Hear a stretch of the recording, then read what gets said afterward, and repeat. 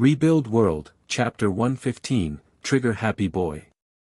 Akira just followed Elena and Sarah as they took him into a cafeteria near the Hunter office branch. They parked their vehicles outside the parking lot.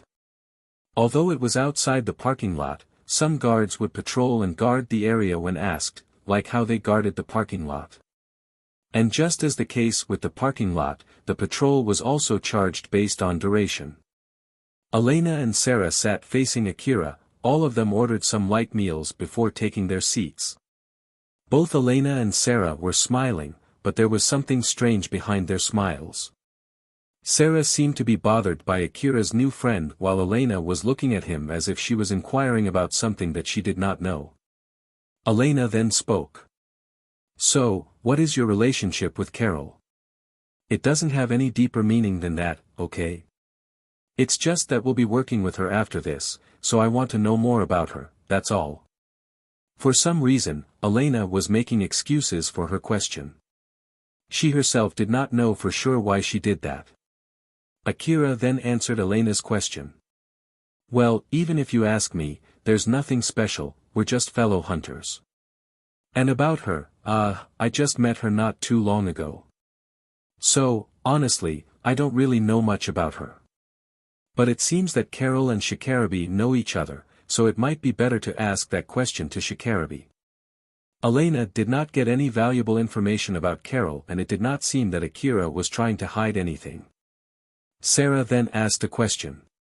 "In that case, is it okay if we ask you some questions? You can just tell us if you don't want to answer. But if you do answer, please don't lie since it might cause trouble later. Is that okay?" "Okay.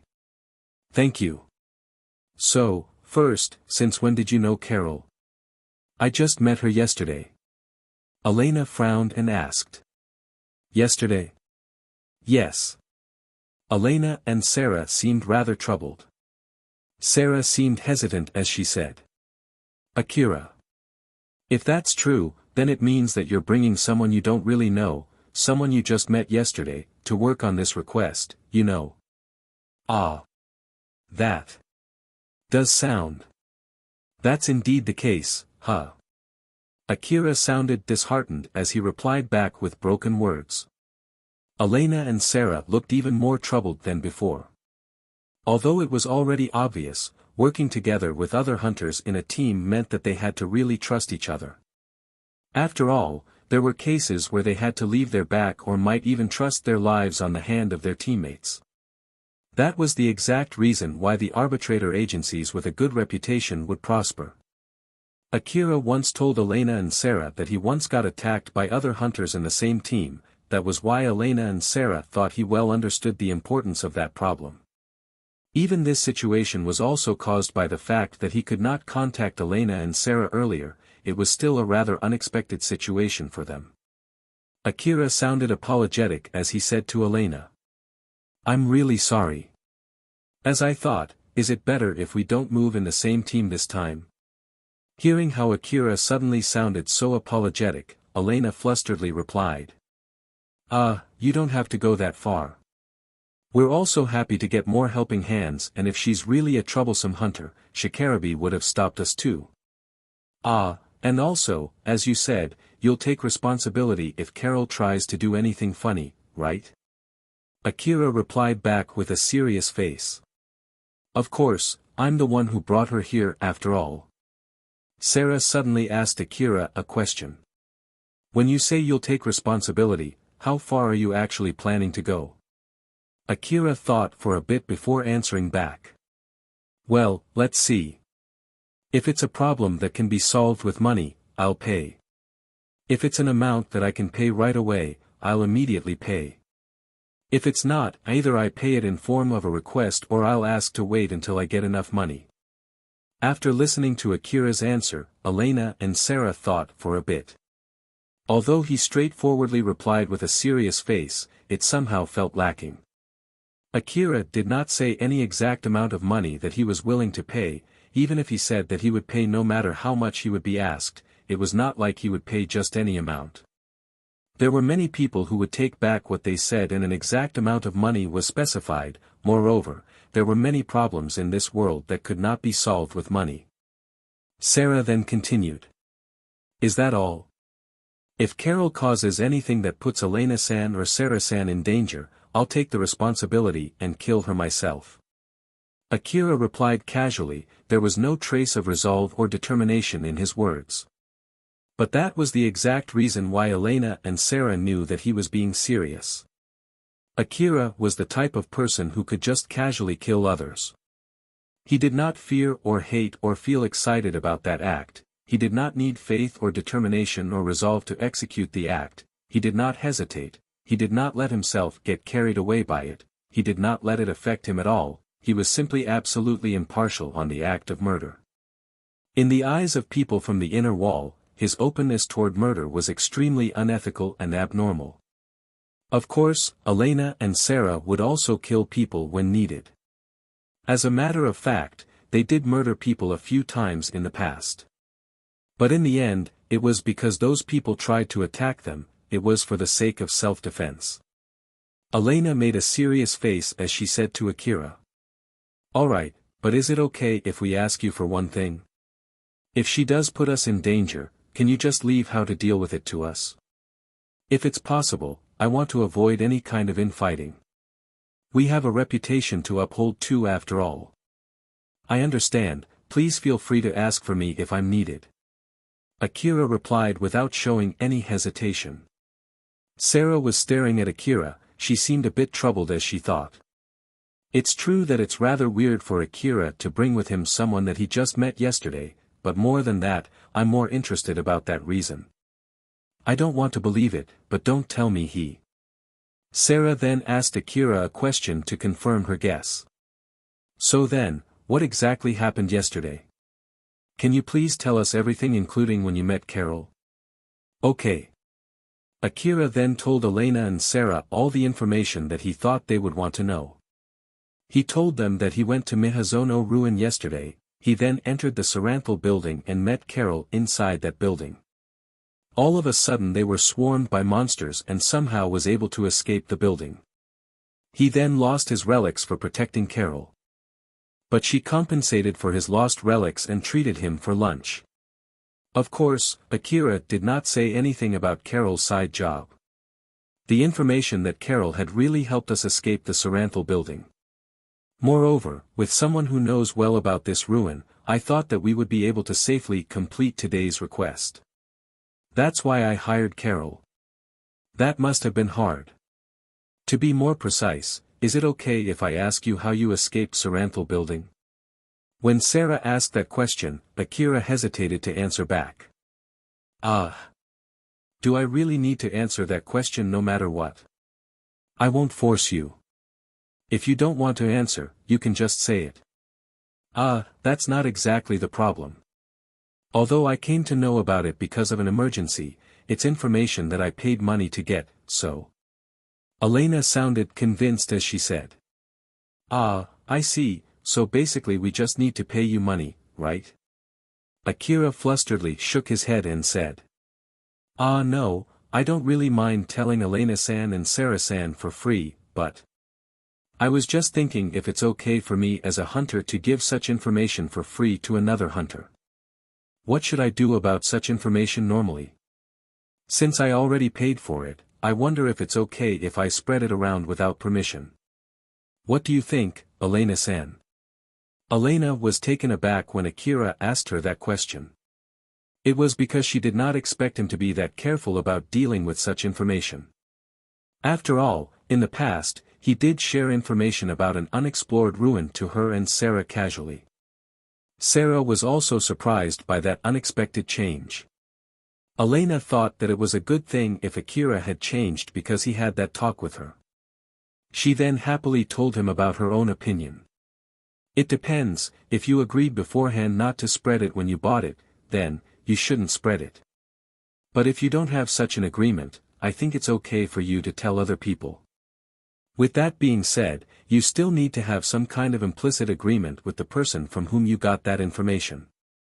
After all, there's a chance that person will sell the next piece of information at a higher price since the last one spread widely among the hunters. For that one, well, you can only learn that from experience. This is really difficult. If you don't know what to decide, it's safer if you keep it a secret. There's no need to leak it out just because we asked you. Which in that case, is it okay if we ask you how much it cost and whether it was worth paying that money? It was 5 million orum and I think it was worth that money. Although, I can only say that since I was able to escape the building thanks to that information. Sarah pondered, 5 million orum, huh?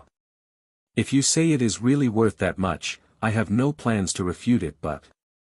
Just because you were able to escape danger because of that, I don't think that's enough of a reason to blow it out of the proportion that much. Are you sure it was really worth it? Yes. Although, in the end, I didn't pay even a single orum for that information since I accepted her request to escort her back. Either way, I was in a situation where it was bad if Carol got killed, so the timing was good too. Elena smiled confidently. You're pretty good. Sarah also smiled, she seemed a bit surprised. Akira blushed as he got flustered. After Elena and Sarah asked a lot of questions about Carol to Akira, they decided that there should be no problem adding Carol to the team. Although she did ask Akira to escort her to escape the Saranthal building, it was not like she did not fight at all. Moreover, it seemed that she did change her equipment into something more suitable for fighting this time. And in the first place, if Shikarabe thought that she would only slow them down, he would have rejected that suggestion. It might be true that Carol knew a lot of things about Mihazono ruin, or at least, it was true that she had information that helped Akira to survive and return back alive from the ruin. Thus, Akira thought that it would be helpful to have her around if they wanted to explore Mihazono ruin. Sarah felt relieved that her fear was proven to be wrong, she then apologetically said to Akira. Let me apologize to you first, I'm really sorry. To be honest, I thought that Carol seduced you and is tricking you right now. I just thought that. Well, I'm sorry to put it this way, I just thought that Carol is cajoling and manipulating you for her own benefit, you see. Elena also apologized to Akira. Sorry, I actually thought so too. You did tell us that you basically work alone, remember? That's why I was so surprised when you suddenly brought with you another hunter, it just somehow bothered me. At first, Akira did not understand what exactly Elena and Sarah were talking about. He just sat there with a confused face. But after a few seconds, he realized what it was all about. It was true that it would not be strange for Elena and Sarah to think like that after seeing Carol's attire. He then smiled bitterly and said. I'm sorry to make you worry. But it's all right. I think I'm the type who doesn't get baited by something like that. Sarah smiled mischievously. Is that so? Then I might as well test you. Sarah stood up from her seat and moved next to Akira. She then leaned her face close to his while smiling and staring at him. Akira obviously started getting flustered. "Wo, Sarah-san." Sarah kept staring at Akira's face while moving her face closer and closer. The closer she got, the more flustered Akira became. Akira then turned to Elena, asking for help. But Elena just smiled bitterly at him and said. Looking at you now, I don't think you're okay at all though. Maybe you want to get used to it while you still have the chance. Sarah then pulled back her face. Akira sighed, he was still blushing as he said. Give me a break. Sarah smiled teasingly at Akira. If you want to get used to it, I can help you, you know. No, thanks. Oh my, you don't like it? Please just stop. Akira replied back in a strong tone to hide his embarrassment. Looking at him, Elena and Sarah just smiled. Alpha was also smiling, although, deep inside, she was a little bit disappointed since it seemed that bringing Carol along did not disrupt Akira's relationship with Elena and Sarah. Akira, Elena, and Sarah went back to their meeting point. Not too long after that, Shikarabe's APC arrived right on time. Shikarabe and Carol then stepped out from the APC. Shikarabe seemed a little irritated while Carol looked somehow in a good mood. According to Elena's experience as a hunter, she thought that Shikarabe was the type of person who preferred to come early and wait for other people to arrive, but since this time he came just right on time, Elena found that weird and asked them a question. "You're cutting it pretty close this time, was there any problem?" Carol smiled and answered Elena's question. "Nope, we did replenish the supply and had a good rest before coming here." Shikarabe did not say anything. The other hunters there directed their gazes on Shikarabe. He noticed that tried to calm himself down before opening his mouth.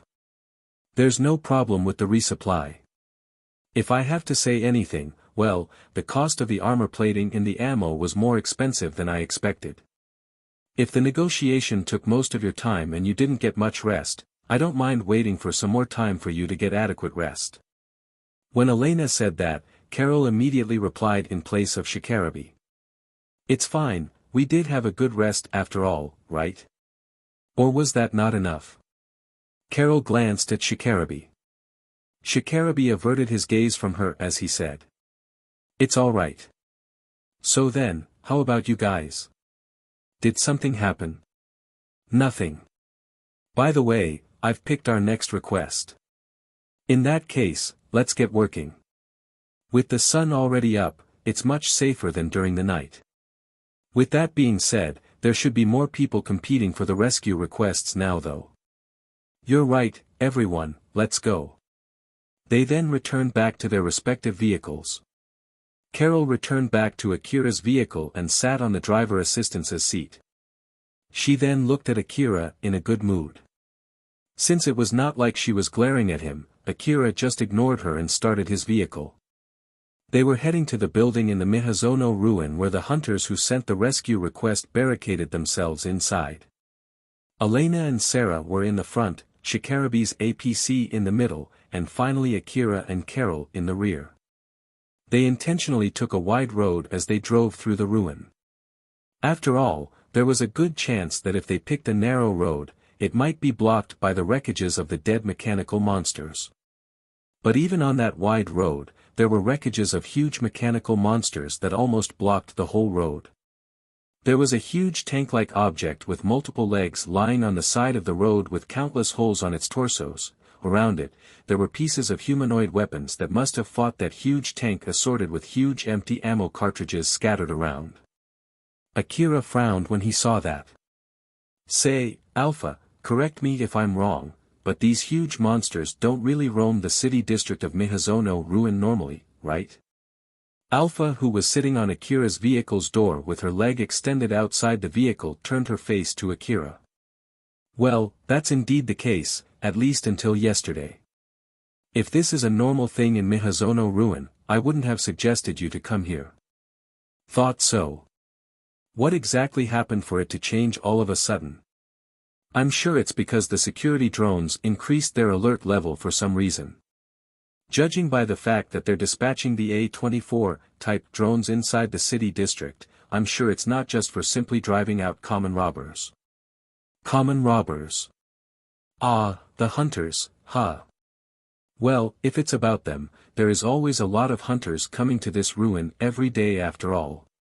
It was as Akira said, a lot of hunters came to the Mihazono ruin every day, at least, enough for the hunter office to decide to build a branch in that ruin. Honestly speaking, he thought that must not be the reason, but Alpha suddenly said something that refuted his guess. "There's a limit for everything. There might be a limit set on the drones, which proactively try to reduce the number of hunters inside the city ruin. That limit must have surpassed yesterday, so there are a ton more." "I see. But if that's really the case, I really hope it would have gotten triggered when I'm not in this ruin though." Alpha just smiled at Akira, who was complaining. "I think it's nothing strange considering your bad luck. Honestly speaking, I've already given up resisting your back luck. So I suggest that you give up too, okay?" Akira smiled bitterly at Alpha. He could see Saranthal building in the direction that he was looking. It was a huge building that stuck out from the rest even from afar. Carol noticed Akira was smiling bitterly in the direction where the Saranthal building was. She then smiled lightly and said to him. It was really rough yesterday, wasn't it? I wonder if that was some kind of omen that the ruin would turn like this. That might be true. Carol, you know a lot about this Mihazono ruin, right? Do you have any guess? Unfortunately, I have no guess at all. So we really have no idea of what's going on, huh? Well, that's not surprising at all though. There must be some hunters who came here to investigate the reason behind the current situation. Those hunters who usually sell maps often explore the inner part of the ruin too. If they can find out the reason behind the current situation and sell that information to the hunter office, I bet it can fetch them at least 10 billion orum. Akira was flabbergasted when he heard that amount of money. Is it really worth that much? Akira himself knew that it would be a pretty expensive piece of information, but he did not expect it to be such a huge amount. Carol, who noticed Akira's expression, just smiled teasingly at him and said, "Oh my, it's a piece of information related to the safety of the Mihazono ruin, you know.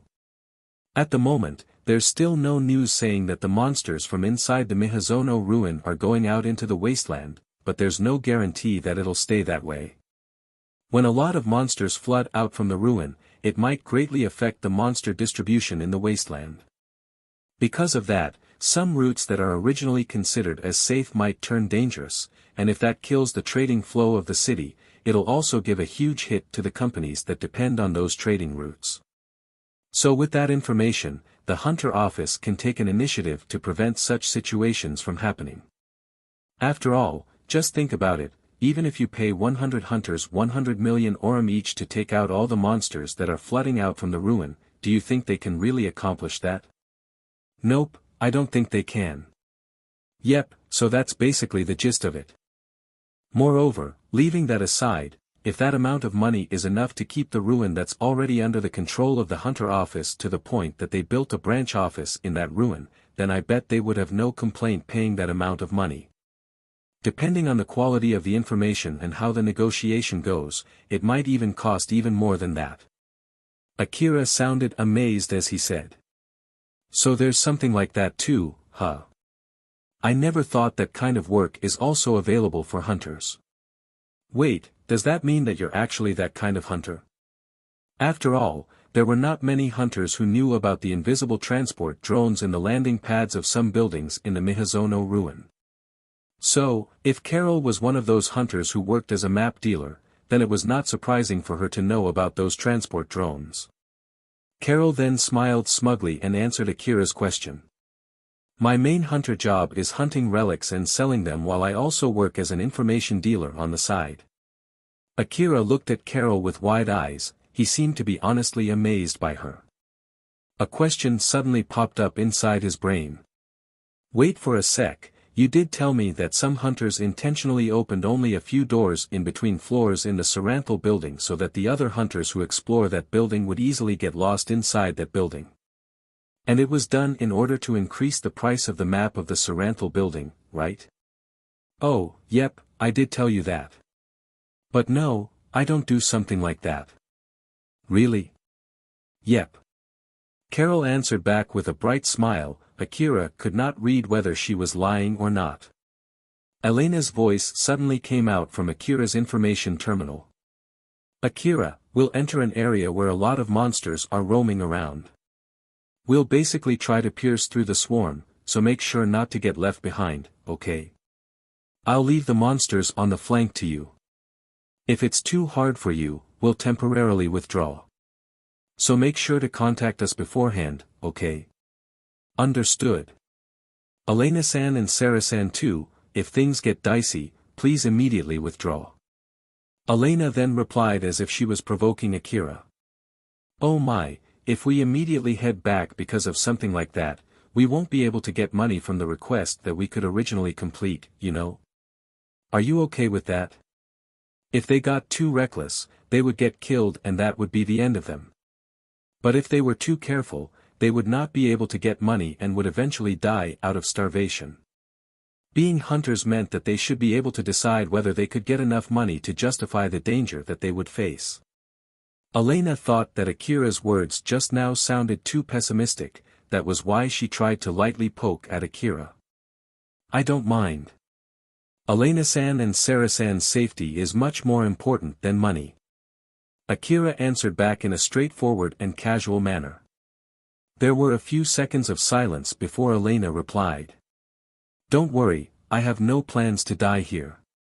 So I don't think I would make a blunder about that. Thank you for worrying about us, good luck, Akira." Right at the end of her sentence, Elena sounded like she was in a good mood. After that, she cut the call. "Alpha, can I leave the driving to you again?" "Sure, there's no need to be in such a hurry, I'll tell you if I detect any monsters. There's nothing to lose for getting myself ready sooner." It seemed that Akira got a bit excited. Alpha thought that it might be because of that reply from Elena just now. She then suddenly pointed her finger. "Akira, use the A4WM grenade launcher this time. I want to gather some data first while we still have the chance." "Roger that." Akira returned to the back seat and grabbed his A4WM grenade launcher. It was a gun that he had not tried to shoot even once before.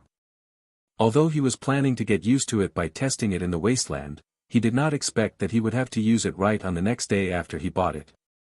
At the moment, he was in a rather safe situation, so it was a good chance for him to get used to his new gun. Carol looked around and asked Akira a question. "Akira, did you find a monster somewhere?" "Nope, my information gathering device didn't detect anything in particular." "How about yours?" "There's nothing in mine too." "Geez, stop scaring me like that." Carol thought that Akira somehow found monsters that she could not detect. Although with the sun up right now, it was far easier to check the surroundings compared to when it was during the night. There were a lot of rubbles and wreckage around where monsters could hide. "Even if you tell me so. It's not like I'm trying to scare you or anything. You also heard that order from Elena-san just now, right? I'm just getting myself ready for the upcoming battle." "Well, it's fine if that's the case. By the way, since I left it to you to take care of all of the monsters last time, can you leave the next ones to me? I'll show you that I'm different from yesterday." Carol was smiling smugly, filled with confidence when she said that. The frontmost vehicle in that group was Elena and Sarah's. Elena was driving the vehicle. She was also the one operating the vehicle's information-gathering device and its machine gun. As for Sarah, who was sitting next to Elena, her job was to take care of the monsters that the machine gun could not take out. There, Sarah was looking in Elena's direction while smiling teasingly at her. Elena's face turned stern for a bit as she said, "What?" Sarah then amusedly said, "It's nothing. It's just that it seemed Akira is worried about us." Elena's stern face was basically her trying to hide her embarrassment. She fully understood that Sarah knew that too, but if she did not do that, she knew that Sarah would start teasing her. That was why she could not relax her expression. In their team, Elena was the one who was responsible for negotiation. Because of that, she learned a lot of skills used for negotiating, such as probing for ulterior motives, reading behind words, detecting lies, digging for real motives, or judging for cost and benefit of a deal. Elena had the experience of negotiating with problematic and dangerous people, like those who were so prideful that they had no ulterior motives at all, or those who would casually make a bad suggestion with a smile, or those people who tried to strike a deal while also planning to betray that deal right from the start. Thanks to that, Elena was able to more or less read the real intention behind people's words. And of course, Akira's words were not an exception. Elena unconsciously tried to probe what was behind those words, and she came up with the conclusion that Akira was not lying at all. He was not trying to act cool nor trying to woo her. He was only simply stating his real feelings. Elena knew that very well as she tried to look even deeper for the reason why he said that. If it was true that Akira felt Elena and Sarah's safety was more important than money, then he would not complain at all and just follow her if she told the team to withdraw right now, which at that point, Akira would not get even a single orem. Or more like, he would be already in red since he had to pay for Carol's reward. If he would really do that, it meant that Akira did not take Elena's invitation to work on this request for the sake of money. To top it off, Akira knew that Mihazono ruin was a dangerous ruin. As a matter of fact, he even went as far as hiring Carol as insurance, so there should be no mistaking it. Which then, the real question would be why Akira would accept Elena and Sarah's invitation. At least, it was not for money. Although he still needed money, it was not his first priority. In order for Elena to pull out the answer, she did not immediately reply to Akira back there. Akira was there to help out Elena and Sarah. He knew that Mihazono ruin, or at least the Saranthal building, was a very dangerous place. As such, he was there to make sure that Elena and Sarah would not need to go through what he had gotten through. He must have decided to accept their invitation thinking that if he was around, he would be able to at least be of some help to Elena and Sarah. If Elena and Sarah were able to contact Akira, it might have been the end of it once she told him the details of their current situation. He might have decided to come exactly because he could not contact Elena and Sarah back then. Having a young hunter who just started working not too long ago worrying about her, it could even be said that she was having a hunter below her worrying about her. So there was no way Elena did not feel anything about it. Even she had her pride as a hunter. But even so, Elena was delighted that Akira came there to help her, she was so happy that it betrayed her pride as a hunter. As a matter of fact, Akira had been saving her life and Sarah's life ever since their first meeting. If Akira had not saved her back then, she would have been raped and then killed. So, it might be too late for her to be saying anything about her pride as a hunter. The feeling that Akira and Elena had for each other was basically a form of love for close friends and as fellow hunters, they felt indebted to each other for saving each other's life. Or at least, for Elena, she did not look at Akira as a target for her romantic feeling. She thought that should also be the case for Akira too. After all, their age gap was simply too big. But even so, when someone whom she considered as a close friend came to help her disregarding profit and loss and even risked his life to help her, it was only natural for her to feel happy. There was nothing strange about it. Elena herself knew that she was in a very good mood, while on the other hand, she also understood very well that getting too happy would affect her ability to judge and make decisions. That was why she was making a stern face. Moreover, with the person who knew her inner feelings sitting next to her while smiling at her, Elena could not afford to relax her expression. She then warned Sarah with a serious face. If you know that he's worried about us, you should be extra careful too. Don't forget that you got saved by him back then in Yonezuka Station ruin, okay? I'm sure you're not thinking of making him save you again, right? Sarah replied in a serious voice. I know. I vowed that I won't ever make the same mistake again. That's good then. Right at that moment, the sensor installed in their vehicle suddenly showed a reaction, it was showing that there were a lot of monsters ahead. Elena checked the display of the radar while saying to Sarah. It would take forever to kill all of them. We'll try to force our way through. Sarah, are you ready? Ready when you are. Elena accelerated her vehicle to open up a road for the other vehicles behind her. The machine gun on their vehicle and Sarah's gun started shooting almost at the same time as they were laying waste to the monsters ahead of them. Rebuild World, Chapter 116, Rescue Operation. Akira's vehicle suddenly accelerated. Due to that sudden acceleration, the inertia hit Akira and Carol. Akira was able to keep his balance thanks to alpha support via his augmented suit, while Carol was also able to keep her balance thanks to her own skill and her augmented suit. Carol kept her eyes on Akira to watch his movements closely. Right at that time, Alpha explained the current situation to Akira. Akira, there are multiple monsters ahead and Elena is planning to just focus their firepower on the front to create a way forward. Since it'll leave the other monsters on the left and right untouched, be extra careful. If those monsters decide to attack us, they would surround us from both sides, so let's take them out first before they can do that. Roger that. Akira then said to Carol. Carol, we have incoming monsters. Got it, just leave it to me. Carol had already got some incoming enemy signals in her information-gathering device. She then smiled and readied her gun. Suddenly Akira said to her, "I'll be joining in too." Carol sounded a little bit offended as she replied, "You really don't trust me, do you? It'll be fine, just leave it to me. That's not the problem. Or more like, I hired you as a guide in the first place. Of course, I'm thankful if you help me in fighting the monsters too, but there's no need for you to proactively fight them." Carol just giggled and said, "Oh my, I won't be able to ask for a reward from you if I don't contribute during the fight too. Now that I'm here, I don't plan to be just content with my reward as a guide alone, you know." Akira smiled back. "Got it. That also means if I can take out most of the monsters alone, then I only need to give you a small reward, right? No worry, I'll squeeze you dry." Akira and Carol smiled confidently at each other. At the moment, the road inside the Mihazono ruin was filled with mechanical monsters.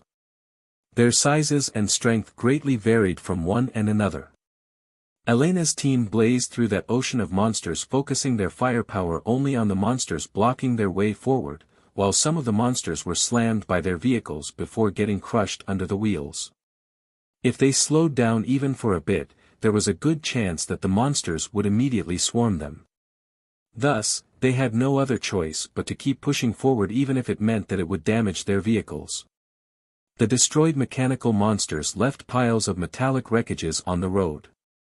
It would be really hard to drive through that road if they were using a normal vehicle. But of course, it did not pose any problem at all against the powerful vehicles designed to be used in the wasteland. As long as the pile of wreckages did not fully block the road, their vehicles should be able to forcefully push the way forward. For those mechanical monsters, no matter how much the other monsters were destroyed, and no matter how damaged their bodies were, that would not stop them from fighting back. At most, it would only change their priority target. But if the hunters got away far enough from them, those mechanical monsters would stop attacking and instead search for other targets closer to them. And of course, for those mechanical monsters with high mobility, they might as well decide to keep pursuing the hunters in that case. Some of the monsters that they passed were monsters with a lot of legs equipped with wheels. Those wheels suddenly spun so fast that it raised a cloud of dust before it started accelerating to chase for Akira and the other hunters. Of course, compared to Elena and Sarah who were carving their way forward, those wheeled monsters were way faster since they were chasing Akira through an already cleared road. It would be incredibly difficult to lose them without shooting at them. Akira aimed his A4WM automatic grenade launcher at the enemies behind. He took an aim through the aiming device and was about to pull the trigger. But before he could completely pull the trigger, the monster that he was aiming at suddenly got blown away and rolled over the ground. The impact left a big dent on that monster's body as it then collided with another monster and exploded. Every time a gunshot echoed from beside Akira, one of those strong-looking monsters would get blown away and then destroyed. It was Carol's handiwork. She was carrying 2 pistols, one in each hand. The size of the pistol was huge compared to its grip. It seemed to be completely impossible to carry those pistols with one hand. But even so, Carol was carrying one in each of her hands as she kept shooting at 2 different targets. Amazingly enough, all of her shots hit their targets. Akira looked at Carol. He was obviously surprised. Carol turned to him and smiled confidently before returning back to shooting. Alpha seemed pretty amazed as she said, "I see, she's indeed as strong as she said she is. You can say that again. I need to hurry up or all of my shares will be taken. Carol is taking out all the monsters starting from the ones in the front, so you should focus on the monsters on the behind." Roger that. Akira's target priorities that were shown in his enhanced vision suddenly changed. He followed that indicator and took another aim before pulling the trigger. But the launched grenade did not hit his target. Instead, it landed just in front of his target, but even so, that was enough to blow away the monsters around the impact area. Akira frowned. A miss, huh? I guess I need to aim a little bit higher. As long as I don't have enough data for shooting with that A4WM automatic grenade launcher, I can't give you my usual support. And since you're shooting out grenades, at least keep in mind not to damage your own vehicle, okay?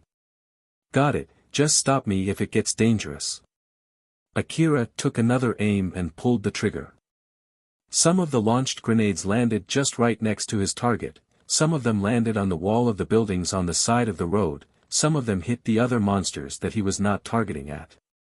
Although it was to be expected that it would be really difficult to aim accurately from a moving vehicle, Akira's accuracy there was even worse. I just can't get any clean hit. It's not surprising at all. It's your first time using that gun after all.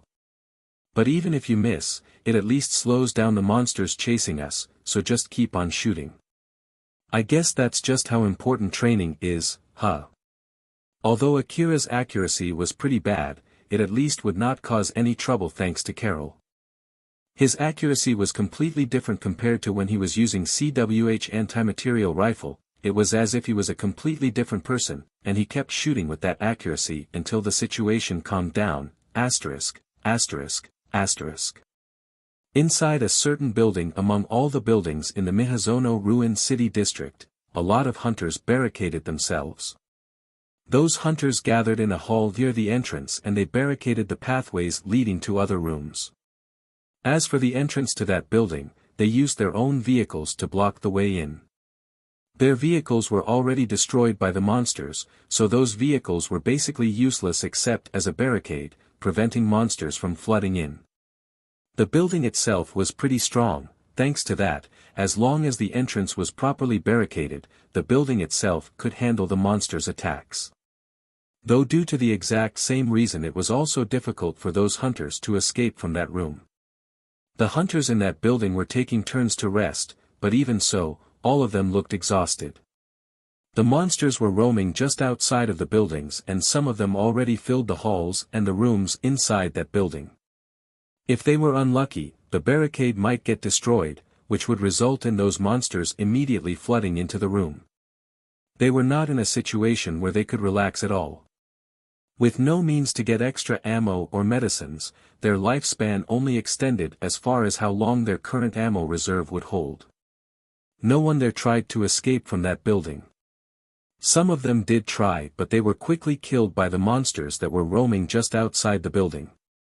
Their only hope was for someone to come and rescue them, but of course, chances for that was really slim. One of the hunters who were on guard duty asked one of his friends who was operating his information terminal while taking a rest. "Is there any change?" The other guy did not say anything, he just shook his head. "I see." The hunter who asked that question actually knew well enough that there was no need to ask that question. After all, if there was a change in their situation, the other guy would definitely show some reaction. The only reason why he ended up asking that question even though he understood that very well was simply because he was still clinging to that slim hope. The hunters had been barricading themselves inside that building for half a day. They went inside right before the sunset. At that time, they already lost half of their team members. They were attacked when they were running into that building, they were attacked when they were putting up barricades, some of them got fatally wounded during those fights, and some of them tried to get out from that building only to get killed. Some of them died during the battle, some of them died while screaming in pain and agony, some of them went on a suicidal rampage before getting killed. The leftover survivors were already in extreme stress. Even if one of them decided to try to get out of that building, they already had no strength nor spirit to stop that person. But even so, they still had some hopes to return back alive from there. After all, after they completely exhausted their options, they decided to send an emergency SOS request. So someone might come to rescue them. If they kept buying more time, someone might eventually come to rescue them. All the surviving hunters did not have the courage nor spirit to try challenging the monsters outside. As their ammo reserve got shaved bit by bit, their already exhausted morale clinging to that slim hope of returning back alive also got shaved bit by bit. They could only cling on that slim hope while waiting, every single second felt so long to the point that it could drive them mad. That guy kept his eyes on the information terminal in front of him.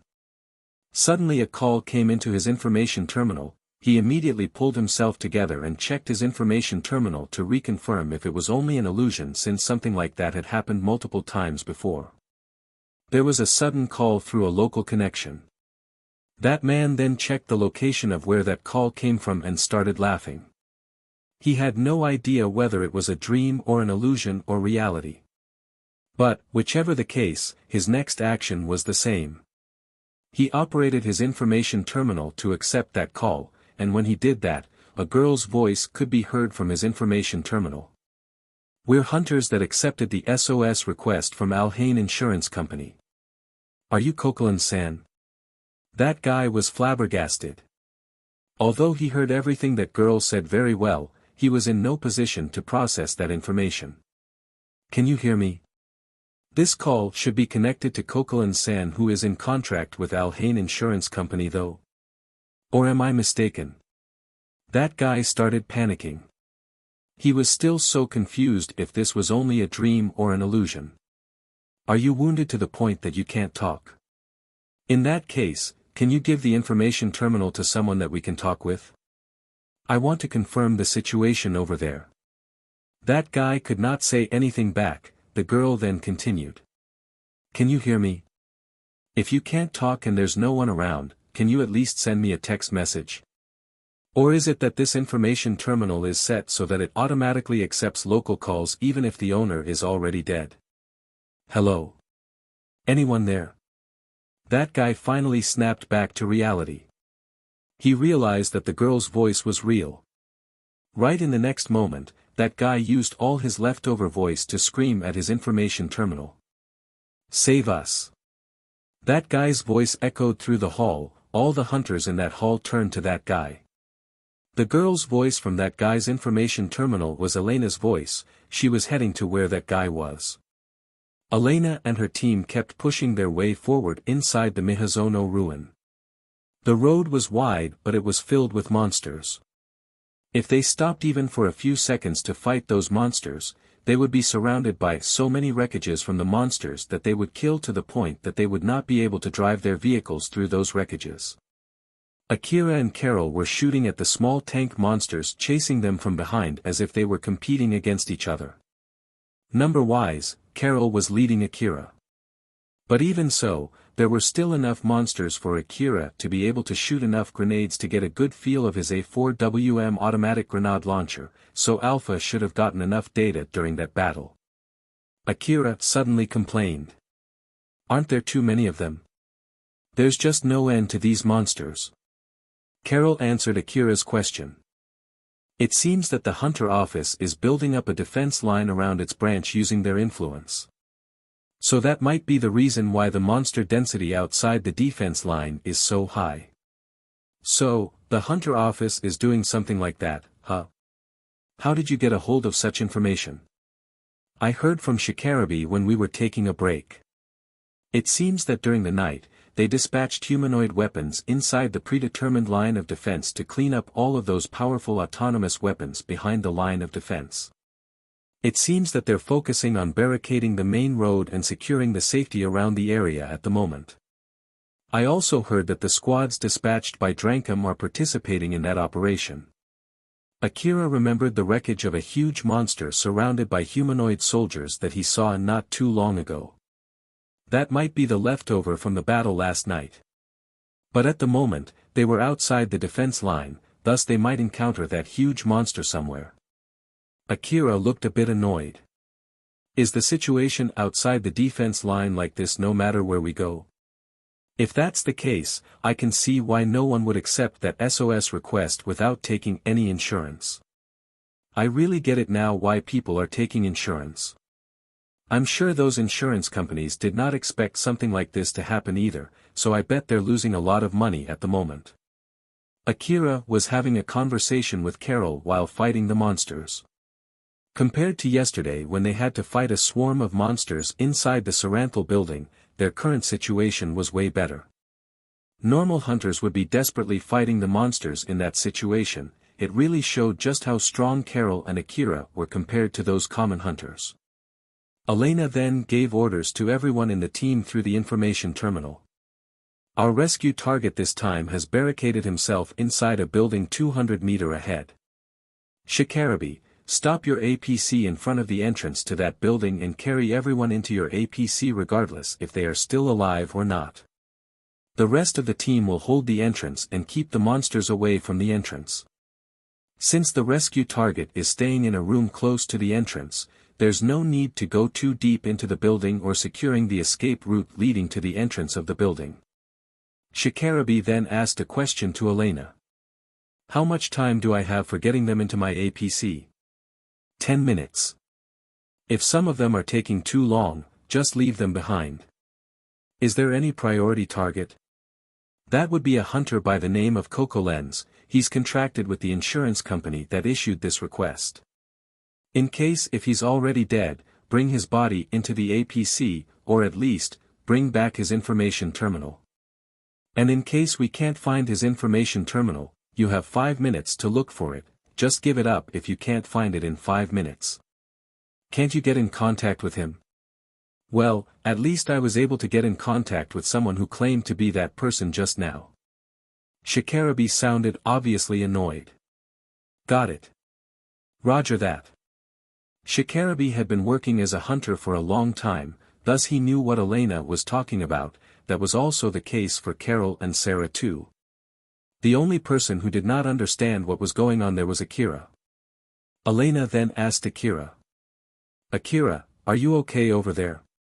It seems that there are more monsters than I predicted. There's no need to be reckless, okay? Taking that question from the positive point of view, it sounded as if Elena was worried about Akira out of care. But taking that from the opposite point of view, it sounded as if she was worried about Akira, who was the weakest in the group, and Carol, who Elena did not know well. If Akira gave a worrying answer, in the worst-case scenario, Elena might stop their rescue operation there. Akira then firmly replied back. I'm good, no problem at all over here. Elena then excitedly said from the other side of the information terminal. I see, in that case, let's go. They headed straight to the building where the hunters were barricading themselves with Elena leading in the front. All the monsters surrounding the building where the hunters were, suddenly shifted their attention to Elena and her team. The monsters with guns and cannons aimed their long-range weapons at Elena and the other hunters, while the monsters only equipped with close-range weapons started running towards them. Then, right as they fixed their aim on Elena and her team and was about to shoot, they were suddenly blown away and turned into a pile of wreckage due to the barrage from Elena and her team. The machine gun fixed on Shikarabe's APC spewed out countless bullets. That machine gun was strong enough to injure even a bounty monster when used from up close. Thus, those bullets could easily pierce through the monster's armored body and blow its innards to pieces.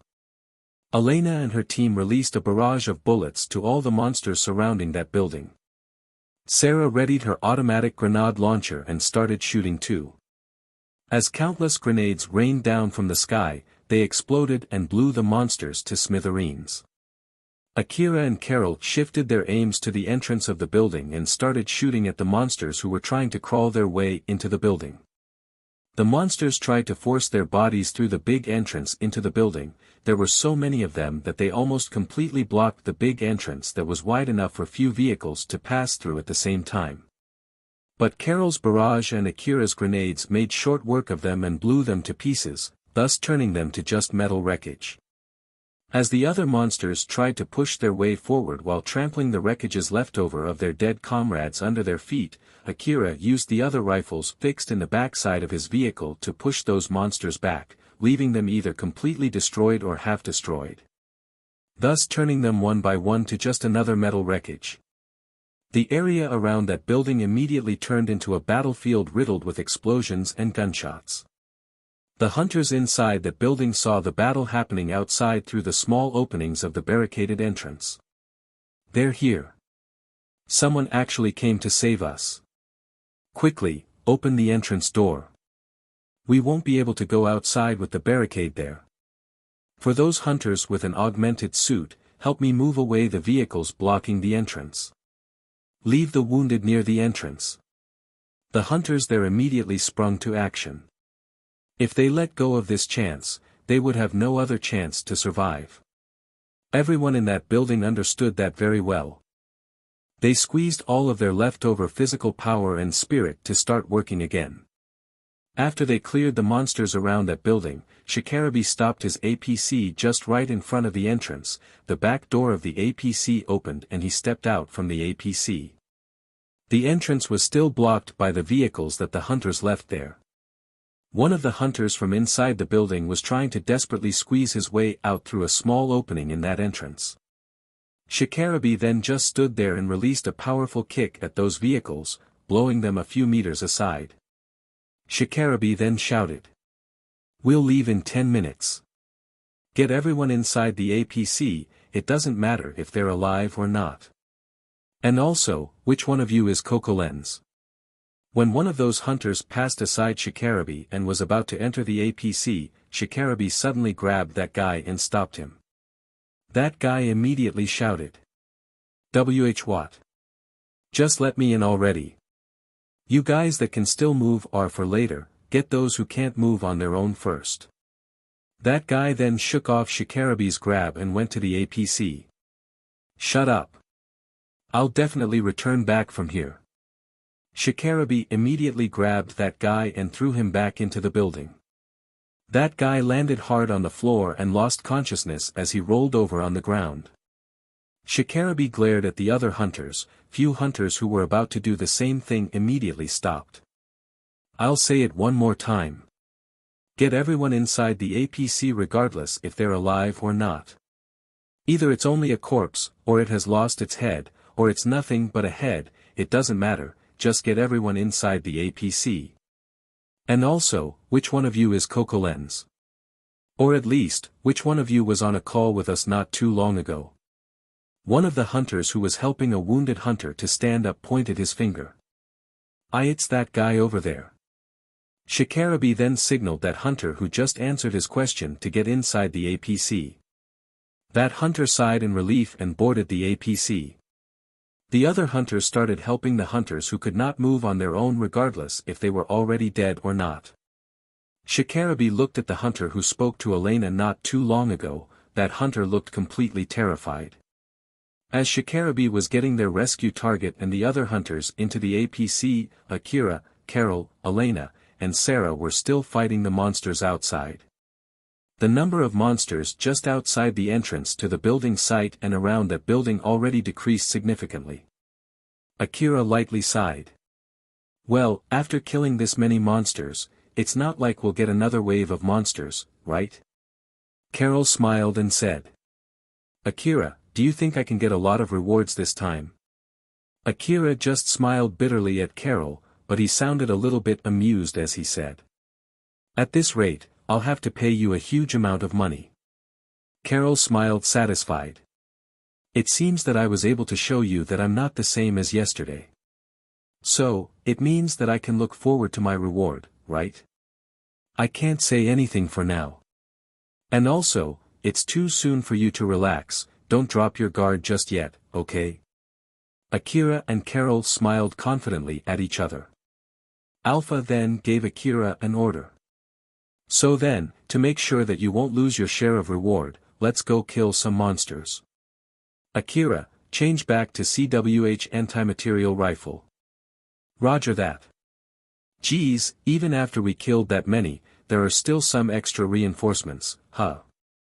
Akira then changed back to his CWH anti-material rifle as ordered. He obviously looked annoyed. "Well, to be more precise, it's not like they're new monsters. They're already here right from the start." Alpha then pointed her finger toward the building. When Akira also looked at the building, his vision immediately enhanced. Thanks to that, he was able to see the monsters that were hiding behind the walls of that building. He immediately aimed his CWH anti-material rifle at that building. Carol noticed that and aimed her guns toward the building too, but she did not see anything that resembled a monster. She could only see a strong-looking wall, a pile of dead monsters scattered around it, and Shikarabi and the other hunters carrying wounded hunters into the APC, as well as Sarah and Elena who were standing guard near them. There was nothing suspicious at all. Carol then looked at Akira. He was aiming at the building with a serious look. When she looked back at the building, a monster suddenly jumped out from one of the windows on the third floor. She was a bit surprised by that, but she was surprised even more when Akira immediately sniped that monster. It then just crashed into the ground and stopped moving. The other monsters immediately started jumping out from the other windows too. Akira was able to snipe them down one by one accurately. The sniped monsters then fell off regardless of the damage from the impact of the sniping and crashed into the ground. Some of them crashed into the APC and made a loud banging sound which caused the hunters inside the APC to start screaming. Akira was able to firmly grasp the location of the monsters thanks to Alpha's support, and with her aiming support, he was able to snipe the monsters' weak points only with one shot. He kept shooting down the monsters that jumped out from the building one by one. Elena and Sarah immediately noticed that and started helping out. Carol also did the same. The pieces of the destroyed mechanical monsters rained down from above. Carol then thought as she kept shooting at those monsters. Again, Akira was able to detect enemies faster than anyone else. How exactly did he do that? We didn't notice them at all until those monsters started jumping out from the building. But it doesn't seem like he's carrying a powerful information-gathering device either. I wonder if it's that intuition that those top-ranking hunters have. Although Carol only checked Akira's equipment based on its outlooks, from what she could gather, she did not think he was carrying a powerful information-gathering device, and it did not seem like he was faking the appearance of his equipment either. There were many hunters among the top-ranking hunters who could accurately detect enemies' locations which were not supposed to be detected unless with a powerful information-gathering device. They themselves could not exactly explain why they could do that. Since they could not exactly explain it to the other hunters, people just called it as intuition. There's also that too. During the fight, he fully left the driving to auto drive. Although there were that many monsters and we were in such a situation, did he really trust the auto drive function that much? Or is it that he was driving the car through remote driving? Is that even possible in the first place? There was a limit on how good an auto drive function could be. Unless it was supported by a specially designed control device, it would be almost impossible to traverse the old world ruin fully relying on the auto drive function. Even more so when they were in the middle of a fight. In the worst-case scenario, relying on the auto-drive function could throw Akira and Carol off the vehicle. It was not impossible to remotely drive the car with the help of a camera or something else to see what was in front of the vehicle and displaying that video in the goggles. But the real problem was whether Akira was able to do that or not. Watching both in front and behind him, driving the vehicle, and fighting the monsters chasing the vehicle from behind, most hunters would not be able to do all of those things at the same time. Or at least, Carol could not do such a feat. If I trust my intuition, I don't think that's the case though. But I feel like it's a bad idea to poke Akira about that. Seriously, this boy is a real enigma. Carol was smiling confidently while thinking about all of those things in the back of her mind. She had gathered some information about Akira from Shikarabi. She knew that Akira was a hunter who was worth more than 100 million orum. She also knew that he participated during the bounty monster hunt at Shikarabi's invitation, and he did very well during that hunt. She also knew that that information must be true, and she knew well just how strong Akira was judging from what happened yesterday inside the Saranthal building. That information really pulled up her evaluation of Akira to the point that she was sure he was one of those top-ranking hunters. Hunters risked their lives in order to obtain money. Some of them went to dangerous old world ruins to bring back relics and sell them for money, some of them obtained money from accomplishing difficult requests. Carol felt pleasure making those hunters spend their hard-earned money just to be able to sleep with her. Carol thought that she gave a pleasure worthy of that money. Even if those hunters, who once slept with her, would try to go to a more dangerous ruin or challenge a more difficult request to be able to sleep with her again just to meet a foul end, she would just laugh it off. Or more like, she might as well feel happy knowing that some hunters would even try to go over their limit and do something reckless just to be able to sleep with her again. As Carol thought how much money Akira would be willing to spend on her if she seduced him, she could not help but smile, but her face suddenly twitched with unpleasantness for a split second. But until now, Akira didn't show any interest in me though. Shikarabe also has no idea about the type of girl that Akira might like. Moreover, it seems that when Shikarabe invited Akira to a pub that was in the same building as a brothel, Akira did not seem to mind at all. Those Elena and Sarah, if Akira is going along with both of them, that means that it's not like he has no interest in girls at all. I don't understand, what about me that he doesn't like? Figure-wise, I think I'm more or less as beautiful as those two though, is it because he has some kind of particular fetish or something? Carol decided to stop thinking about that and focus on the current battle. The situation that they were in did not allow her to divide her attention any longer. Akira and the other hunters were able to deal with the incoming monsters for a while, but as more and more monsters started to jump out of the building from the higher windows, the wall of that building started to get covered with monsters. Some of them even started to latch their bodies on the wall of that building and shoot at Akira and the other hunters. Although they prioritized the monsters with long-range weapons, the number of bullets raining down from above their heads just kept increasing. Judging from this situation, I'm sure that building is filled with monsters up to the brim. I'm glad we only need to fight the monsters from the outside. Carol focused on the monsters in front of her while smiling and shooting at them. Although she did not have enough leeway to think about something else in that situation, she was not hard-pressed either since she came there with her expensive powerful equipment. Rebuild World, Chapter 117, After the Rescue Operation. After the situation suddenly worsened, Elena finally decided to pull out sooner than she planned. She had a grim face as she said to Shikarabe. Shikarabe. We need to withdraw now. Roger that.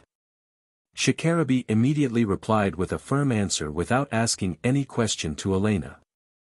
It was because he understood they were not in a situation where she could leisurely answer his question. Shikarabe then shouted to the other hunters inside the building. We're leaving soon. If you don't get into the APC now, we'll leave you behind. So hurry up. Shikarabe picked up a guy who was lying on the ground. He was the guy that Shikarabe threw not too long ago. Since no one carried him, he was left there lying on the ground until now. Shikarabe just thought that it would leave a bad aftertaste if he just left that guy there since he was the one who knocked that guy unconscious. After Shikarabe gave off that sudden announcement, a hunter said in a panic. Wait for a second. We still have some relics inside. Shikarabe just ignored that hunter and went back to the APC. He then threw the guy that he was carrying inside and quickly got on the driver's seat. The hunters who stood there carrying relics looked sadly at their relics before leaving it behind and running into the APC. It was because they understood well that Shikarabe was serious when he said he would leave them behind. The back door of the APC started closing even before all the hunters in that place were able to get inside, and when Shikarabe immediately started the engine, the remaining hunters started running toward the APC in a frenzy. Shikarabe suddenly accelerated the APC. It blazed as fast as it could out of the building's site under the barrage of bullets coming from above. The entrance to the building site was half filled with wreckages of dead monsters. But he just smashed his way through using the momentum of his APC. Elena, Sarah, Akira, and Carol followed behind Shikarabe. Numerous monsters flooded out from the building such that the surrounding area was filled with them, some of them even started chasing Akira. But Akira was way faster than them, and by shooting down the monsters that were leading the pack chasing for Akira, they were turned into obstacles that slowed the monsters behind them even more. Thus it was an easy thing for Akira to get away from those monsters. After they opened up some distance from that building site, Alpha smiled at Akira and said, "It should be fine now, you did well back there." Akira sighed in relief. It seemed that he was able to escape from the dangerous situation for now as he went back to the driver's seat and relaxed for a bit. Say, Alpha. Is that building also filled with monsters just like the Saranthal building from yesterday? I can't exactly grasp the situation inside that building. But looking at what happened just now, I think that's highly possible. I wonder where all of those monsters came from. I can come up with a lot of theories, but well, I think there's a warehouse somewhere nearby filled with those monsters and they were suddenly dispatched at the same time, and also factories nearby also suddenly started producing those monsters at a high rate. After all, most of those mechanical monsters were all the same type. Then why did something like that suddenly happen? No idea. As a matter of fact, if you know the reason why, you can sell that information for 10 billion orum. If you're interested, we can try to investigate later, you know.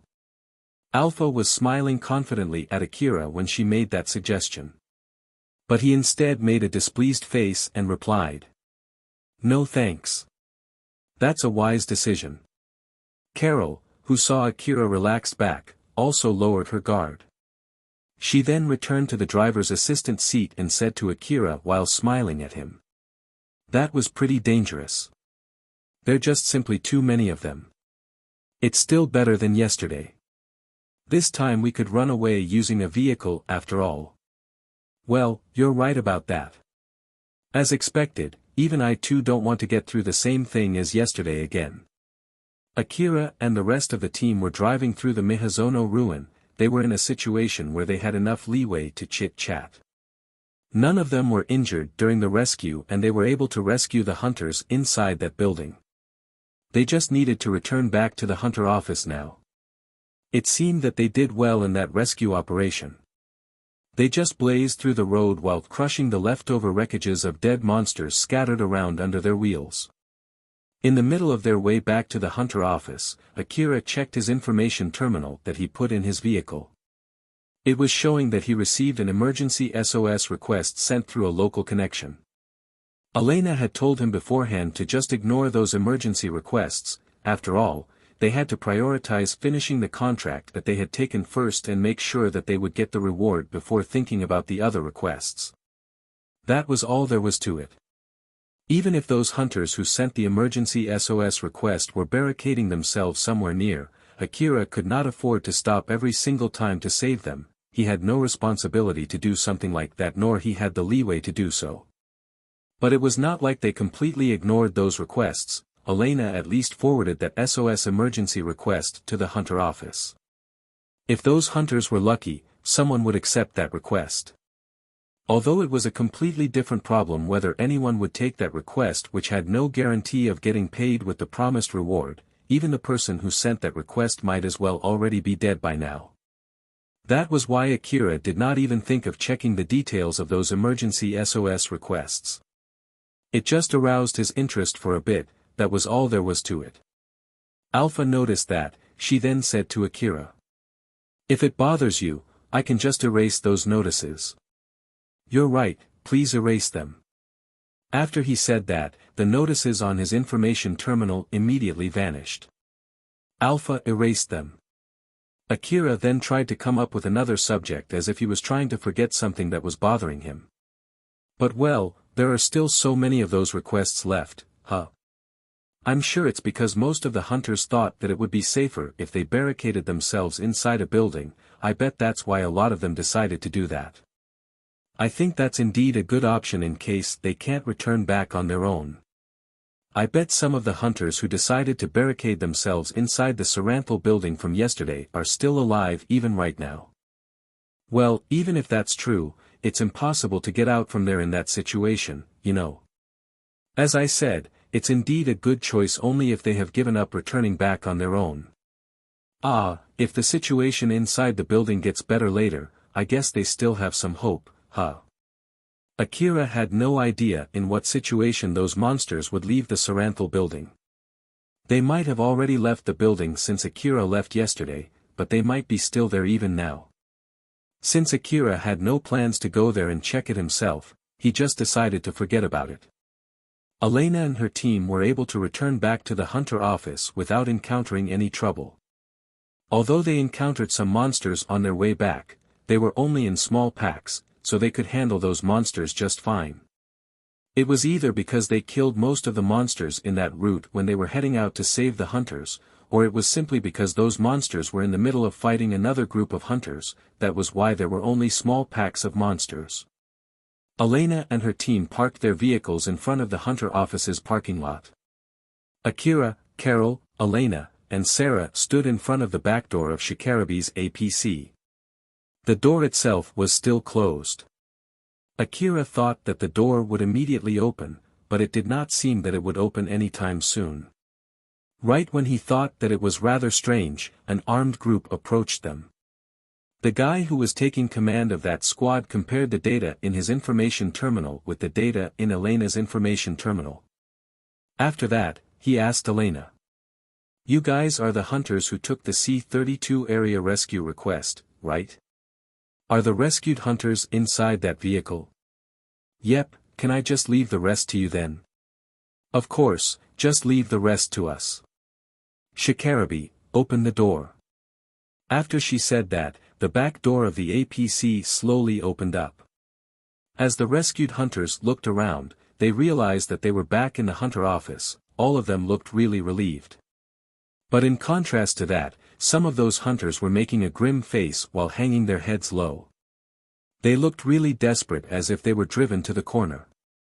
The squad commander then stood in front of the open door and said to the hunters inside the APC. "We're from Al-Hain Insurance Company.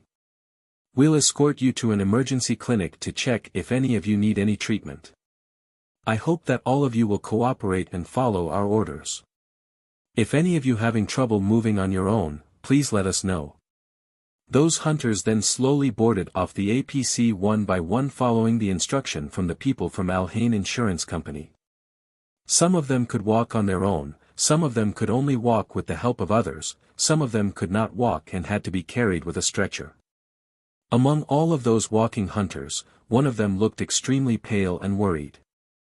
He was breathing roughly and his hand that was holding his gun was slightly shaking. He was keeping his distance from the other people around him, especially from the people from Al-Hain Insurance Company. Another hunter in front of him asked a staff nearby.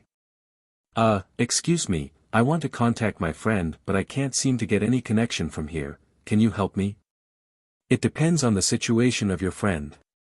If it's only a problem caused by the connection line, you might be able to call your friend inside the temporary clinic. You can use Al-Hain Insurance Company's communication line there after all." That staff shifted his focus from that nervous hunter to another hunter who asked him that question. When that nervous hunter noticed it, he made his resolve and suddenly started running.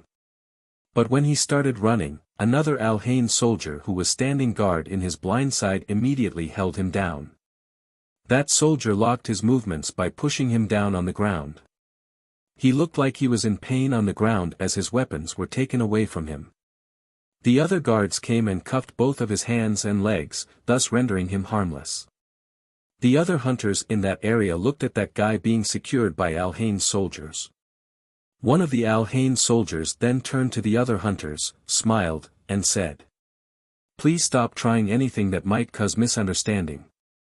Don't try to leave without our permission until you finish all the administration work with us. I hope all of you will cooperate." Akira was watching when that incident happened. He looked pretty surprised by it. But the other hunters looked completely normal, as if they expected something like that to happen. It clearly showed the difference in their experiences as hunters. It did not take long for Shikarabe and Elena to hand over all the hunters that they rescued to Al-Hain Insurance Company. Elena was negotiating with someone from Al-Hain Insurance Company when Shikarabe called Akira to come in from inside the APC. "Akira, come and help me check if any of them left anything behind." "Sure, what should I do if I find something?" "If it's a relic or a piece of equipment, just leave it outside the APC. If it's a body or limbs, gather them all inside a corpse bag and put them outside. You can find the empty corpse bag under the seat." Akira frowned. He did not expect that limbs or torso would be included in the list of things that he might find. Okay. Thanks, I'm counting on you. Akira used his information-gathering device to help him scan the inside of the APC. He found 2 rifles left under the seat. Fortunately enough, no one forgot to bring their limbs or torsos out with them. It only took a while for them to finish searching the inside of the APC. That was when the commander of the squad from Alhain Insurance Company said to Elena. Thanks for the hard work. If it's okay with you, would you take another request from us? Actually, we lost contact with the hunters who took the rescue request to Area C-47. Since you finished the rescue request to Area C-32 from us, we're willing to give you an extra bonus for the reward if you're willing to take this request. Just leave it in the request list for me, I'll think about it. I see. Well, if you end up taking it, we'll be counting on you. After that, the squad commander left with the rest of his squad. Elena and his team moved their vehicles to another place first as not to block the way to the hunter office before they grouped up again to discuss what to do next. First thing first, let's take a 1-hour break to replenish our supplies.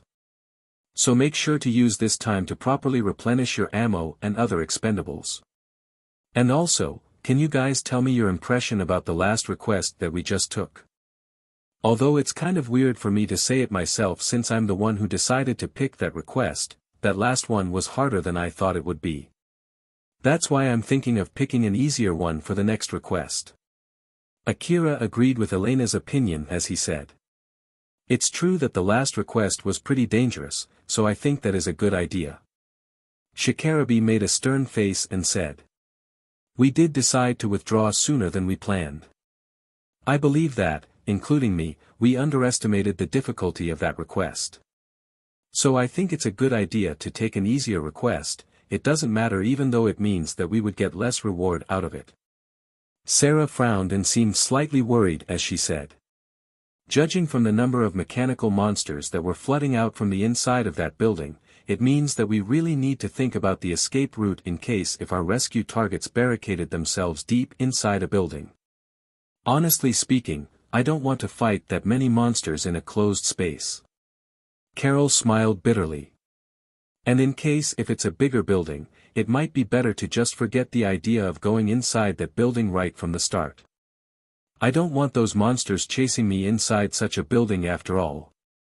Elena believed that all of the hunters gathered here were relatively successful hunters, and some of them hated the idea of taking a request with low reward.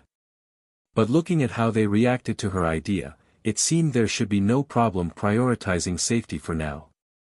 Got it then, so for the next request, I'll decide on an easier one. Akira glanced at Carol, she was using a rather expensive augmented suit that regularly used a lot of power. If they kept taking cheap requests, she might end up facing a deficit. So he thought that Carol might not like that idea. But that did not seem to be the case at all, thus he decided to stop worrying about it. Carol noticed that Akira was checking on her. It was true that she had no complaint taking easier requests with relatively small rewards and she had no reason to fake that. Carol's attention was all focused on Akira, so she had no interest at all about the small reward. Akira was putting the armor plating in one of the supply depots. It was a manual job, a pretty boring and bothersome work. But if he was careless, he would have to pay for it with his life.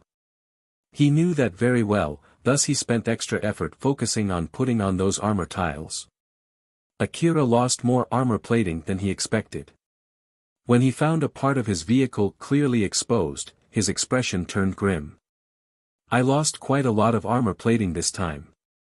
Alpha casually replied. It's no surprise after taking on those attacks. If you don't want to take them bare, head on, make sure to properly install all the armor plating. You're right. I did buy a pretty expensive type of plating this time, so it should at least be pretty durable. I don't regret it, it's an important expense. Dealing with armor plating was a tricky business. Of course, the more expensive it was, the more durable the plating would be. But if Akira wanted to get even better plating, the cost-value ratio would drop fast. This time, he bought expensive armor plating that Alpha recommended. It was the second most expensive armor plating in that supply depot. The price gap between that armor plating and the most expensive armor plating in that supply depot was huge. Carol was also there helping Akira putting on the armor plating. She then asked Akira a question. "Akira, what's your plan after this?" "I still haven't thought about it at the moment. But I'm planning to just take it easy until the break time is over." "Is that so? In that case. Now that I think about it, I guess I'll do some workout." Carol actually was about to invite Akira to a meal or something, but she was cut off midway with that sudden statement from him. She could not help but express her surprise. "I'll be done with the armor plating soon, so how about you, Carol?" "I'll be done soon too." Carol still had her surprised face when she said that. After they finished putting on all the armor plating, Akira really started working out. Carol just stood there watching him with a flabbergasted face. He seemed a little bit in pain as he slowly stretched his body. Carol then asked Akira a question. "Is it okay if I ask you why would you be working out right now?" "I heard that increasing the flexibility of my joints and my muscles is good for my health and it can help strengthen my body. Actually, I have a pretty stiff body, you see. And also, this works as my augmented suit training too." I see. Carol actually was not asking about the benefit of working out, she was asking why Akira started working out right now. Or at least, according to her experience, there was no guy that would actually start working out during a break time together with her. She then thought that it might be just out of whim and decided not to ask any further. Moreover, it did seem that Akira decided to do that really out of whim. Not to mention, talented individuals usually had a different way of thinking compared to common people, and Akira might be one of those. Well, it was not like it caused her any trouble, and she felt that she would not be able to get along with Akira if she let things like that bother her. Thus, Carol decided to just ignore it. There were a lot of occasions where Akira had to shoot his rifle from a weird position in order to be able to get out of dangerous situations. He often had to injure his own body to continue fighting. Sometimes he had to twist his body past the rotation limit of his joints, sometimes he had to keep on shooting while tearing his own muscle with each shot, sometimes he had to hold back the strong kickback that caused microcracks in his bones. He would use medicines to keep his body functioning in those situations while he kept on fighting. In order to minimize those types of injuries, Akira had to increase his body's strength and flexibility. Although he did that out of whim, it was indeed something that would be useful for him in the future. If Carol asked more detail about that, she might be able to understand why Akira did that. But since she started to identify him as a boy with a weird personality, she lost her chance to know more about him. If that quirkiness was able to hide Alpha's existence, if that would cause people to ignore his weird actions, then it might be a good thing both for Akira and Alpha. Carol decided to just forget about it as she said to Akira, who was stretching his body. "My body is actually pretty flexible, you know. Want to see?" Akira stopped stretching and turned to her. After Carol confirmed that Akira was looking at her, she smiled confidently as she raised her right leg while still standing. She kept raising her right leg until both of her legs almost formed a straight line while keeping her balance standing on one leg. Carol knew very well how to show off her beautiful body to seduce someone. And the augmented suit that she was using had a design that invited gazes from the member of the opposite sex. Carol, who was standing on one leg with her right arm intertwined with her right leg, looked so beautiful and bewitching. Akira, who was watching Carol, looked a bit surprised and praised. "Oh! That's amazing!" Akira was simply amazed by Carol's ability to stay in that position. He knew that he could not do something like that. Unfortunately enough, unlike what Carol wanted, he was not getting amazed by the beauty of her body. But even so, Akira was still amazed by her body, so she decided to just accept that compliment. Carol returned back on her right leg and said, "Thank you, it's pretty amazing, isn't it? How exactly did you get your body that flexible?" Well, I think you have no other choice but to regularly stretch your body every day. Although, in my case, it might be also because of my nanomachine-enhanced body. Is that so? But now that I think about it, if someone else tries to put on your augmented suit with your data still left in it, I'm sure it would cause a big disaster. Akira remembered about his conversation with Shikarabe the other day and frowned. Carol was interested in that remark, so she inquired about that subject further. Oh, what do you mean by that? Well, Shikarabe told me once that if I put on an augmented suit that still contains another person's data, it might cause my body to twist in a strange way that it would tear my muscle. Akira then told Carol what Shikarabe told him in the past. Carol seemed to be listening closely to his story and agreed with what Shikarabe had told him. She then added to that information. That's not the worst-case scenario yet. There are a lot of cyborgs who also use augmented suits, right? Those cyborgs have joints that are way more flexible than normal humans. So if the past user of a certain augmented suit is one of those cyborgs and a normal person uses that augmented suit and tries to move, his limbs might make 180 degrees turn and it would break his body. In the worst-case scenario, it might completely tear his body to pieces. Akira imagined something like that happening to him. The image of his body turned 180 degrees and just laid there in the middle of the old world ruin unable to move was pretty scary. That would be horrible. Akira could not help but voice out his impression. Carol smiled lightly at him and said. Well, basically, if you don't want something like that to happen, you better only get all of your equipment, not only your augmented suit, from shops that you really trust. And be extra careful so you don't get any weird equipment from the black market. Akira then thought. I buy my equipment from Shizuka-san's shop, so it should be alright. Although I buy my medicines from Katsuragi, I'm sure he won't sell me any dangerous drugs since he knows what I'll do to him if he does that. It should be alright. Right? Well, I think there's no need for me to worry about it. Is that so? If you're worried about something, I can introduce you to shops that I recommend, but it seems that I don't need to do that, huh? Yeah. It's alright. Akira returned back to stretching his body. He was stretching his body following Alpha who was in front of him. Alpha sat down on the ground and spread her legs, she was leaning forward to the point that her breast touched the ground while looking at him. Akira seemed to be in pain as he was trying his best to do that too, but his body was not flexible enough and he was barely able to do it properly. Alpha then smiled at Akira.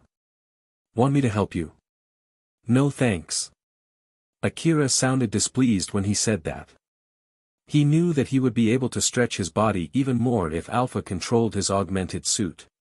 But he got a bit scared after listening to Carol's explanation just now. Don't worry, the augmented suit that you're using right now is designed so that it can't make 180 degrees twist. Do you really think it would make me feel safe by telling me that? I'll do the stretching myself. Akira did trust Alpha, but this and that were two different things. So he kept stretching with his own ability which also served as a training for operating his augmented suit on his own. He properly differentiated and felt the movement of his limbs under the augmented suit and the movements of his augmented suit as he tried to match both of those movements. In order to minimize the damage to his limbs while increasing the efficiency of his powerful augmented suit, he tried his best to match the movements of his body with his augmented suit to get the best performance. Even stretching his body like that was already a difficult thing for Akira. There was nothing that he could do to fix it except training. Akira kept on working out until Elena and Sarah came as their break time was about to end. After Elena and Sarah arrived, they were just having a chat with each other while waiting for Shikarabe. As for Akira, he was asking questions to Elena about the detail of the request that they took last time, about why the people from Al-Hain Insurance Company were waiting for them when they returned, the guy who was trying to run away back then, and the other things that piqued his interest. Elena then offered an explanation to Akira based on her guess. The Coco-Lens guy who they had to save back there was someone who was contracted with Al-Hain Insurance Company.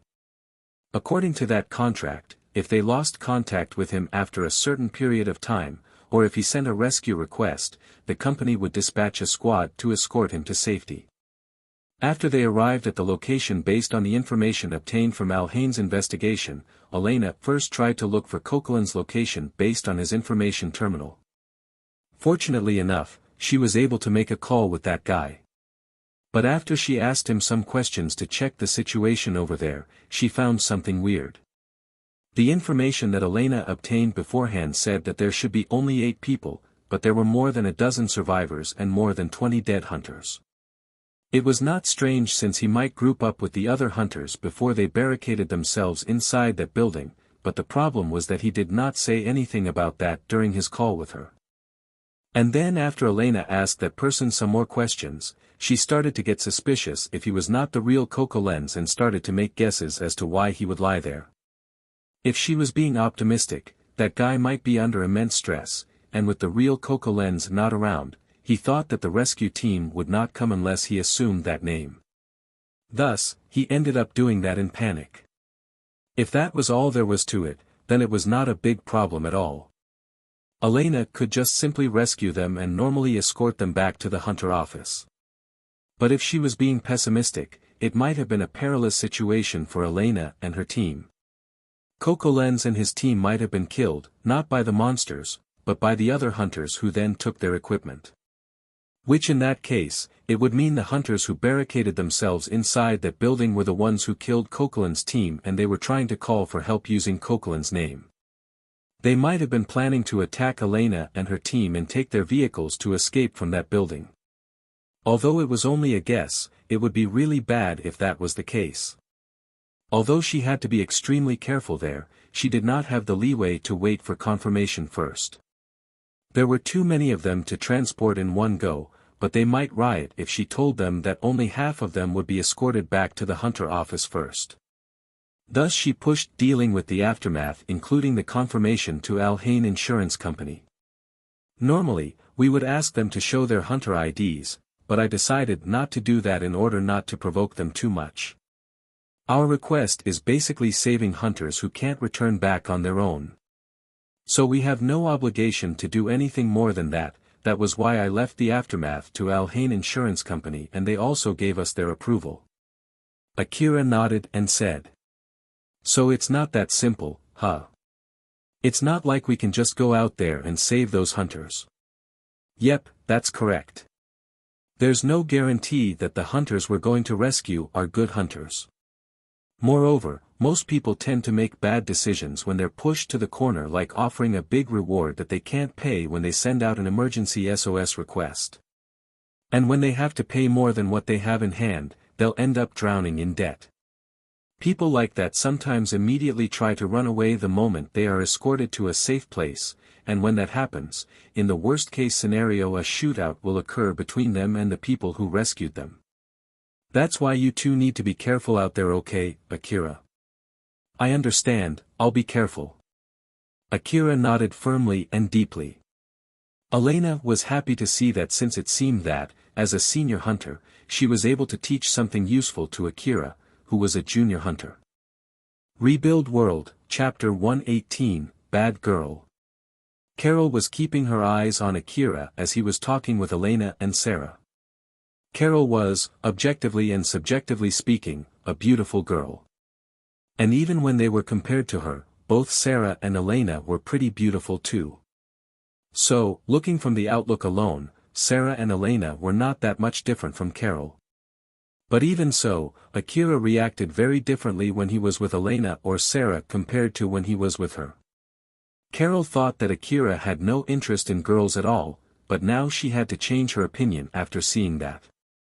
I wonder where this difference comes from.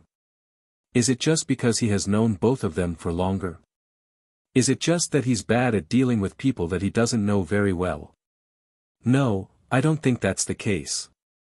Carol immediately rejected the guess that came up in her mind. Thanks to her long experience dealing with a lot of people, she at least knew that she was heading in the right direction, and that might give her a hint on how to seduce Akira. If it was only because Akira had never experienced the allure of the opposite sex, then she might need to find another way to approach him. As Carol thought so, she decided to keep that in mind, at least for now. Well, there's no need to rush myself.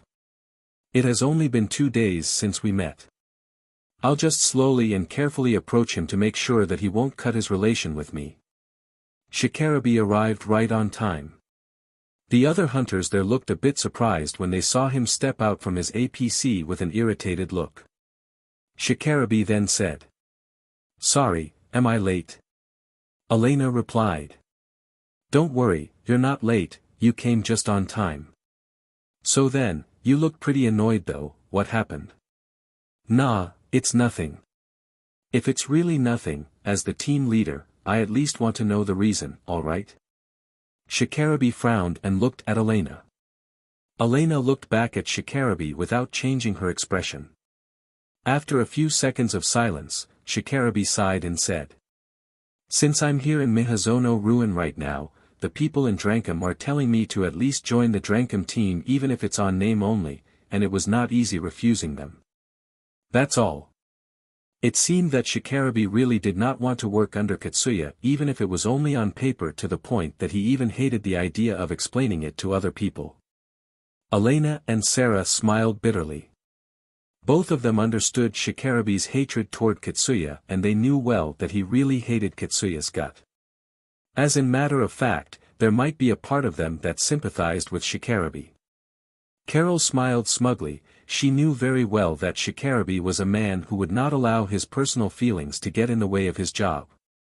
Getting himself in a Drankum team in name only, would not cause him any loss, thus, it was only to be expected if Shikarabe accepted that demand.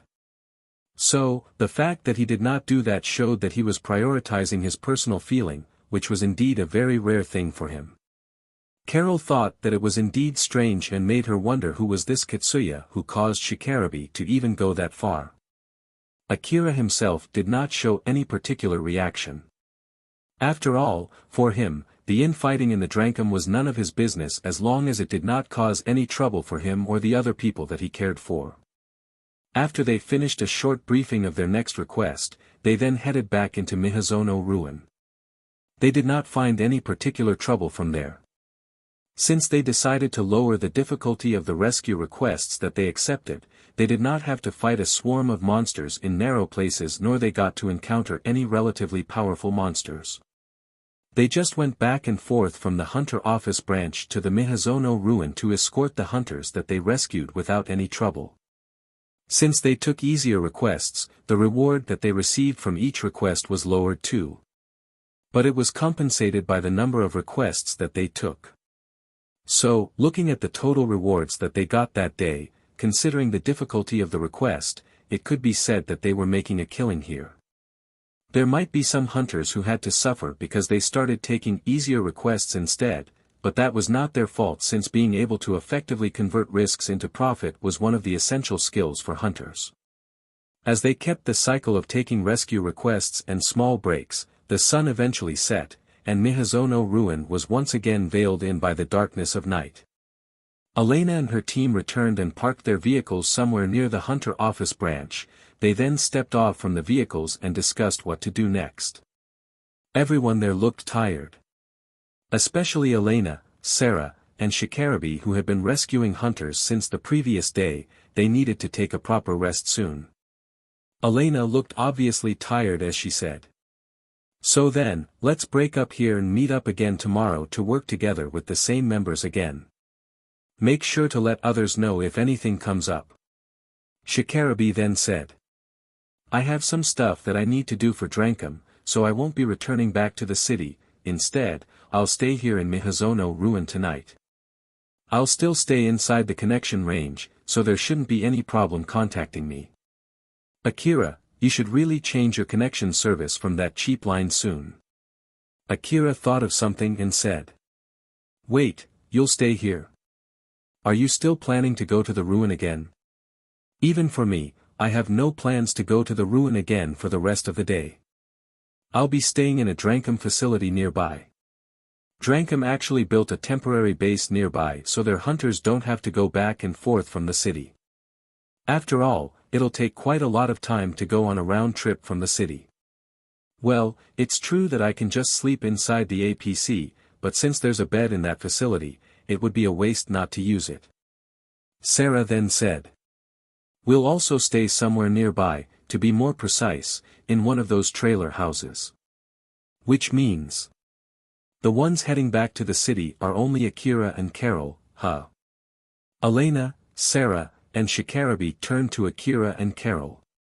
Elena looked at Akira and thought. If he was alone, I wouldn't mind inviting Akira too, and I'm sure that Sarah isn't against it either, but. Sarah looked at Carol and thought. Of course, there's no way I can invite Carol too since I don't know her that well, and I'm sure that Elena would not want that too. Elena and Sarah glanced at each other, both of them knew each other and had been together for a long time.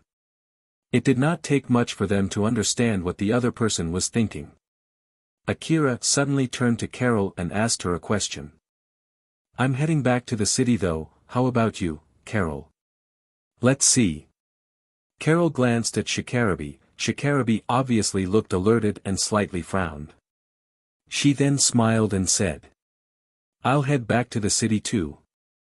Akira, can you give me a ride? Sure. Akira was a bit bothered by Shikarabe's reaction. Although he was sure that there must be a reason for that, he simply decided to just forget about it. He then lightly bowed to Elena and Sarah. Well then, I'll be heading back now. I'll be in your care again tomorrow. Elena lightly smiled. Be careful on your way back home, and make sure to get a good rest when you get home. Sarah also smiled lightly and said. Don't drop your guard yet until you reach the city, okay? Akira and Carol returned back to Akira's vehicle. They then waved at the other hunters who would stay behind and left that place. After Akira and Carol left, Elena turned to Shikarabe and asked. Shikarabe, do you have some free time after this? Shikarabe guessed the meaning behind that question as he frowned and said. It depends. I'm really tired so I want to get a good rest as soon as possible. It's about Carol, I want to know more about her. You're acquainted with her, right? Shikarabe's face turned stern, his guess was correct. Elena and Sarah who saw that were a bit surprised. Shikarabe thought to himself without saying anything, some of what he was thinking got leaked on his face. He then carefully chose his words as he said. Well, it's true that it might cause trouble if I try to evade your question about her without giving any good excuse or explanation, but I feel like it'll also cause trouble if I explain everything about her. So I'll only answer questions that won't cause any trouble among us while we're still taking the SOS rescue requests together. To put it simply, she's not a good girl, but it's highly unlikely that her bad personality and habit would cause any bad effects on the current SOS rescue requests that we're taking. Her ability as a hunter is also not something to scoff at, so I don't think she would slow us down either. After hearing that answer, Elena and Sarah made a troubled face. Elena then asked Shikarabe a question. She sounds like nothing but trouble though. I leave it to you how you want to interpret it. And even if it's true that she's a problematic person, that doesn't mean that her problem might cause us any trouble in this short time span when we're working together. It's true that I won't invite her to my own team, but if someone else is bringing her along, I won't kick her out since she's pretty strong herself. That's all that I can say as a team member. If you want to know more about her, I'll tell you but only after we finish this request. See you tomorrow then. Shikarabe then left Elena and Sarah. Elena and Sarah looked at each other. It was obvious looking from their face that they had no idea how to treat Carol now. At first, they thought that Carol was someone who would not cause any trouble, but that did not sound to be the case now. Akira gave Carol a ride all the way to where they met up before going to the Mihazono ruin. Carol stepped off the vehicle and stretched her body while facing away from Akira. She then spun around and smiled at him. So then, see you again tomorrow. If you still have some time, you can visit my home, you know. I don't mind even if you want to sleep over too. I can also serve you some simple food while you're at it.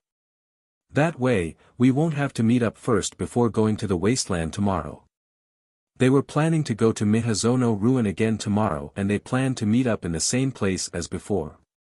Akira shook his head. No thanks, I'll go back home.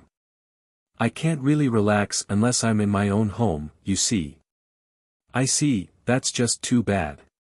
Seriously though, you refused even when a beauty like me is inviting you, you're no fun at all.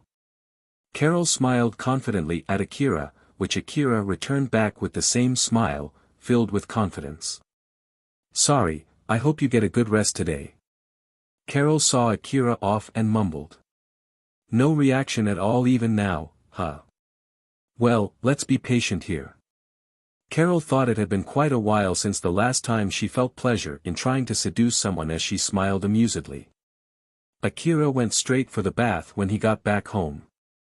He enjoyed the warm water as he dipped his body up to his neck inside the bath while letting the warm water heal his tired body. He had already finished cleaning up and taking care of his equipment before taking a bath. So he could just dive into his bed and sleep after the bath. Thus, fully recovering both his body and mind to face tomorrow. Akira was more or less in a daze, or it could even be said that he was in a trance. Although there was a beautiful girl with a body that was adjusted to his preference taking a bath together with him without even a slip of cloth on her body, he barely paid any attention to her. This in itself could be said to be a not healthy situation. Alpha, who dipped her body up until around the cleavage of her chest, suddenly stood up without showing any embarrassment and sat on the edge of the bathtub. Her beautiful figure that was blurred by the shaking of the water surface was in full view right now. The only thing that hit her body above her knees was the steam from the warm water and the water droplets sliding down her skin. Since Alpha suddenly moved, Akira reacted to that and turned to her direction. He locked his gaze on Alpha's extremely enticing body for a few seconds before returning his gaze forward as if he just lost his interest. Alpha, who saw that, smiled at Akira and said, "That reaction even when you're in front of this beautiful body. It seems that it'll take some time until the priority between girls and food in your brain switch places, huh?" Akira was still half-dazed as he jabbed back. "Save that for later, will you?" Akira was in the middle of enjoying his bath, he let the warm water take over his body while relaxing back. Thus, he had no time to react to Alpha's teasing, he seemed pretty irritated to even only tell her to stop. As Alpha thought that Akira might have gotten too used to naked girl's body, she thought to herself that it was a necessary sacrifice. It might have rendered her beauty ineffective, but it was way better than having Akira seduced by someone else. So in order to compensate for that, she decided to improve her support for him. Got it. I'll save it for later. So, putting that aside, I want to ask something though, how long are you planning to work together with Elena and Sarah? Even if you ask me so. I haven't really thought about it. I guess until I find a good point to stop, huh? I'm sure it's not like Elena-san and Sarah-san are going to keep taking the SOS emergency request in the Mihazono ruin forever either. So in short, you're still planning to work with them at the moment, right? Alpha's expression was saying that she did not hate that idea nor she was happy with it. Akira found that a bit weird as he asked her a question. Is there any problem? It's not like I have any problem with it, but honestly speaking, in order to get you to accomplish the request from me, I rather choose for you to polish your skill in exploring ruins rather than saving people. If I can add more, you'll have to be alone when you go to the ruin that I want you to explore. Because of that, I want you to get more skilled in working alone rather than in a team. Oh, I see. Akira understood Alpha's reasoning as he deeply nodded. In the end, Alpha only gave her support to him in order for him to accomplish her request. As a matter of fact, it was an advance payment from that exact request. Akira understood that working together with Elena and Sarah was purely out of his selfishness. Thus he understood that working together with Elena and Sarah did not polish the needed skill for him to complete Alpha's request, so there was no surprise that Alpha would find it displeasing. Akira then replied as if he was trying to make excuses. I get properly paid and then I can use that money to buy equipment I need to explore the ruins. If you think of it as a period for me to gather money, it's not that bad, yes? Alpha smiled at Akira, but that smile was giving a vibe as if she was scolding him. I'll leave it as that then. Your main job as a hunter is exploring ruins, just don't forget about that. I know. Akira answered back firmly, so Alpha smiled back satisfied. He then stroked down his chest in relief as he dipped himself deeper into the warm bath. The next day, Akira picked up Carol and was heading to the Mihazono ruin as planned. The sun was already up when they reached the Mihazono ruin. It was already well past morning. Akira got a good rest yesterday, thus he was back in his perfect condition. Carol was sleeping in the driver assistant's seat. Before she went to sleep, she smiled and told Akira that he was free to do anything to her while she was sleeping, but he just ignored her. Akira thought that Carol looked so defenseless when she was sleeping, which was different compared to when she was awake. He looked at Carol as if he was interested in her. Seeing that, Alpha smiled at him and said as if she was scolding him. Just because she's asleep and she agreed to it, it doesn't mean that you should do something to her, you know? If you're okay with only an image, I don't mind helping you. So keep your hands off from her, okay? Akira frowned. Like hell, I would do anything to her. I just thought that she looks so different compared to when she's awake. You're right about that. But it's the same for you too, or at least, that's the case lately. Is that so? Well, it's not like I can see my own sleeping face though. And what about that lately? When the first time I met you, it seemed like you always kept one eye open to watch for your surroundings, and you never fell too deep to your sleep. But lately, you've been defenselessly sleeping so deeply as long as I don't wake you up. So you two look very different when you sleep compared to when you're awake lately. I see. Akira sounded as if he was thinking deeply when he said that. Back when he had to sleep in the back alley of the slum city, he always hoped that he would be able to wake up the next morning when he closed his eyes. After all, it was not a strange thing if someone killed him and took all of his belongings in the middle of his sleep. But right now, he could sleep on a comfy bed inside a house with an outer wall. Moreover, Alpha would definitely wake him up if something came up. That was why he could sleep peacefully lately. Now that I think about it, I'm living a pretty luxurious life now. Akira smiled bitterly as he once again realized how much his lifestyle had changed. When Mihazono ruin finally came to his view, Akira shook Carol to wake her up. Carol, it's time to wake up. Carol immediately woke up. She looked at Akira and mumbled. We've arrived. Yeah, the meeting point is just ahead. HMH, I got good sleep, thanks. Carol lightly stretched out her body to wake herself up as she smiled and said. So then, did you do something to me? Nope. Oh my, that's just too bad. There's nothing to worry about, even if you do something, I'll at least still pretend to be asleep. Wait, you were pretending? I was asleep. What I'm saying is that of course, I would wake up if you do something to me, but I'll still pretend to be asleep. After all, I sometimes get that kind of request. I see. Akira replied so indifferently as if he was not interested at all. Carol, who saw that, then thought. He won't do anything even when I sleep and show him my defenseless side, huh? He's a pretty hard nut to crack. Carol thought that Akira was indeed a difficult person to seduce since he would not do anything to her even when she slept next to him and had already properly given him her permission to mess with her when she was asleep. That was rather unthinkable according to her experience. It seems that it's faster if I win his trust through doing good work as a hunter, huh? I guess I'll put extra effort than usual this time. Carol thought that it seemed to be highly unlikely for her to be able to seduce Akira with light teasing. It might be faster to try seducing him again once she won his trust. As she thought so, she made the required adjustment in her plan. Akira and Carol finally arrived at the meeting point. They arrived their way sooner than the meeting time, but Elena and the other 3 hunters were already waiting. The extra hunter was a young hunter around the same age as Akira. He was standing next to Shikarabe. Akira and Carol stepped off from Akira's vehicle and met up with Elena and the rest. Elena opened the conversation first. "It seems that everyone is here. So yeah, let's work together again today. But before that, Shikarabe has something to say." Shikarabe tried to hide his annoyance as he said. "Because of my situation, I had to bring one more person. He's a hunter from Drankum and his hunter rank is..."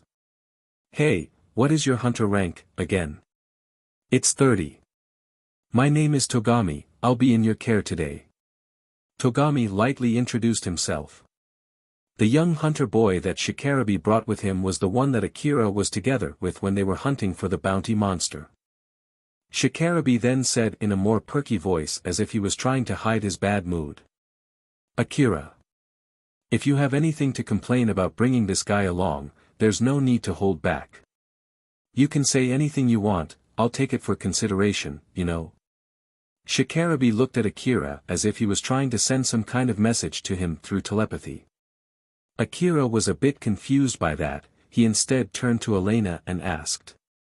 "Elena-san and Sarah-san, are you okay with him joining the team?" Sarah answered Akira's question. "I'm actually leaving that kind of thing to Elena, and Elena decided that it's not a problem as long as the other hunters have no problem with it too. That's why, in the end, it depends on you." Elena then added to Sarah's explanation.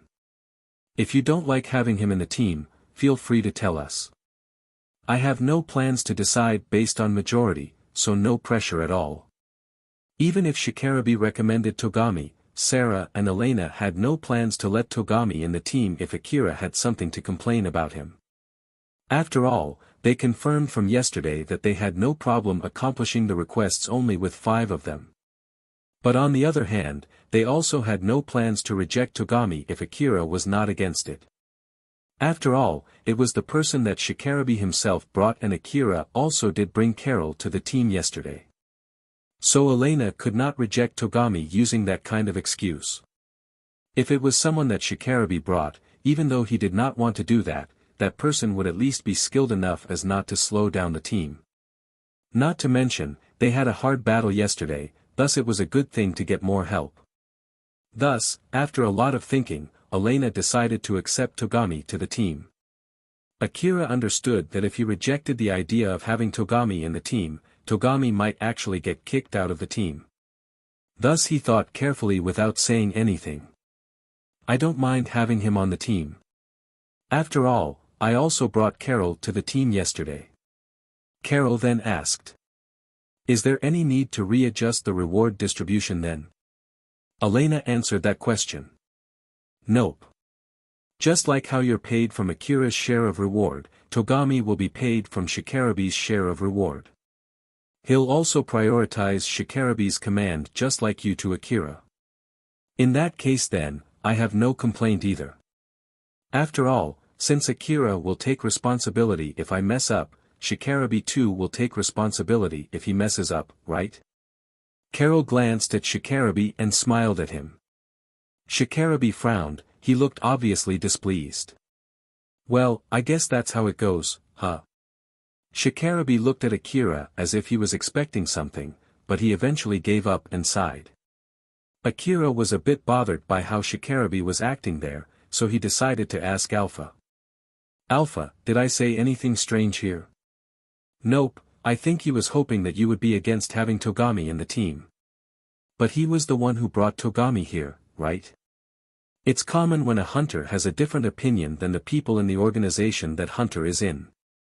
Shikarabe actually doesn't want to bring Togami along, but he could not refuse the order from the gang that he's in. That's why he was hoping he could refuse that order with an excuse that most of the other hunters in his team are against it. That does sound plausible. I guess Shikarabe is having it hard, huh?" Akira said it so nonchalantly as if he had nothing to do with it at all. Well, strictly speaking, it was indeed none of his business after all. But getting around troublesome things like that while getting the benefits from being in a gang would definitely help as a hunter as well as increasing the survivability chance out in the wasteland. It was indeed one of the many important skills for hunters to reach success. Akira understood that very well, but he had the habit of looking down at such a thing. That was why he thought that Shikarabe's problem had nothing to do with him. That was as far as Akira's skill to get along with other people could go. Elena also noticed Shikarabe's reaction there, but she decided to just ignore that as she continued talking about today's job. That's decided then. Let's go with these 6 people today. She had no plans to get involved in the infighting in the Drankum, and it was not like Shikarabe asked her to reject Togami. Since Shikarabe would be responsible for him and as long as it would not affect the reward distribution, it was a good thing to have another skilled hunter in the team. Thus, as the team leader, she had no reason to reject Togami. Elena tried not to include her personal feelings when she decided that.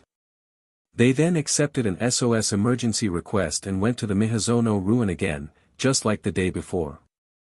Rebuild World, Chapter 119, Togami's Resolve.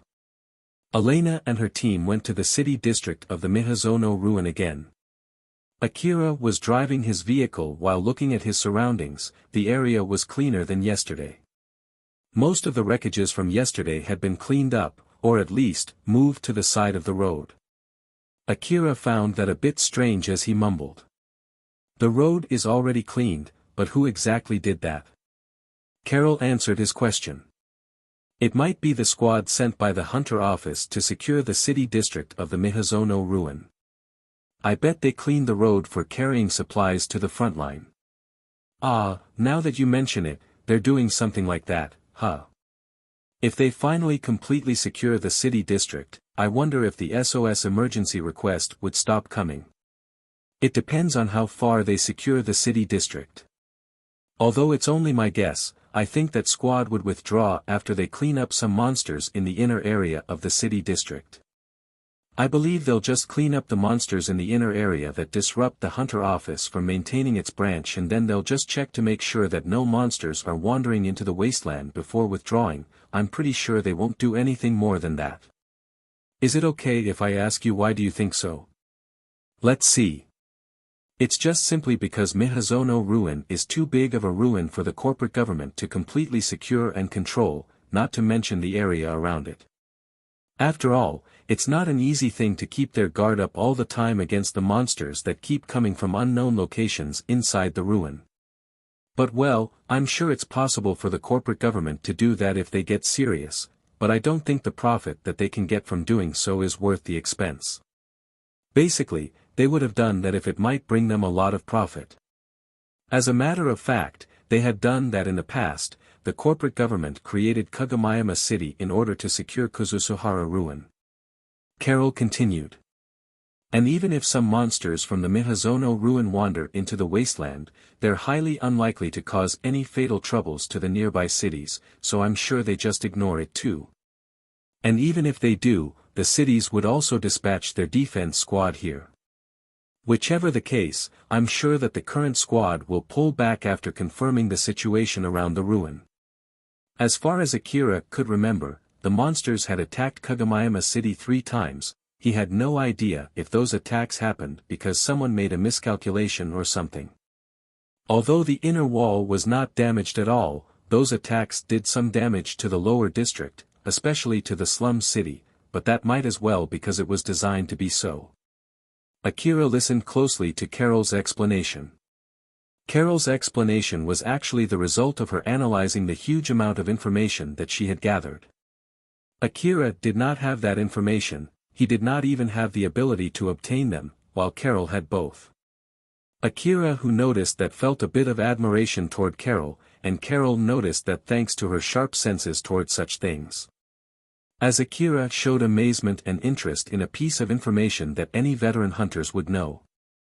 It showed just how he was lacking in the basic knowledge of being a hunter, and judging from his impressive fighting ability, that was a really strange thing. It was one of the downsides from quickly attaining power due to relying on alpha support. Carol then thought.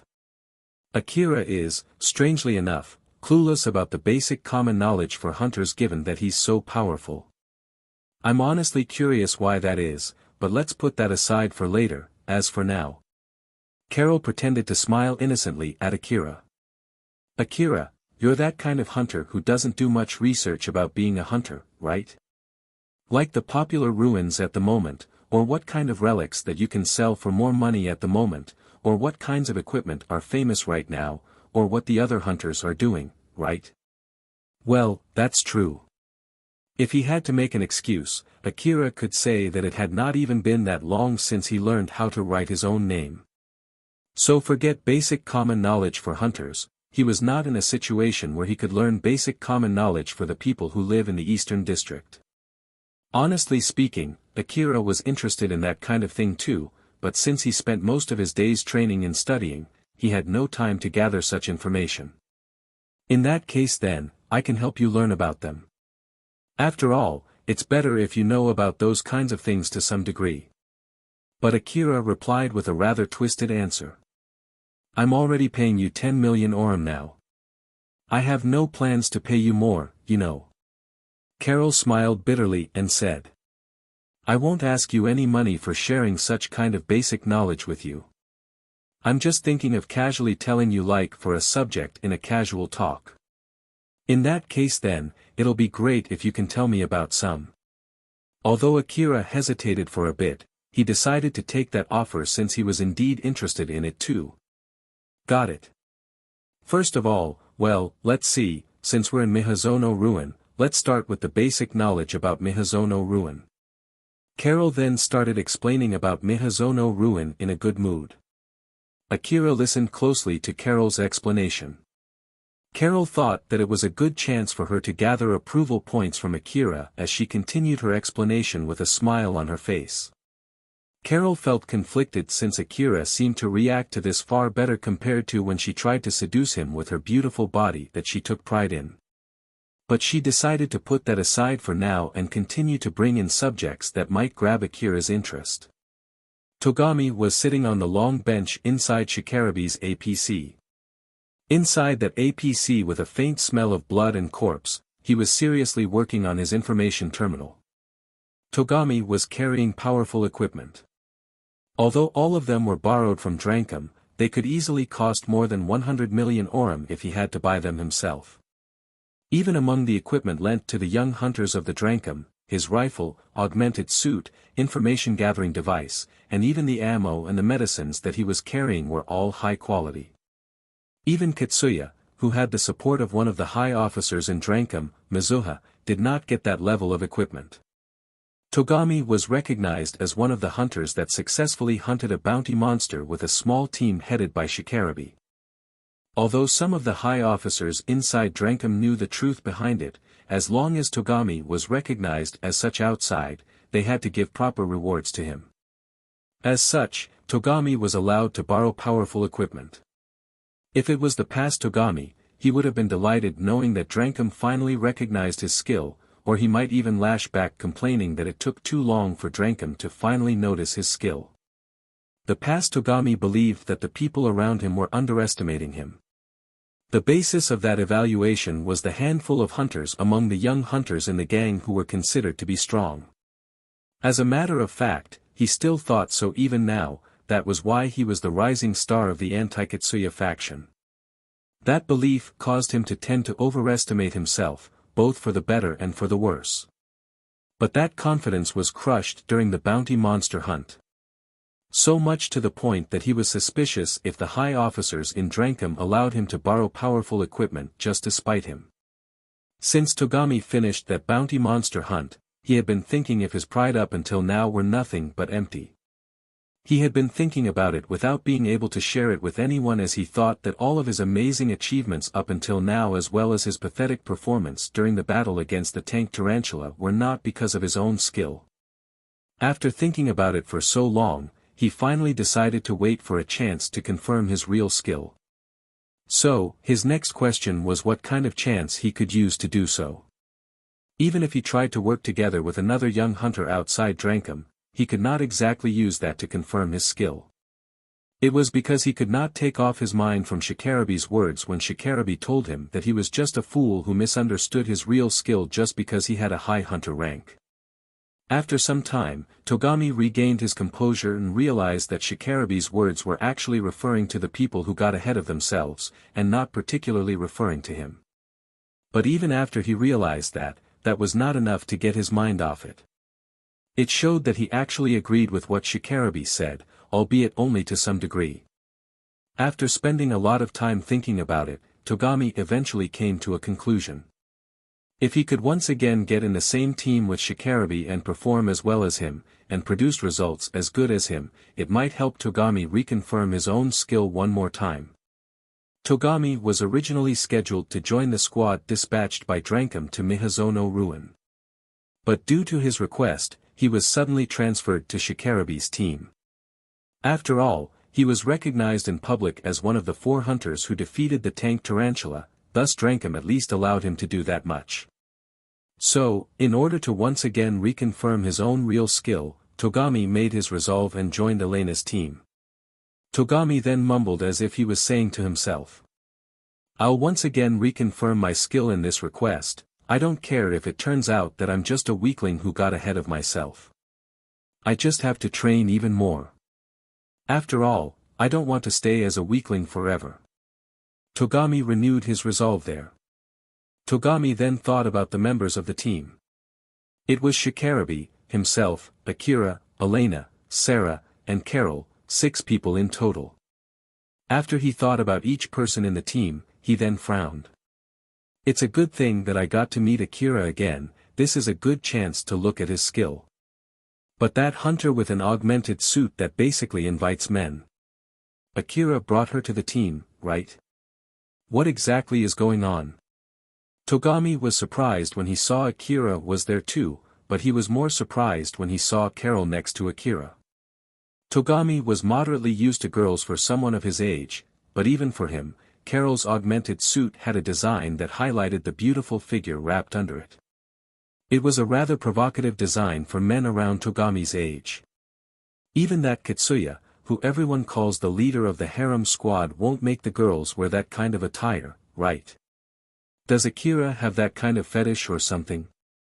People used to say that great people had a particular fondness for pleasure, whether it was Katsuya or Akira, it was still unclear whether that was the case for great hunters too. Togami groaned thinking that he saw a completely unexpected side of the person that shook his confidence. Elena's team moved deeper and deeper into Miyazono Ruin City District. Right about the time Togami started making slanderous guesses about Akira behind his back, they encountered a group of people. It was the squad that the Hunter office dispatched to secure Miyazono Ruin City District. Long sharp objects were installed on the side of the road, from there, a thin metallic wire-like object extended out. It was a simple force field armor wall. They were basically easy-to-carry pillars that had strong enough power to bounce back regular-sized warheads and cannons. It was common defensive equipment usually used for temporary bases built in the middle of the wasteland or inside a ruin. There were heavily armed people complete with tanks equipped with huge machine guns standing guard near that simple force field wall. They had enough power to make a quick work of a swarm of mechanical monsters. Elena stopped her vehicle and negotiated with one of the soldiers guarding the wall. That person then told his men to temporarily lower the force field wall. With the narrow metallic object blocking the road removed, Elena could pass through the road again. That person then warned Elena. "Be careful out there. We just got attacked by a huge monster just now, and the smaller monsters also keep popping up from time to time. Since you took that SOS emergency request, I'm sure you're a skilled hunter, but if you think that this is the same Miyazono ruin as before, you'll only get yourself killed." That person pointed in the direction where Elena and her team were heading when he said that. In the direction that he was pointing, there was a wreckage of a huge dead mechanical monster. Empty warheads and missile pods could be seen scattered around that wreckage. It must have been a pretty powerful monster. "Thanks, we'll be careful." Elena said her thanks to that person as she restarted her vehicle and stepped on the gas. Shikarabe and Akira followed behind her. After Akira passed over the force field wall, it immediately erected back up. Akira looked around his surroundings while driving his vehicle after passing through the force field wall. The area around him was filled with rubbles, wreckages, and dead monsters. The situation inside and outside the force field wall differed greatly. Akira scanned his surroundings and said, "There are obviously more monsters than yesterday. Is it because they're pushed out from the inner wall so the area outside becomes more dangerous?" Carol, who was sitting next to Akira, answered that question while also scanning around her surroundings. "Well, with all of these monsters dead, the outside area might have become relatively safe though. Maybe. If the monsters get more reinforcement, the same number as the dead here, safety would be a pipe dream. After all, it would come as no surprise if the factories produce as many new monsters to replace all of these dead monsters, you know. I did hear that the cleaning drones of the old world ruin gather the remnants of the dead monsters when no one is looking, and then they use the material gathered to create new monsters. But since these wreckages are still here, it means that they can't use them for material to create new monsters, right? So, I don't think it's that easy for them to produce replacement monsters. There might be a warehouse somewhere filled with mechanical monsters, right? In that case, there's no need to retrieve the dead monsters just to create new monsters. Furthermore, Mihazono Ruin has a factory district, right? It won't be strange if there's a warehouse filled with monsters over there." Carol always gave a more optimistic guess while Akira always gave a pessimistic guess. She found that really weird as she looked in Akira's direction. Akira, who noticed Carol's gaze, then asked, "What?" "Akira, for someone who always takes the worst-case scenario in mind to the point that I can easily call you paranoid, it's strange that you tend to act without proper planning. Not only did you come to Mihazono Ruin without first contacting Elena and Sarah where to meet up, back there when we were chased by monsters inside the Saranthal building, you decided to go alone without any plans too. If you're really that careful, you should think before you act." After Carol pointed that out, Akira was lost for words. The reason why Akira was being paranoid was simply because he knew that he had bad luck, or at least, he thought he had bad luck. He got unlucky and got attacked by former hunters that had fallen off grace, he got unlucky and got roped into facing a swarm of monsters, there was also a time when he had to fight powerful relic thieves. In the first place, if he had good luck, he would not be living in the slums of Kagamayama City. In reality, Akira was actually not as unlucky as he thought he was. After all, if he was really that unlucky, he would not have met Alpha and received that sudden power boost in the first place, which was in itself a very lucky encounter. Moreover, he would not have visited Shizuka's shop where Shizuka was so nice to help him with a lot of things. He would not have met Elena and Sarah in Kuzusuhara Ruin, where both of them later saved him from a swarm of monsters. All of them were lucky events, so it was not like Akira always got nothing but unlucky events. Strictly speaking, Akira simply had a twisted personality, or he might have put too much trust in Alpha's words when she said that he had used all of his lifetime worth of luck by meeting her. While on the other hand, Akira also was not as reckless as Carol thought he was. Or at least, Akira thought so of himself. Due to the complicated order of priority that he abided by, he thought that it must be simply because he looked reckless from Carol's point of view. But with that being said, Akira could not tell Carol the reason behind his order of priorities since it included information about Alpha as well as Elena and Sarah. So instead, he tried to evade that subject. "Well, it's not that simple for me too. Moreover, it's a good thing to be careful when exploring a ruin, right?" It was easy for Carol to notice that Akira was trying to evade the subject, and she also noticed that there was something that he was not willing to share. But she thought that trying to poke for that information would only worsen her relationship with Akira, that was why she tried to follow along with his intention to just let it slide. That's true. But it'll be bad if you get too careful, and because of that you get to meet monsters when your concentration is significantly lowered, so it's not good to be too careful. Well, that's all I want to say. Ah, I see, got it then. Don't worry. Akira agreed with what Carol said and nodded. He looked relieved. It might be because he was able to successfully evade the subject that he did not want to talk about. Carol was staring at Akira's face and thought. Although he had that incident in Saranthal building just the other day, I wonder why he would even come to Miyazono Ruin again to meet up with Elena and Sarah. Is it simply because they are his friends? Or is it that Akira actually has some feeling for them? Or one of them is actually Akira's lover or something? But if that's the case... Carol mumbled. If it's something that they keep secret, then there's no need for me to hold back. Did you say something? It's nothing. Carol smiled amusedly when she said that. Elena and her team continued moving deeper into the city district of Miyazono Ruin and away from the secured area. The situation outside the wall was worse than yesterday. The condition of the road was so bad that it was hard to go through it. Even the vehicles designed to explore the wasteland were only barely able to pass through it. Thanks to that, Elena and her team could only continue forward slowly. Putting that drop in speed aside, they did not encounter any other problems. They did not even get to encounter any dangerous monsters. They only met relatively small monsters and they had no problem taking them out. Akira suddenly asked Alpha a question. I don't see that many monsters outside the wall though. Alpha, do you detect any monsters around? Alpha replied casually. Yep, there are some monsters.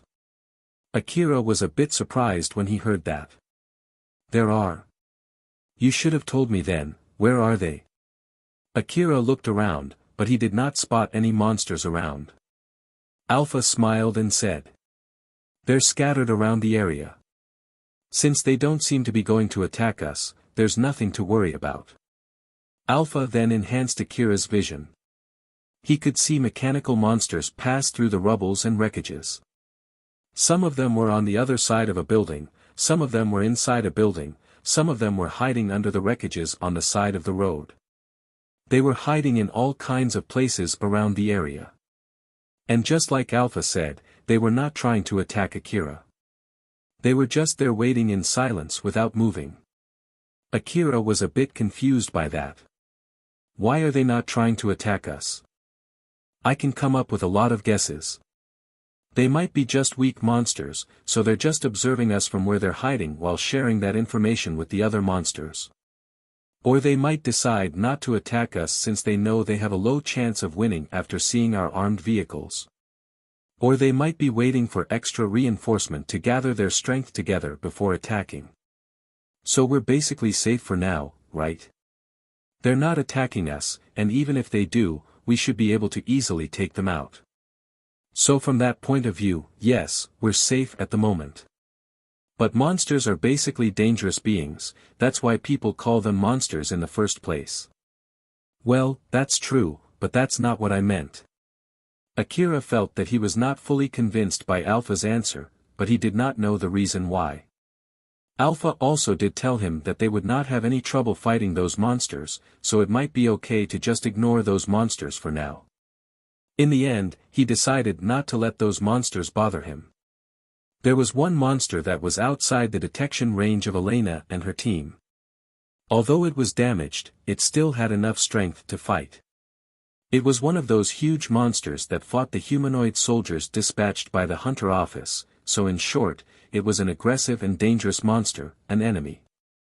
The scanning device installed in its body was showing Akira and the other hunters' positions. The image of Akira moving inside the ruin was transferred from its detection devices that were scattered around the area.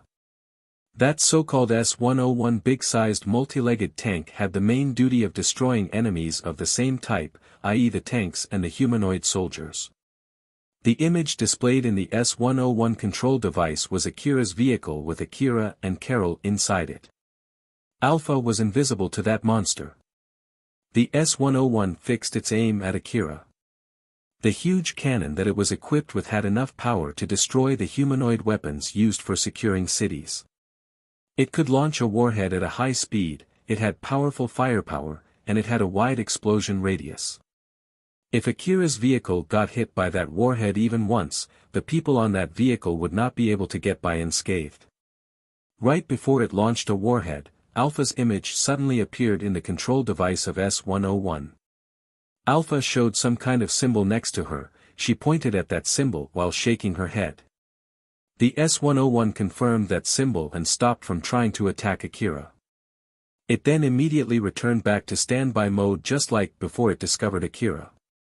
Elena and her team finally reached their destination. It was a 3-story building inside the city district of Mihazono Ruin. They parked their vehicles next to that building, stepped out from their vehicles, and gathered together. Elena made a grim expression as she checked her information-gathering device. She then lightly shook her head and said to the rest of the team. "Nope, no reply at all. Forget signal from local connection, I can't even find any trace of signals at all." Elena tried to contact the rescue target, but sadly enough, she did not get any reply at all. Shikarabe tried to analyze the situation as he said to Elena. "Even if the rescue targets are all dead, I think we should be able to at least get some signals from their information terminals, but does that mean that they got attacked by some powerful monsters and got all of their equipment destroyed? The target location is here, right? If we follow the information from the request, yes, it's this building." They then peeked inside from the entrance of the building. The interior of the building was pitch black, there was no light source at all. There was not even a trace saying that the entrance was barricaded either. If the rescue targets were really in that building, then they should be barricading themselves somewhere inside that building. While on the other hand, there was also a chance that the information of the rescue targets was wrong and they were not in that building.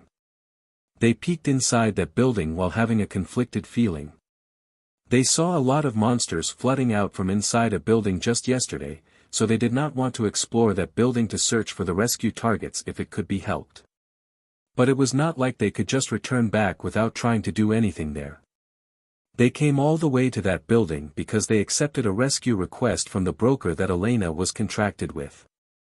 So in order to properly do their work based on the information given to them, even if the rescue targets were no longer inside that building, they had to at least check the inside of that building and properly confirm that there was no one in that building.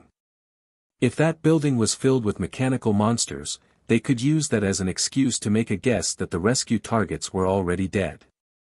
But if that was not the case, if they had the option to check a bit inside of that building, then they could not afford to just return back without doing anything.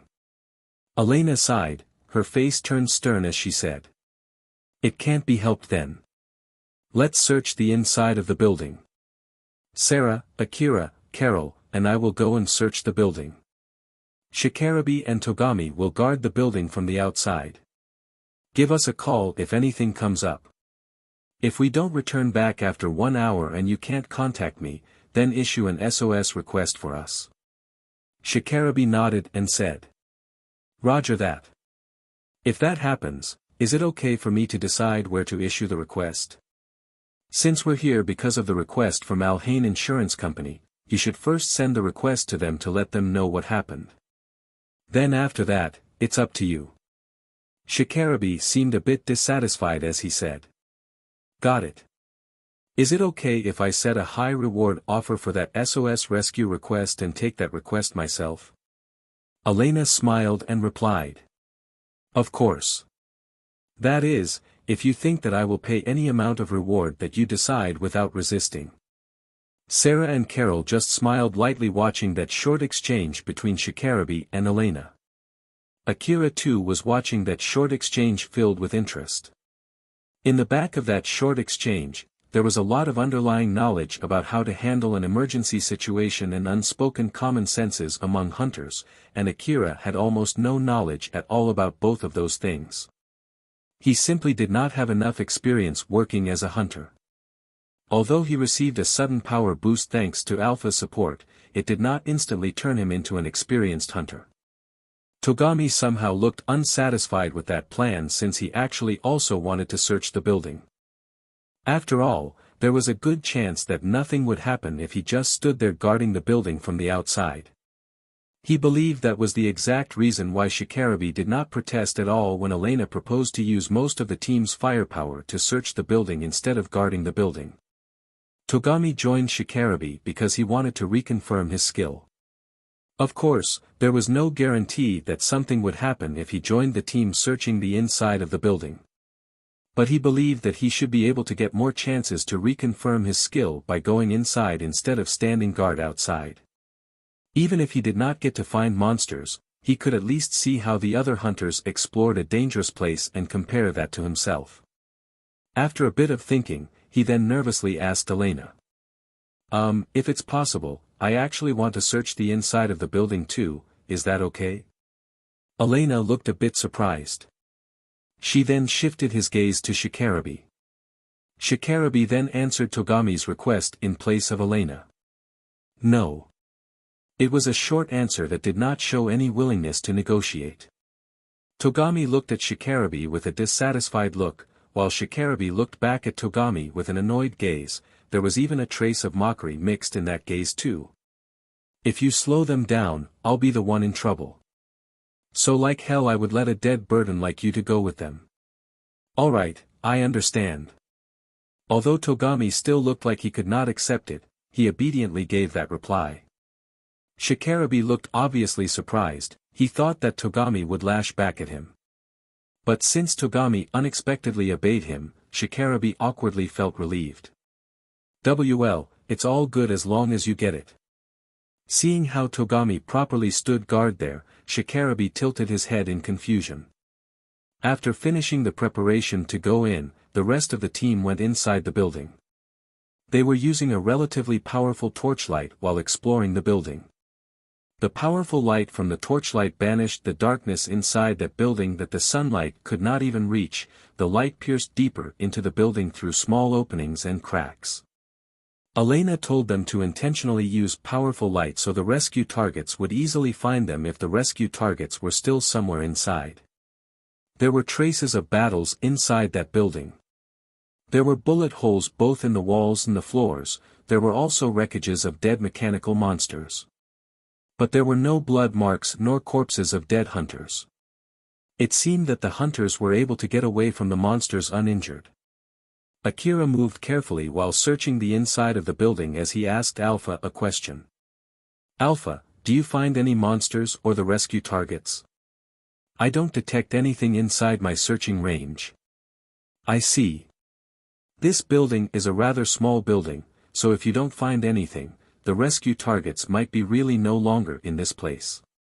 Akira knew very well just how great Alpha's detection skill was. Moreover, Alpha also had a very wide detection range. So, after he knew that Alpha did not detect any monsters nor any rescue targets, Akira unconsciously lowered his guard. But the other hunters immediately noticed that Akira lowered his guard there. Normally, they would have scolded him for lowering his guard in the middle of a dangerous place. But since all of them knew just how unnaturally sensitive Akira was when it came to detecting enemies, they did not scold him at all. Sarah then asked Elena a question. Elena, do you find anything? Nope. Even my information gathering device doesn't detect anything. Even Elena's information gathering device also agreed with Akira. So there might be really no monsters nor their rescue targets inside that building. Both Elena and Sarah already realized that Akira was someone who can connect to the old world domain. But because of that, they always pinned the unnatural skill that Akira showed from time to time, like his astounding ability to detect monsters, as his ability as someone who could access the old world domain. They did not even guess the existence of Alpha at all. Sarah looked at Akira one more time and scanned his current equipment. Akira was using an augmented suit that was way outside the reach of fresh hunters, and he was carrying heavy weapons that normal humans could not carry unless with the help of an augmented suit. It showed just how powerful Akira was as a hunter. When we met for the first time, Akira was carrying nothing but AAH rifles and he was just using a cloth that was neither an armor nor an augmented suit. But in such a short time, he got all of that equipment. Not to mention that his detection ability is more or less as good as Elena. Then to top it off, his fighting ability is nothing to scoff at. At this rate, it won't take long for him to surpass me and Elena. I wonder how long we can stay as his senior. Sarah smiled bitterly. She felt a bit lonely when she thought that she did not have much time left until Akira became stronger than her, and when that time came, Akira would stop relying on her and Elena as his senior. On the side, Carol confirmed how Elena and Sarah reacted when they noticed Akira lowered his guard. She then thought. They continue exploring the building without showing any reaction even when they notice Akira lowered his guard, as in matter of fact, it seems that they also lowered their guards too. Judging by the information-gathering device that Elena has, I don't think both of them are hunters who would lower their guard because of something like that. Does that mean they know why Akira is so good at detecting monsters? Or is it that because they know Akira for a long time and really trust him? Or is it that they're already used to it since they have worked together with Akira many times before? Carol knew that Akira had an unnaturally high ability to detect enemies, but she did not think that it was because he might be someone who could connect to the Old World domain. It was because she knew that being an Old World connector did not equal having a great ability to detect enemies. Of course, it was not completely unrelated, but that also did not give a definite proof either. Carol knew that very well. That was exactly why Carol credited Akira's skill to detect enemies as one of the rare talents that those great hunters had. She did not even consider the possibility that Akira might be able to connect to the Old World domain. Honestly speaking, I want to ask a lot of questions about it. But I guess I should do that later and not here. If Carol tried to poke about that information from Elena and Sarah here, of course, Akira would be able to hear her too, and it might cause trouble later down the line. If she wanted to gather information about Akira, she should at least do that somewhere where he could not hear her, and she should choose her words wisely as not to cause any suspicion. Moreover, she should be able to deduce whether it was something that she could ask Akira directly or not by seeing how Elena and Sarah would react to her questions. So for now, Carol tried to calm the curiosity that was welling up inside her heart as she tried to keep her poker face. After they looked around the inside of the building, they ended up with the conclusion that no one was there. Elena then told the rest of the team to stop searching and head back to Shikarabi. Rebuild World, Chapter 120, Troublesome Stuff. After Elena, Sarah, Carol, and Akira returned to Shikarabi, Shikarabi listened to their explanation and understood the current situation. He then sighed and looked disappointed. Although the SOS request that they took was considered to be completed after searching the target area, the reward was far less compared to if they returned back with the rescue targets. With this, not only Shikarabi ended up coming all the way there while forced to bring along a burden with him due to the gang that he was in, but his first request of the day also ended up badly. He then let out all of his disappointment and psychical tiredness together with a sigh before continuing. So our first request for today is a dud, huh? I feel like today will be an unlucky day. So then, what's the plan next? Elena answered his question. We didn't use much ammo, so I'm thinking of heading to the next request target right from here. Although, I don't mind heading back too in case you guys used most of your ammo when we were not around. Shikarabi glanced at Togami. He thought that Togami would make a complaint. But unlike what Shikarabi was expecting, Togami was still standing there with a serious face while properly keeping his eyes peeled. Shikarabi was wondering the entire time while waiting for Elena to return, he was waiting for Togami to act out. In the end, nothing happened at all, which indicated Togami had changed. This questionable fact made Shikarabi feel a little bit disturbed as he continued. We're okay with that, after all, nothing happened at all when you were gone. Elena watched Shikarabi's face closely. Although it did not say that nothing had happened, it did not seem that it would affect his performance during the rescue request either. I see, in that case, let's hurry up and head to the next location. Wait for a sec, I just got a notification from the Hunter office, give me a few seconds to check it. Shikarabi noticed that a notification from the Hunter office had reached his information terminal. As he pulled out his information terminal and was about to check it, almost at the same time the same notification reached Togami, Elena, and Sarah too, albeit a little later.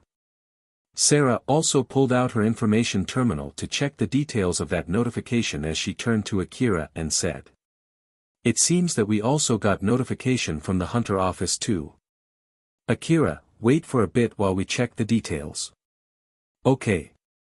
The people who received those notifications started checking their own information terminals, and they reacted differently when they read the details of that notification. Elena and Sarah looked obviously annoyed, as if they just got roped into something troublesome. Togami, on the other hand, seemed rather excited, as if he just got something that he had been waiting for. While for Shikarabe, he seemed a bit panicked and extremely irritated. Elena and Sarah then started talking to each other. Shikarabe immediately used his information terminal to call for someone, and he seemed to be negotiating with the person he was calling. He also sounded really displeased. While Togami just stood there waiting for Shikarabe to finish his negotiation. Suddenly, a call reached Elena's information terminal. Elena stopped discussing with Sarah and picked that call with a stern face. She then started talking with whoever on the other side of that call in a bad mood. Akira frowned and asked Alpha. "Alpha, do you have any idea what's going on?" "Nope. But looking at this, one thing for sure, it doesn't seem to be anything good." "Thought so." When Akira checked Elena, Elena sounded a bit angry, which was rather rare for her. "Leave that aside for now." "Yeah, that's right. You should at least know where we are right now, right? We're in the middle of the ruin. We're in a situation where we might get attacked by a swarm of monsters any second, you know. At least give us some time to relocate. Or are you actually trying to kill us or something?" Elena then cut the call and immediately gave Shikarabe an order. "Shikarabe, we'll head back now." Shikarabe was still talking in his information terminal as he glanced at Elena and nodded to convey his affirmation. He then signaled Togami to get into the APC with his hand and went to the APC himself while still on the call. Elena, who was not even trying to hide her displeasure, was taken aback when she noticed that Akira was looking at her. She then lightly sighed to calm herself down before she apologetically said to Akira, "Akira, I'm sorry, but is it okay if I tell you the details later? We need to return back to the Hunter office for now. I'll tell you the details after that." "Sure, I don't mind. Is it better if we hurry up then?" "No, it's fine. There's no need to hurry up. After all, we have no obligation to go that far." Elena was only mumbling in a small voice in the last half of her sentence before she returned back to her vehicle.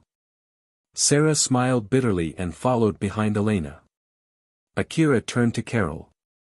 Carol seemed so relaxed and calm there.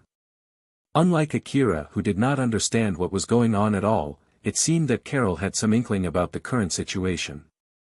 Akira then threw a question to Carol. "Carol, do you have any guess about that notification that the others just received?" "Nope. But it's not like I have no idea at all though.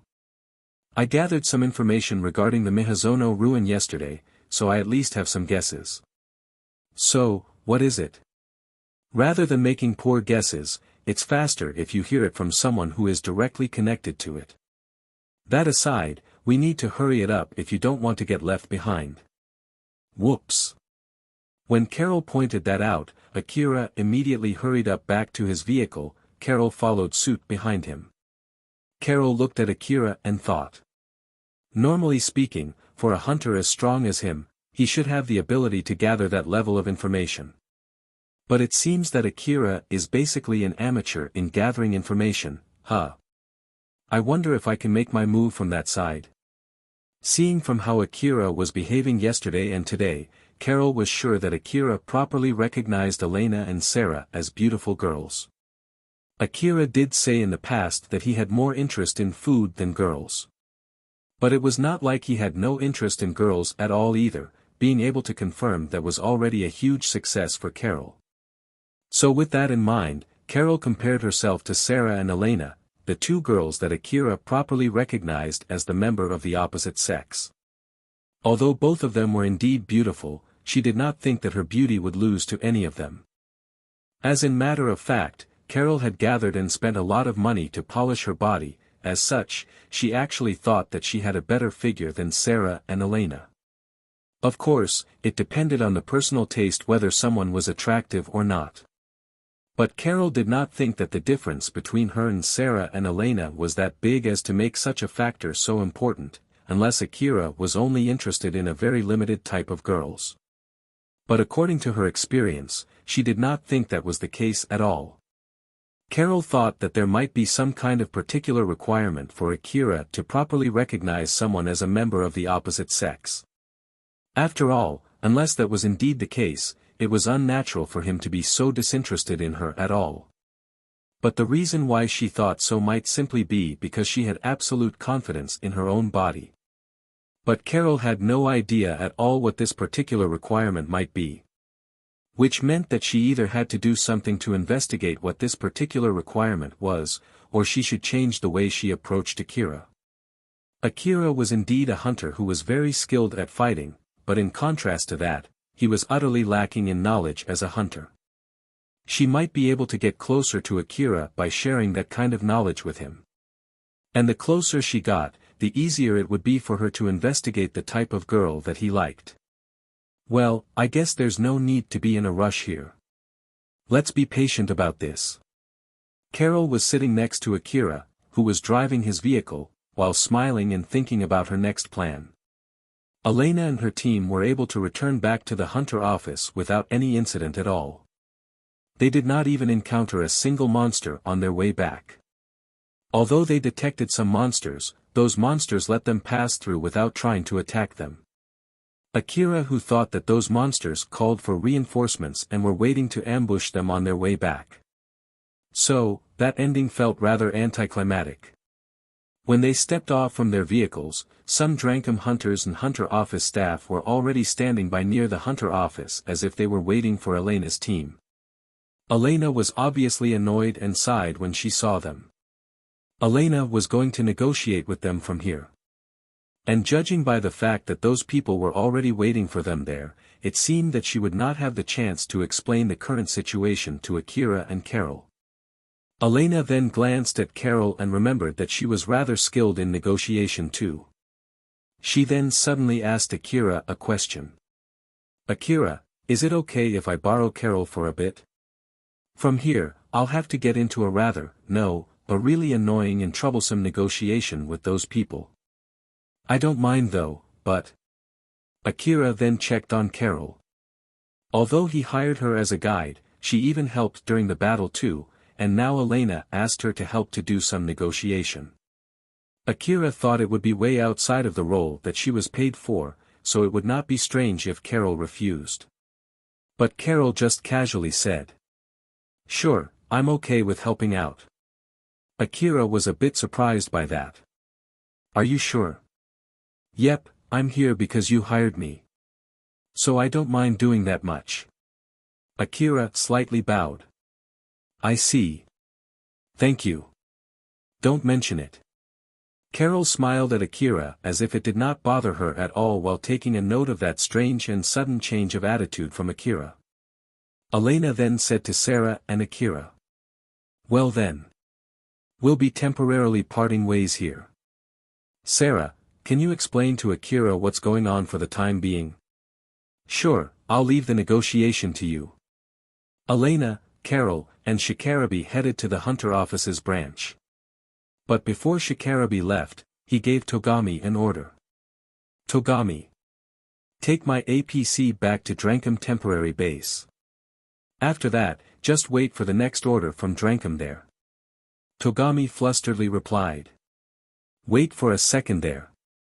What will happen to me after this? Like hell if I know."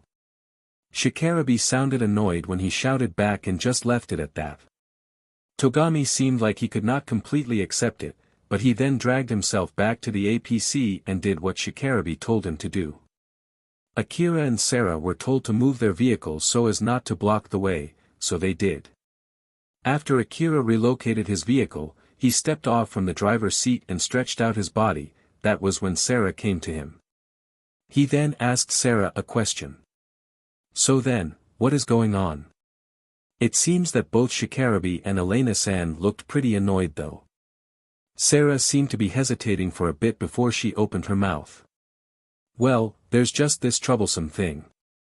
Although I said that, I'm not really sure what's going on in Shikarabi's side, but I think it's the same reason why we're also roped into this troublesome thing. It's that notification from the Hunter office, right? Yes, the content of that notification is a rather troublesome thing from the Hunter office that we usually receive from time to time. So about that though. Well, it's not that simple, but to explain it properly. If it's something that is hard for Sarah-san to talk about, then there's no need to do that. No, it's fine. The message itself doesn't contain secret information or anything like that, not to mention that Elena also told me to explain it to you. So I actually hope that you would listen to it. I understand then. So, about that, it's basically a request to join the efforts to investigate this strange change in Mihazono ruin. Sarah then started to explain the content of that message from the Hunter office to Akira. After listening to that explanation, Akira made a stern face.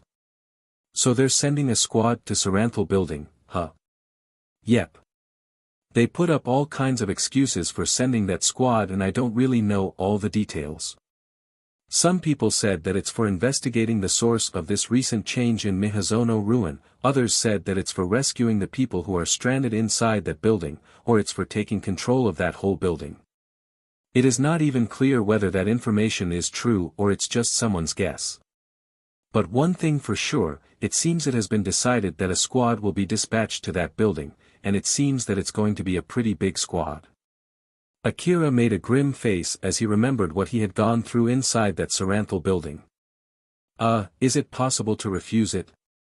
Well, although it's not a compulsory request, I think it's pretty unlikely.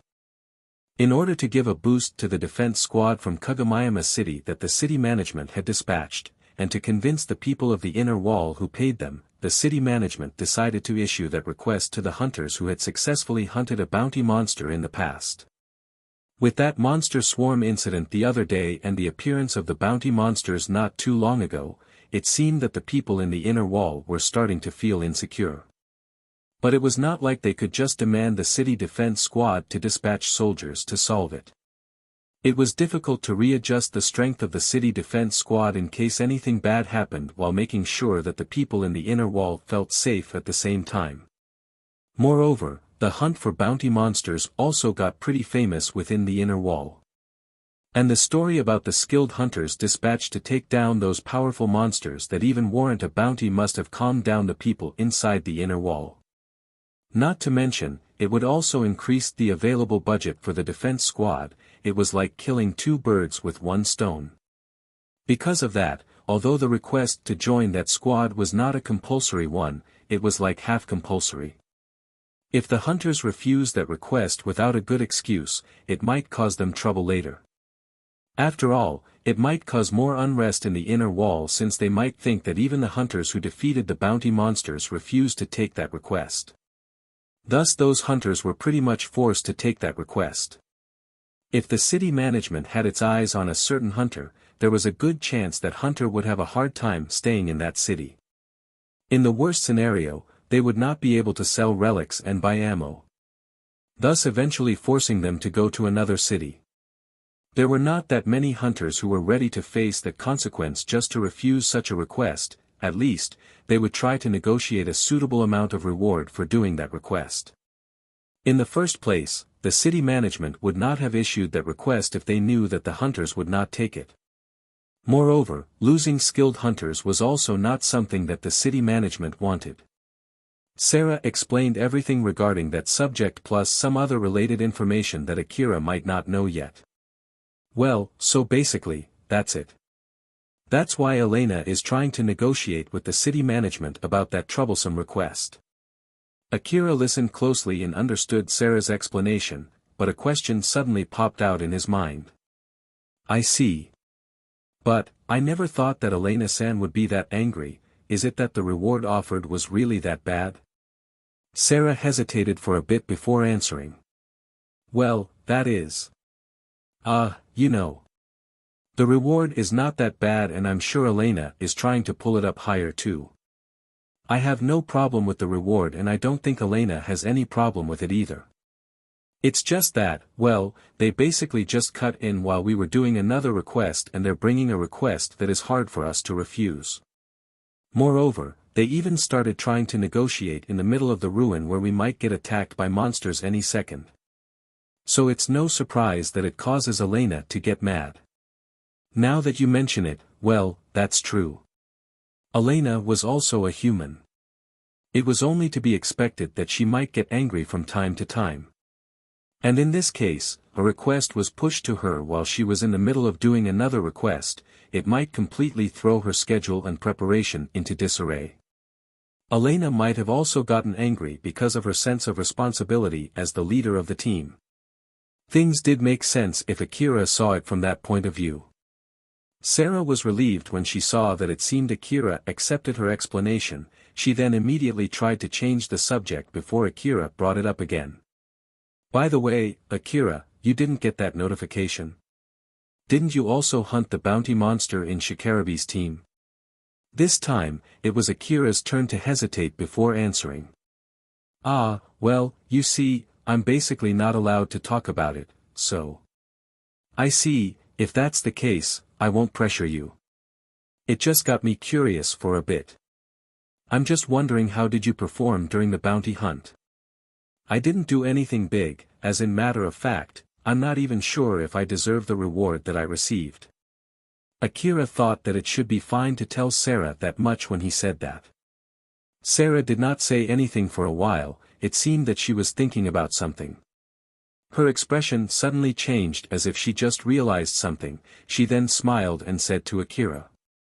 Ah, so basically you accepted a request from Shikarabe without going through the hunter office to help him as an extra personnel in order to hunt the bounty monster, and then you guys were able to successfully kill the bounty monster, huh? Akira gasped. Sarah was able to accurately guess what happened just like that. As he looked at Sarah with a surprised face, she looked back at him with a smile. He then asked Sarah a question. That was enough for Sarah-san to make that guess. Sarah smiled amusedly as she answered Akira's question. Since you said that you're not even sure the reward that you got matched your contribution, it meant that you properly received the reward, which meant that you took that request. At that time, the only request that Shikarabe offered you was only to help him hunt the bounty monster. Then, judging from the fact that you didn't get that notification from the hunter office, that means that request is only a request among hunters and the hunter office has nothing to do with it.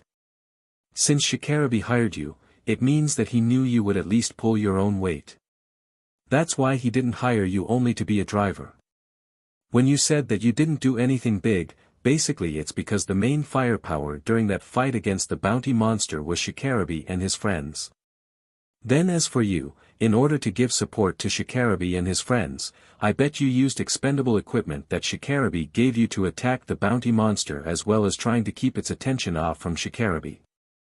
When you said that you're not sure you deserve the reward that you received, I can make a guess that it's at least not a small amount of money.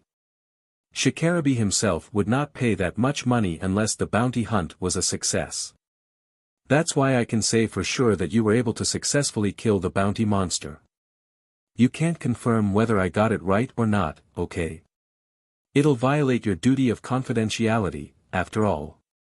Akira hung his head low. I'll keep my mouth shut.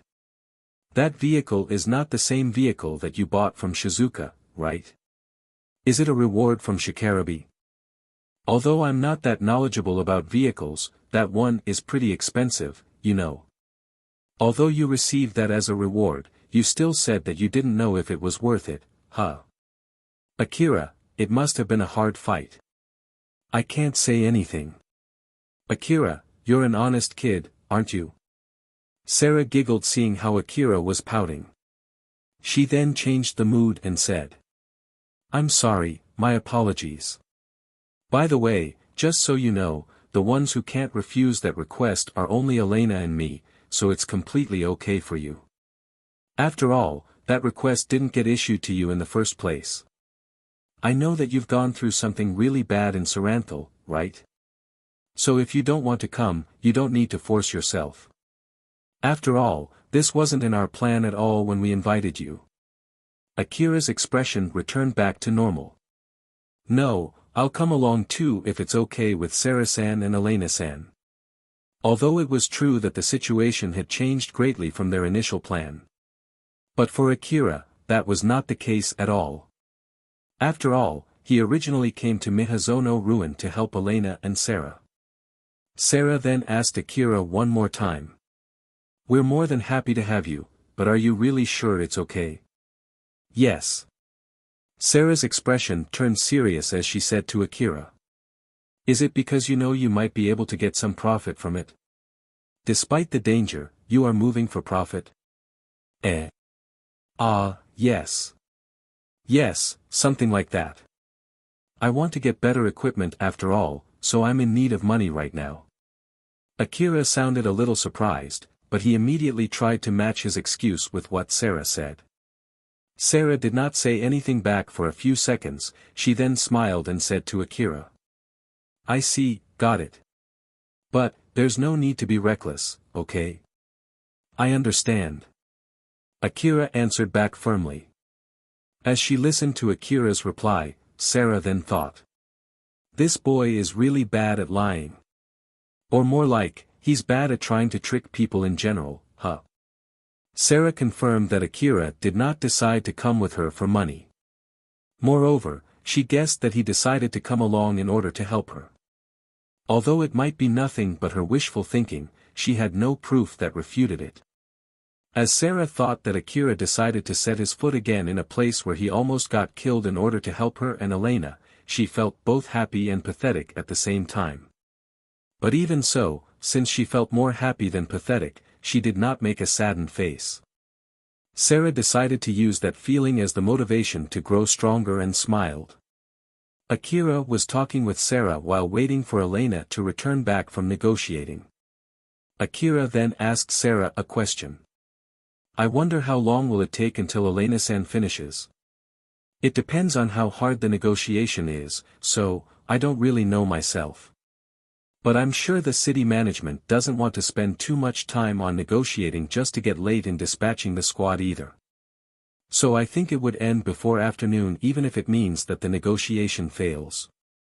Fail? But it's not a request that you just can refuse, right? Basically, yes. Which also means that there are exceptions. If they can't agree on the conditions that we put on no matter what, then, we'll refuse to take the request even if it means that we need to change our base of operation to another city. If I'm to make an extreme example, they might only pay us a small amount of money just to be expendable pawns. Well, I'm sure Elena will properly do her job so that something like that would not happen unless something unexpected happens. The one that Elena was negotiating against must be someone who was used to having a hard negotiation. If it was him, Akira would have been swept by the flow of the negotiation and forced to accept a very bad deal. As he thought so, he made a conflicted face and mumbled. That sounds rough. That's why most of the hunters hire other people to handle the negotiation for them. In my case, Elena would do that for me, that's why I don't have to do that. Akira. You're bad with negotiation, right? In that case, it might be a good idea to hire someone to do that for you. I see, I'll think about it. Akira thought that he was not that great of a hunter yet, so he would not get roped into such a troublesome negotiation, and he did not need people to negotiate in his place yet. But one day, he might need one, so he just kept that in mind for now. In reality, Akira was already someone who could easily get roped into troublesome stuff. The reason why he did not realize it himself was simply because he had no misgivings in killing other people and he did not care about the trouble that killing other people might cause. In the worst-case scenario, it was okay to kill, that kind of thinking was a normal thing in the slum city. Normally, people would try to find a way to solve their problems peacefully, but Akira simply ignored that way of thinking. It had been etched into Akira's mind that the other person always guaranteed to look down on him and his life, there would not be any chance to negotiate, nor compromise. It might be also because of this that Akira was overly lax to certain people. Although Akira had escaped the slum city, his mind was still somewhere inside the slum city where he knew no other way to protect himself except to kill. That indeed had caused troubles for him in the past, but Akira always credited that to his bad luck, or at least, he understood that he reaped what he sowed when that happened. Sarah then turned her gaze to the hunter office. Elena was still negotiating there. Since there was still no call from Elena, it showed just how hard the negotiation that she was having over there. As I thought, I bet they're bickering there. For Sarah, who very well understood Elena might be having a hard time, she imagined the scene of Elena trying her best negotiating in the hunter office's branch and sighed. Rebuild World, Chapter 121, Troublesome Negotiation. As Sarah had guessed, Elena was having a difficult time negotiating. When Sarah explained the current situation to Akira, she deliberately hid some information including the reason why Elena was so irritated to the point that she raised her voice. Although it had been decided that the squad sent to Saranthal building would consist of the hunters that successfully hunted a bounty monster in the past. And with that many hunters that would be sent to Saranthal building, they would need to have a clear chain of command so that they could work together effectively. But at the same time, this chain of command could be the source of another trouble.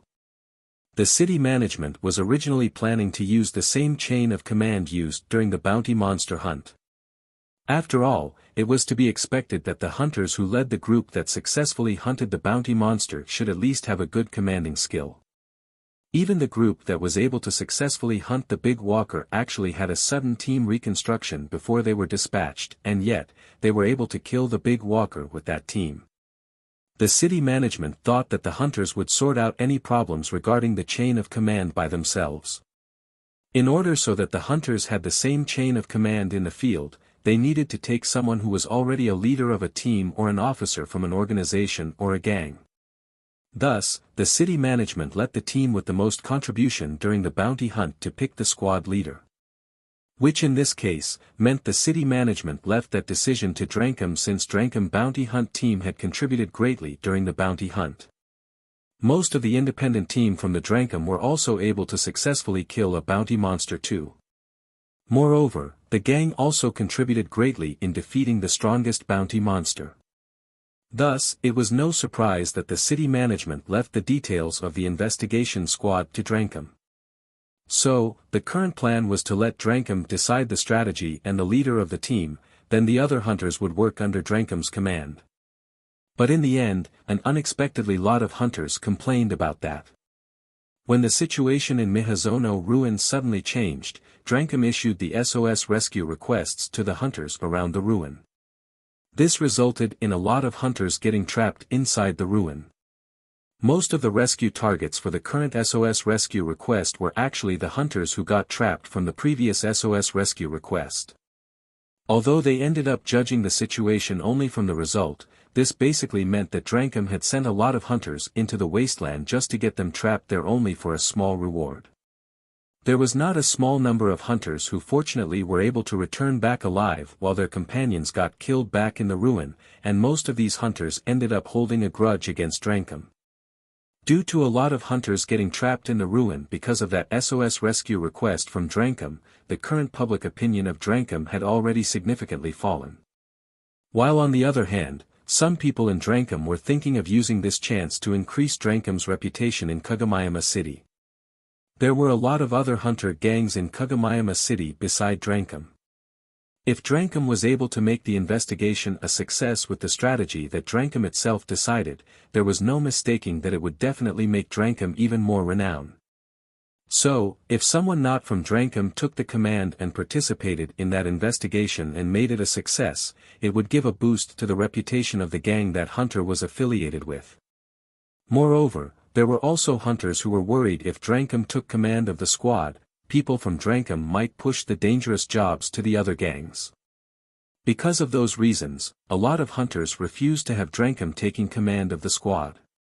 Then to top it off, there was also an infighting within Drankum itself.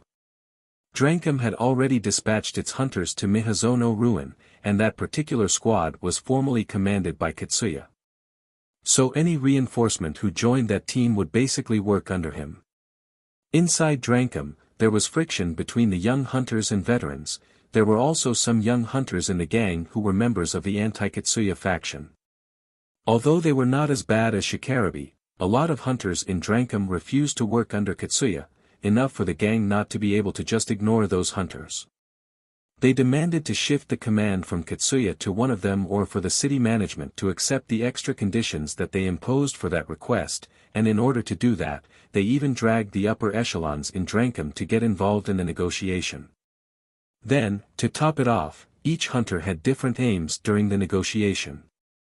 Some of them demanded as much rewards as they could get, some of them deliberately picked a fight against the other gangs in order to be able to refuse that request while keeping their reputation, while some of them tried to get special favor in exchange for taking that request. With all kinds of people gathered there, each of them was aiming only to bring profits to themselves, or to the gangs that they belong in. It was only to be expected for the negotiation to turn complicated. At the moment, there were a lot of people gathered in the Hunter Office branch of Mihazono Ruin, including the negotiators from Drankum, leaders from various hunter teams, and people from the request brokers that some of the hunters were contracted with. Elena was one of them. They were trying their best to reach a consensus. All of them gathered in the cafeteria of the Hunter Office branch. Carol and Elena were also there. Carol was sitting next to Elena on one of the tables in the cafeteria. Sitting opposite to them was a negotiator from Drankum by the name of Maeda. Elena and Maeda were talking to each other with a stern face, while Carol was listening to them with a relaxed smile. After that, Maeda listened to a report from one of his co-workers. He then cut the call on his information terminal, sighed, and said to Elena, "I just checked with Drankum's side again, and as I said, the answer is still a no. We can't accept the conditions that you put up." "I see then. It means that we have no deal here, yes?" When Elena said that, Maeda's face twitched. "You do know that we can't have that here for the sake of both of us, right? It's a request from Kagomayama City Management, you know. You do know well how angry they'll be if we keep dragging this negotiation without any good reason, right?" Elena did not waver at all, her expression did not change as she replied. "Of course. I bet the city management wants us to quickly finish this negotiation so that they can dispatch the squad to take control of Saranthal building as soon as possible. If you understand it, can you at least lower your demand? The longer we drag this negotiation, the more the city management would hate both of us. Just to let you know, in order to save us from that, we already lowered our demand as low as we can, you know. You demand 5 times the original reward offered by the city management, and for us to pay some of that reward in advance as the condition to join the squad under Drankum's command. Then you say that it's already as low as you can go. You know that we can't accept that demand no matter how you look at it, right? That's because we recognize this request is much more dangerous than Drankum is willing to admit. Like I said, it's the lowest we can go. If we had more time, I would have demanded even more reward, you know." Maeda was staring at Elena with a stern face. There was no trace of deception in Elena's expression and words. Maeda then sighed. "Seriously now, are you for real? This is a request from the city management, you know. If you keep insisting on making such impossible demand, we have no other choice but to tell the city management that the negotiation has failed because you keep making that demand. Are you sure you're okay with it if the city management thinks of you as a hunter who can't be reasoned with?" Hunters spent their days fighting dangerous monsters in the old world ruin, so in order to have a winning chance against those monsters, they had to bring along powerful weapons, and it would be an overkill using those weapons that were designed to kill monsters on humans. So, for the sake of maintaining order in the Eastern District, the city management had no other choice but to get those hunters armed with powerful weapons under their control. The cities of the Eastern District, the corporations that were in control of those cities, and the corporate government that controlled those corporations, all of them were doing all kinds of things to maintain order in the Eastern District. There were times when they made use of the Hunter Office to threaten the hunters so that they would not get ahead of themselves and go on a rampage in the Eastern District. They sometimes had to reason with the hunters and reminded them to keep their behaviors in check, or some other time, they had to convince some hunters to not wreak havoc. There were even cases where they had to act as arbitrator between two hunters in conflict or offer certain benefits to persuade certain hunters. Or if nothing worked, they sometimes blatantly threatened hunters to just stop. But the city management would only do these kinds of things if they saw that those hunters could be reasoned with. As for those hunters who could not be reasoned with, the city management saw them as equal to monsters. Those hunters were treated as threats against the public order in the Eastern District. Usually a bounty would be put for their heads and they would be killed by other hunters. Being recognized as someone that could be reasoned with was a very important thing in the Eastern District, where most of the people knew how to fight and powerful weapons were freely distributed around. Although no one could tell what kind of effect it would bring if Drankum informed the hunter office that Elena was a hunter who would only make one-sided demands and would not listen to other people, it was obvious that it would bring some level of harm toward her. Most of the hunters in Kagomayama City already knew that Drankum was deepening its relationship with Kagomayama City management. So of course, Elena also knew about that too. Thus Maeda lightly threatened Elena there, hoping that it would ease her demand. But then Elena stoically said, "You can go ahead and do whatever you want. But don't you forget that I'll also explain to the city management why the negotiation with Drankum's side ended up in failure. I'm pretty sure that they can understand my reason. That's why, if it's possible, I hope you can just let me negotiate directly with the city management." Elena did not waver at all. Maeda, who saw that, put both of his hands on his face in frustration. Elena herself knew that Maeda was also stuck in a difficult position, but that did not mean that she should lower her demand just because of that. "By the way, just to let you know, you're the one who suddenly butted in when I was negotiating with the city management in the first place, you know. So I have no reason to play nice with you. We've been giving you requests through Drankum. Although it doesn't mean that you have the duty to accept all of our demands, you can at least make some compromises, can't you?" Elena's face turned slightly irritated. "You've used that favor entirely in the last request that you gave us. To be more precise, although we've agreed on it in the contract, we did not make any complaint when you cut a big part of our reward money last time." Elena thought that she was keeping her poker face and that she was calmly assessing the situation, but in reality, her face was slightly changed and a part of her real feeling was starting to leak out. Maeda also noticed that. Maeda was using a glasses-type information terminal. That information terminal was connected to Drankum's server and was showing information about Elena on its transparent display. To be more precise, Maeda was looking at Elena's request history. Maeda picked the last request that Elena accepted and checked its detail.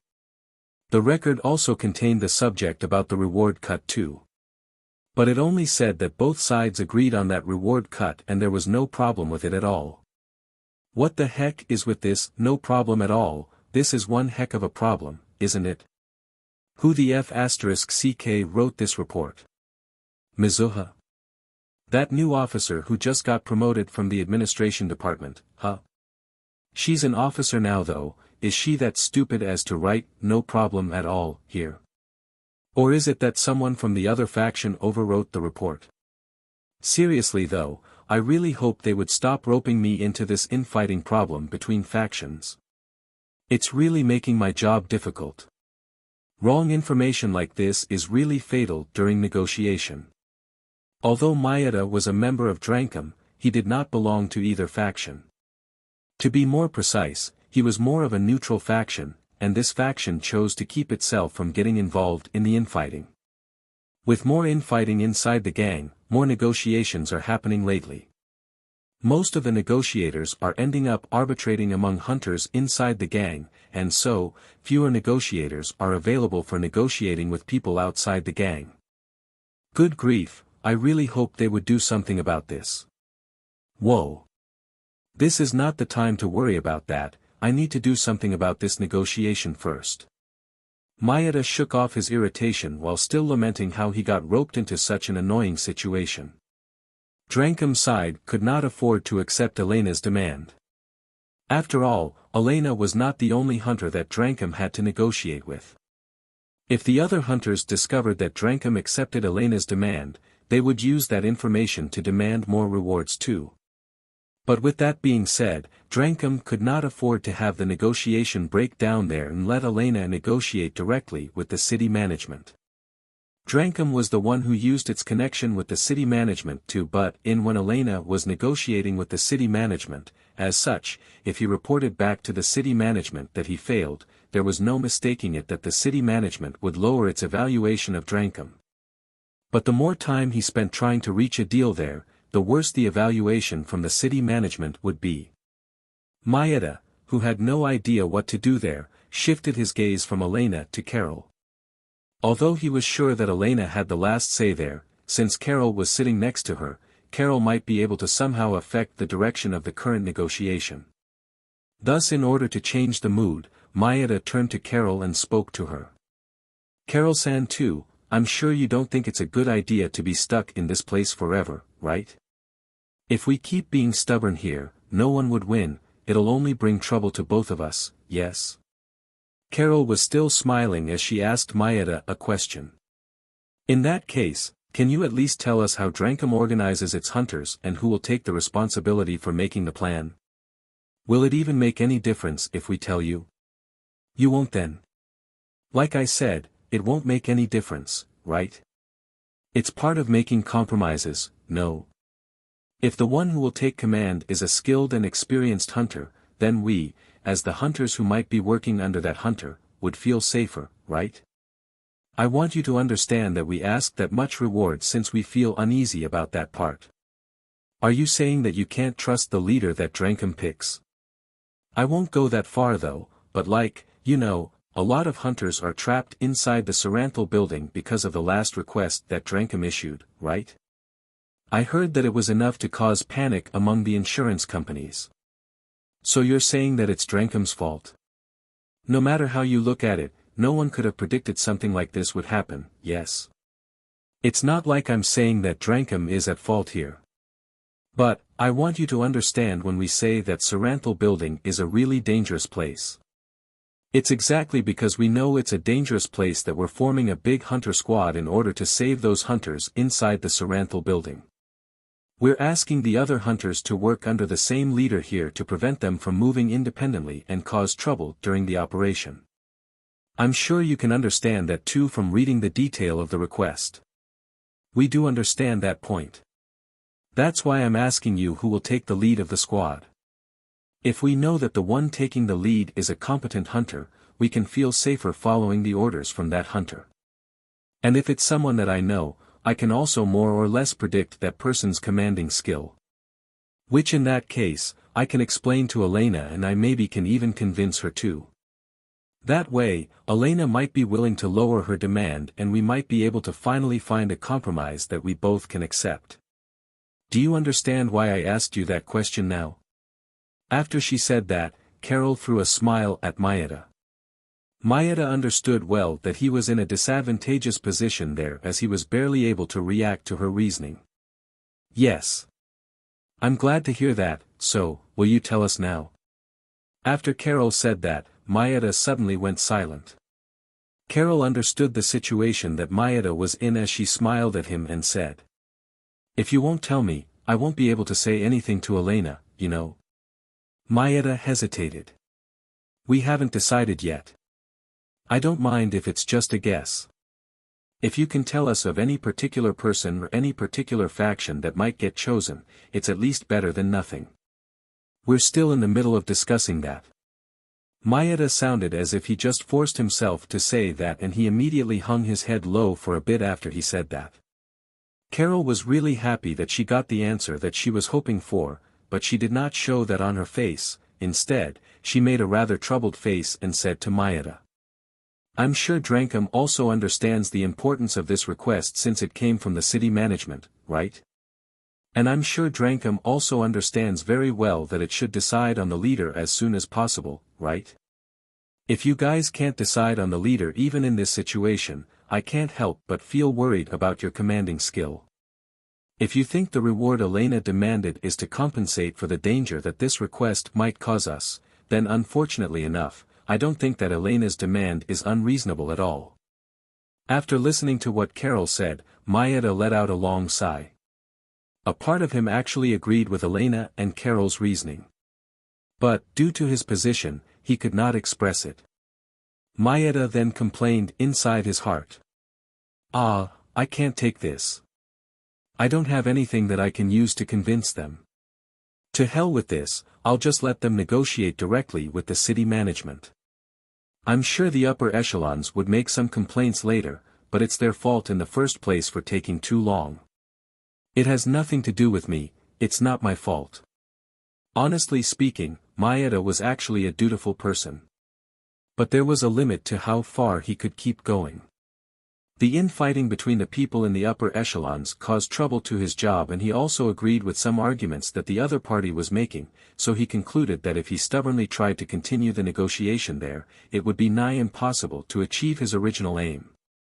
It really lowered his motivation and caused him to start considering just letting Elena negotiate directly with the city management. From that sudden change in Maeda's behavior, Carol immediately noticed that Maeda had given up on the negotiation.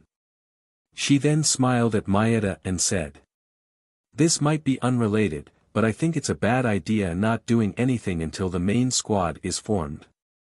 At the very least, you guys could have sent some smaller squads ahead, yes?" Maeda looked confused there for a moment. He tried to think what was the meaning behind those words before he said anything back. "Are you telling me that we should use you as a reconnaissance team and send you ahead in order to prevent the city management from bothering us for the time being? Even if you said that to me, I have no right to say anything about the strategy used in this operation. And even if I have that right, that would be the decision that Drankum should make as a whole, not me alone. I can't let your team go for something like that. After all, we need you to join the main squad since there are not that many hunters in Drankum who are skilled enough to be dispatched to Saranthal building. Not to mention, I'm sure only those hunters who have something to complain about this chain of command would want to join that reconnaissance squad. In the first place, we don't have hunters to spare for that squad, or at least, I can't spare you any hunters to form such a squad."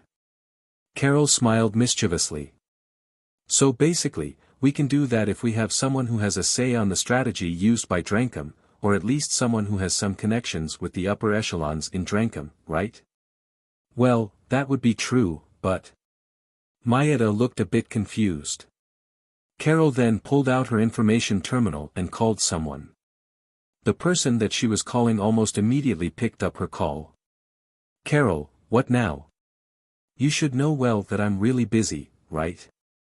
It was Shikarabi. He sounded like he was in a really bad mood, but in contrast to him, Carol replied in a good mood. "Oh my, I called you thinking that I might be able to help you, you know. Are you sure you're okay treating me like this?" "What do you mean?" "I'm actually looking for more hunters so that we can take that request from the city management as an individual team though. I'm sure you're also having a hard negotiation over there, right? I bet that you're in a panic right now since at this rate you'll get assigned to work under that Kitsuya guy, right?"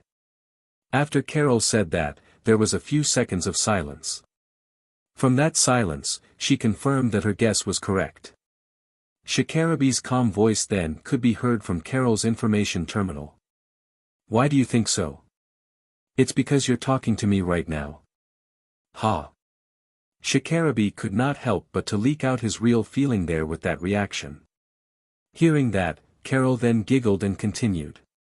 "The request from the Kagamayama city management is basically issued to the hunters who successfully hunted the bounty monsters not too long ago. But then I bet that because of some reason, those hunters who were in your team when you hunted the bounty monster could not come to the Mihazono ruin at the moment. After all, if that was not the case, you would have picked those hunters and already formed a team with them instead. I bet you're trying to find replacements for those hunters but you still can't find enough people at the moment, right? After all, if you did, you would have been dispatched to Saranthal building by now. And if you're already heading to the Saranthal building, it would mean that the operation is already underway and you would not be roped into the infighting inside the Drankum about who should take the lead of the squad, which would mean that you would not have picked my call, right? But you did not ignore my call. Since you can't go with the same team that you were together with during the bounty hunt, Drankum must be trying to get you into another team, for example, another team that also has successfully hunted a bounty monster too. And then, that exact team that's also already in Mihazono ruin right now is the team that Kitsuya leads. Since Drankum cannot afford to keep dragging out the request from the city management, I bet that the officers from Drankum are pressuring you to join Kitsuya's team, right? Shikarabe went silent again after Carol said that. Carol's guess was completely correct. The upper echelons in Drankum were pressuring Shikarabe to join Kitsuya's team. The only thing that Carol got wrong was Shikarabe's actual plan. Carol thought that as this situation continued, Shikarabe would eventually break under the pressure from Drankum and join Kitsuya's team. But in reality, Shikarabe had no plans to join Kitsuya's team no matter what. If his only option was to join Kitsuya's team, he would rather accept that request from the city management and head to Saranthal building alone. But of course, he wanted to avoid that if it could be helped, that was why Shikarabe was looking for more personnel for his team. Shikarabe then sighed as if he just gave up there. He then annoyedly asked a question to Carol. Yeah, you got that right. I'm more or less in that situation right now. So then, how are you going to help me out? I'm super busy right now, so I won't take any stupid ideas, okay? So then, tell me, what do you have in mind? It was not like Carol brought that subject to Shikarabe because she wanted to help him out. Shikarabe himself knew that very well. He also knew how dangerous it was to get indebted to Carol.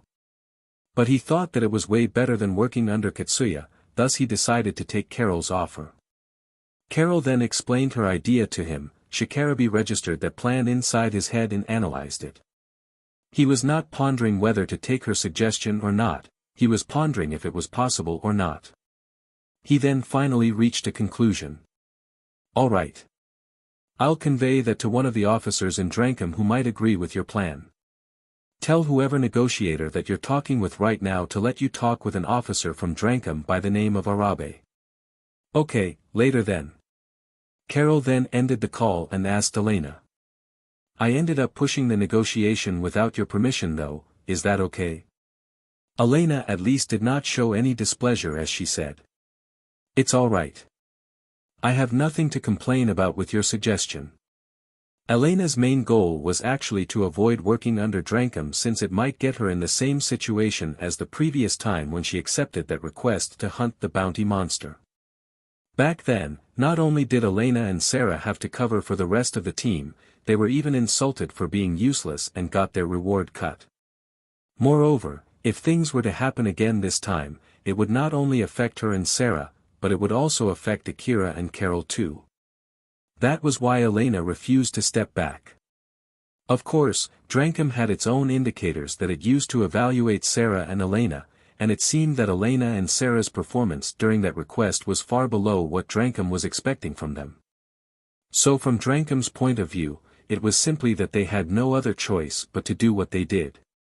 But if that difference was a fatal one, it would have been better if both of them stopped working with each other. It would have been better if Drankum hired other hunters who could accept the evaluation that Drankum gave. While at the same time, although it was not like Elena did not feel anything when Carol just pushed the negotiation without her permission, thanks to that, Elena was able to fulfill her main goal. So she had no complaints about it. Carol smiled a bit smugly to Elena and said, Is it okay if I take it that it was worth it taking me with you here?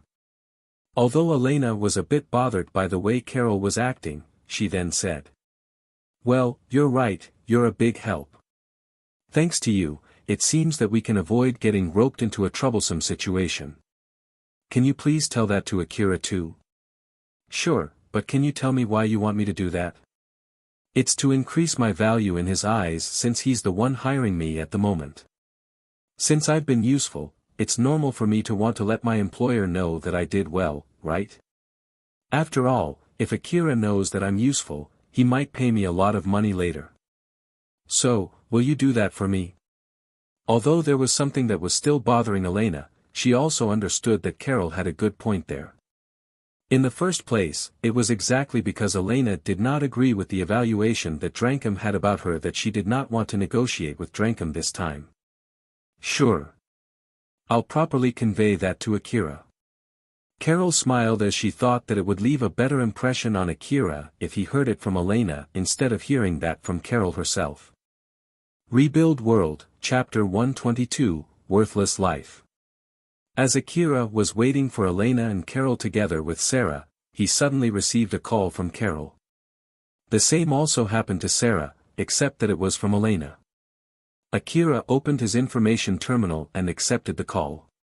When he did that, Carol's happy voice could be heard coming out from his terminal. Akira, just want to let you know that we did pretty well over here. I'll tell you the details of the request later. I did my best to get a deal that you might like, you know. I see.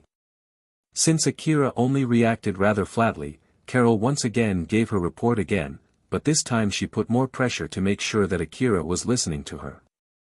I properly did my job during the negotiation and got a deal that Elena is also satisfied with. If you think that I'm lying, you should ask Elena once we group up. To be honest, Akira was actually not doubting Carol. He was a bit weirded out by the reaction from Carol as he thanked Carol. It's not like I'm doubting you though. Thank you, you're a big help. You're welcome. We'll be waiting in the parking lot near the Hunter office. Can you pick us up together with Sarah? Alright, we'll head there soon. Akira closed the call and returned back to his vehicle. Sarah also got more or less the same report from Elena. Both of them then headed to the Hunter office to pick up Elena and Carol. Carol made a conflicted expression as she closed her call with Akira and stared at her information terminal. Judging from that short exchange, she was able to confirm that she scored some points to get closer to Akira. That in itself was well under her expectation and she was happy that she was finally able to make some progress. But, during that conversation, Akira's reaction was completely different when Carol brought up Elena too. To be more precise, Akira showed more interest in Elena's situation rather than his own situation. Or at least, that was what Carol could catch from that short exchange. It seems that Akira really cares for Elena. From what I can gather from Shikarabi, it doesn't sound like Akira has any reason to like Elena that much though. As I thought, I won't be able to know the reason unless I directly ask either Akira or Elena, huh? But I feel like Akira would just try to play innocent if I ask him, either that, or I feel like Akira himself actually has no idea why he's that invested either. Which means... Carol glanced at Elena. Personally speaking, she was better at extracting information from guys, but she had no other options in this case. The real problem was whether she had enough time to do that or not. Akira and Sarah would arrive there soon and it would be better if she did not bring that up during the operation. And she did not know if she would have the time to ask Elena and Sarah after the operation was done. I guess I need to be more useful so that he would invite me again next time, huh? We're going to head to the Saranthal building after this. It's a dangerous building that the city management even decided to gather hunters who successfully hunted the bounty monster to send to that building. Although this is not out of our own volition, we're going to head to such a dangerous place together.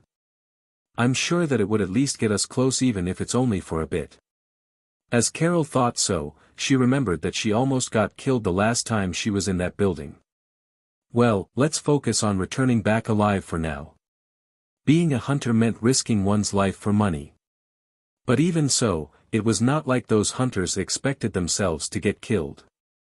If it was possible, they wanted to at least have the right to decide when and where to die.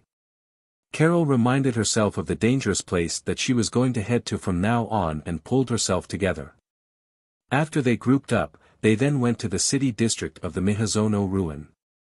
Since the hunter office had secured the area, they did not get to meet any monsters. Elena already gave a detailed explanation about the current request right after they grouped up. Their main job this time was to scout the Saranthal building and check the inside of the building before the main squad that still had not fully established yet was dispatched there. The composition of the team was the same as this morning. Akira, Carol, Elena, Sarah, Shikarabi, and Togami. The only difference was that the leader of the team changed from Elena to Shikarabe. But that was only for formality since it was a request that came from Drankum. On the paper, Shikarabe could not bring Varga and Yamanobe who were also present when they defeated the tank Tarantula, thus, he was given other personnel to replace Varga and Yamanobe. So in reality, the leader of that team was still Elena.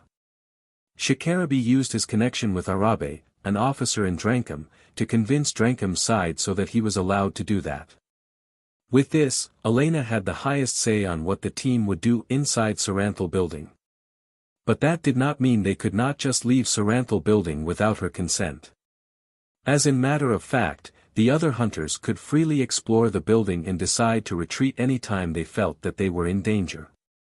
Akira looked around his surroundings while driving his vehicle. The road leading to Saranthal building was cleaned of rubbles and wreckages so the main squad that would be sent later could quickly reach Saranthal building. He could see humanoid robots moving heavy rubbles and wreckages off the road. It was a scene that would make people who had an interest in robots to watch them cleaning the road for a while. But, Akira had no interest in such a thing at all. Akira made a rather stern face when he suddenly said, "So, this is why we didn't encounter any monsters this morning when we went to that empty building, huh?" The main road heading to Saranthal building was protected by walls so that monsters would not block the road. Those walls were tall and looked pretty durable. There were also some tanks and humanoid soldiers stationed around those walls as well as armed soldiers. Carol, who was sitting next to Akira, expressed his agreement with what he just said. It seems that since most of the monsters in Mihazono Ruin gathered around the Saranthal building, there are not that many monsters roaming in the other locations, huh? And it seems that a fierce battle is also still in progress around that building even now. I can understand why the city management decided to dispatch hunters who had the experience of hunting bounty monster. Most of the tanks present were shooting at monsters. The warheads released by those tanks accurately hit the monsters, exploded, and turned those monsters into a new pile of wreckage. While the humanoid weapons were pushing the medium-sized monsters back using their huge weapons that they were carrying, countless bullets rained down on those monsters and shredded them to pieces. As for the armed soldiers, they were using the wall to shield themselves from the monsters while shooting back at those monsters, focusing more on the small monsters that were hiding behind the wreckages and rubbles. Akira looked at the ongoing battle around him and frowned. He then mumbled, "Are we really going to be okay?" Akira skipped most of the details in his question there, but Carol immediately answered that question while looking relaxed. "I think that it'll be alright. Looking at the current situation, I'm sure that the defense line will still hold while we're scouting the inside of Saranthal building, and I'm sure that this road won't be filled with monsters on our way back from that building." Although the squad dispatched by the city management was hard-pressed to secure the road to the Saranthal building, once the supply route is also secured, they should be able to hold out just fine for the time being. The equipment used by the squad securing the road to Saranthal building were mostly transported from the Hunter office parking lot through the road leading to Saranthal building that they just secured. As long as this route was secured, the Hunter office should be able to sustain its upper hand for the time being. Not to mention, they're also planning to send the main squad later, so I'm sure they'll keep this road secured. So as long as nothing really bad happens, I'm sure they'll be able to secure this road while we scout the Saranthal building. As Akira looked at the squad guarding the main road, he thought that they indeed looked exceptionally powerful. He then mumbled, "Isn't it faster if they just send in these people rather than waiting for a squad of hunters?" Carol smiled bitterly as she looked at Akira, who found such a thing to be weird. "Well, I'm sure that one of the reasons is because they can't bring along their tanks and humanoid weapons inside that building. But more than that, I'm sure that it's a matter of cost." Cost? Yep.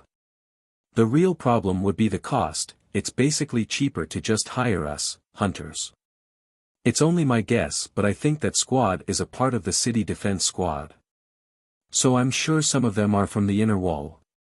Those people from the inner wall should have gone through a certain level of education before they went through extra training and were sent to the outside of the inner wall.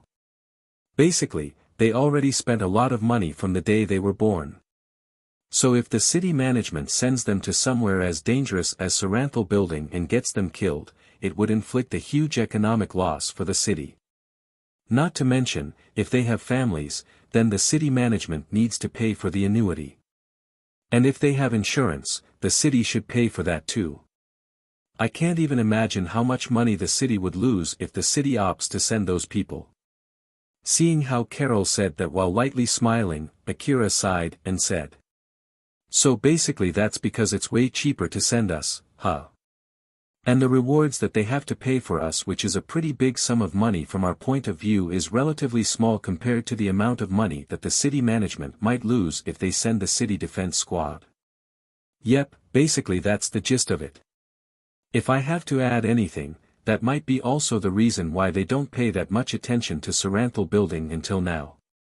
There are many ghost stories in Mihazono ruin that are related to Saranthal Building, then there are many hunters who lost their lives in this ruin, which I bet is also because of Saranthal Building.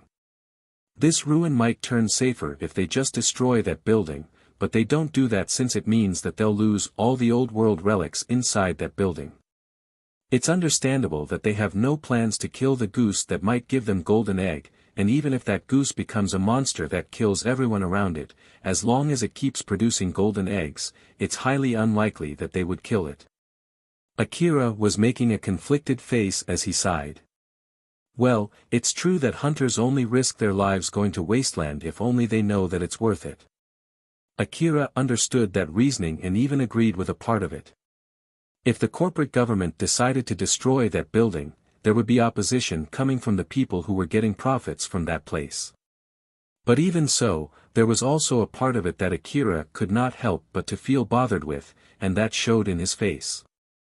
Carol giggled and said, "If you don't like how they treat you as if your life is worthless, you should work hard to increase the value of your life.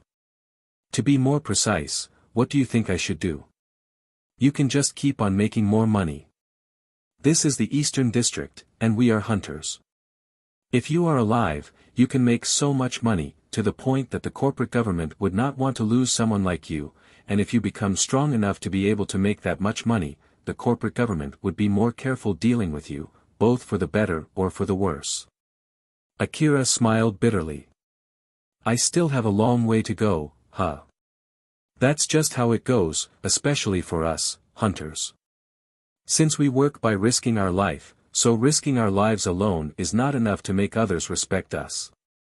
We need to keep showing results and obtain enough money worth risking our lives. And of course, the more money that we gather, the higher the value of our lives." Akira understood what Carol was saying. He also agreed with what she said. But he could not just laugh it off like Carol. "Seriously, that sounds really rough." Alpha smiled and said, "Don't worry, it'll be fine. You have my support, and around the time you complete my request, you'll be strong enough that the corporate government won't be able to treat your life as worthless. Basically, you just need to get strong enough and everything will be solved. So just leave it to me." "You're right about that, I'll be counting on you." Although Akira felt that what Alpha said there was not exactly about the same subject that he was talking about, he still calmly replied with that. The squad around the Saranthal Building formed an encirclement with the Saranthal Building in the center. They erected some kind of line of defense to make sure that no monsters would be able to get inside that encirclement, as well as to make sure that the monsters coming out from the inside of that building would not escape the encirclement. As Elena and her team approached one of those squads, a soldier waved at them and signaled them to stop. And when they did, that soldier approached the frontmost vehicle.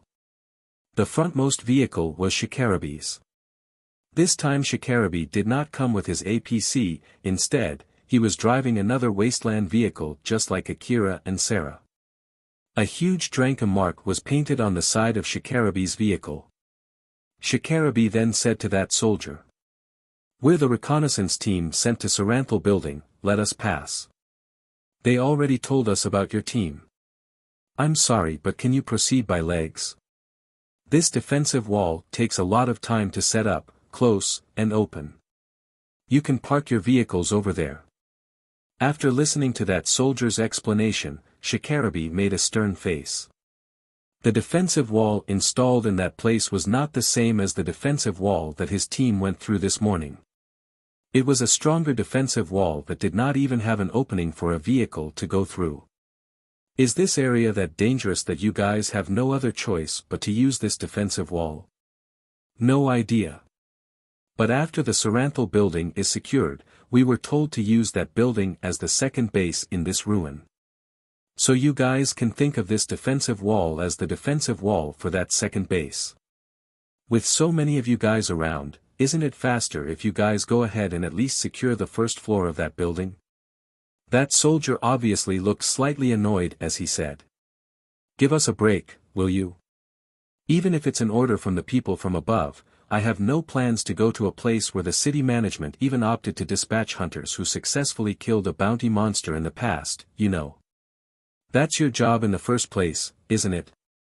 So don't just throw that on us. Those soldiers were actually dispatched by private military contractors in Kagamayama City.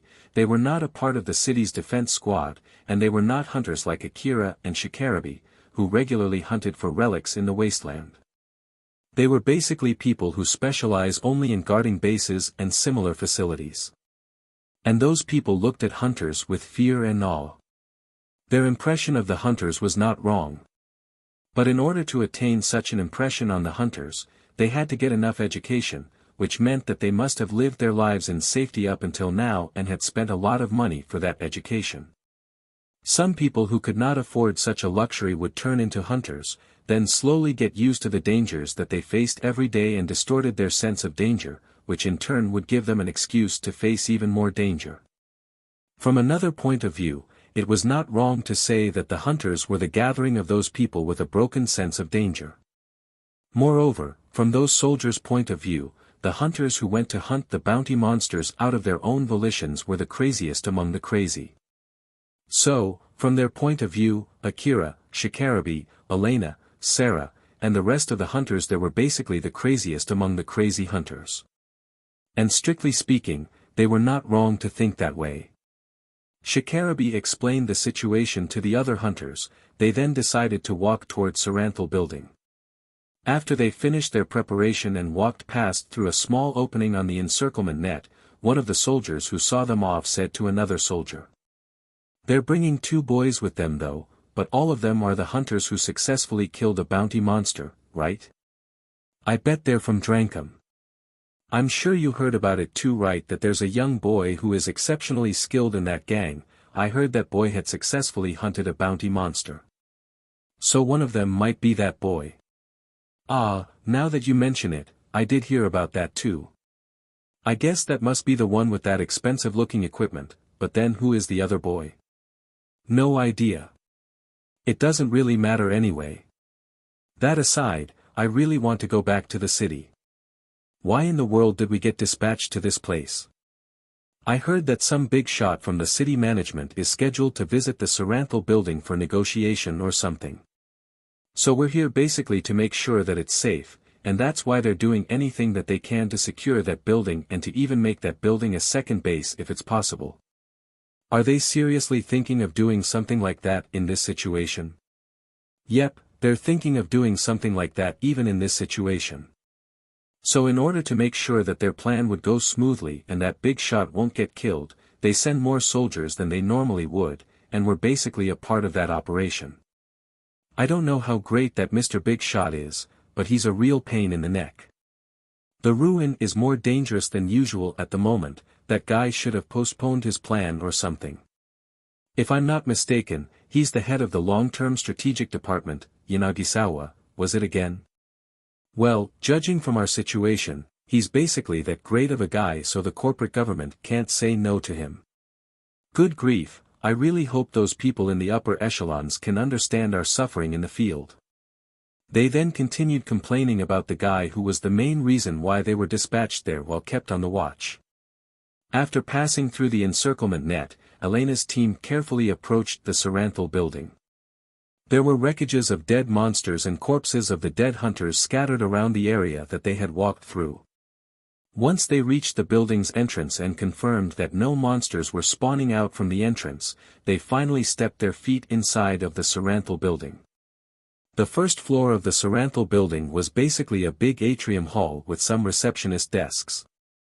Akira looked around the hall and tilted his head. The inside of the hall was unnaturally clean. Although there were some bullet holes in the ceilings and walls as well as some rubble scattered inside the hall, there were neither dead monsters nor dead hunters. While they were exploring the inside of the building, Alpha suddenly said to Akira. "Akira, I'm sorry but I need to leave you for a bit." Don't worry, I'll be back right away. I don't detect any monsters around either, so there's nothing to worry about." After she said that, Alpha's image immediately vanished from Akira's views. "Alpha?" There was no response when Akira called for her. Akira could also feel that his augmented suit suddenly felt heavier and the reading coming from his information-gathering device also slightly worsened. Those two proved that he had lost Alpha's support. Akira could feel nervousness creeping up inside him. "Calm down. She said that there are no monsters around and she'll be back soon. It'll be alright, just calm down." Akira tried to slowly take a deep breath to calm himself down. The current Akira had the ability to analyze his current situation in order to calm down his nerves. The other hunters noticed that slight change, but since they already heard that Akira almost got killed the last time he went to Saranthal building, they thought that he got nervous since he had to visit Saranthal building again. Elena then gave an order to her team. "According to what I heard from Akira and Carol, the sensitivity of our information-gathering device might decrease down as we go deeper into the building. So make sure to keep your eyes on your information-gathering device, check if the reading starts getting worse, make sure that it's still connected to my information-gathering device. Since I also heard that even the local connection might also get affected, you might lose connection with the other information-gathering device if the signal gets pretty bad. And lastly, check that you can still see the map of Saranthal building and the location of the other hunters in your information-gathering device." Akira could see the map of the Saranthal building displayed on his goggles as well as the scan result of his surroundings. It was the data that he received from Elena. They already set their information-gathering device to be able to exchange information with each other before they left the Hunter Office branch. Akira then glanced at Carol. Carol was not using any equipment to display extra information. Akira found that weird. He then threw a question to Carol while pointing at his own goggle. "Carol, are you sure you're okay with not using anything?" Carol smiled full of confidence and replied. "My body is actually an enhanced body, so basically both of my eyes are also modified eyes. That's why I don't need to use such a thing." "Is that so?" Akira stared deeply into one of Carol's eyes. Carol smiled proudly while staring back at Akira. "It looks like normal eye though." "Well, that's because it's made of a certain nanomaterial that imitates biological tissue." "So, what do you think?" "It's pretty amazing, isn't it? Like I said, it looks like just normal eye. Don't you think that it has a different glisten or something? Now that you mention it, there might be some."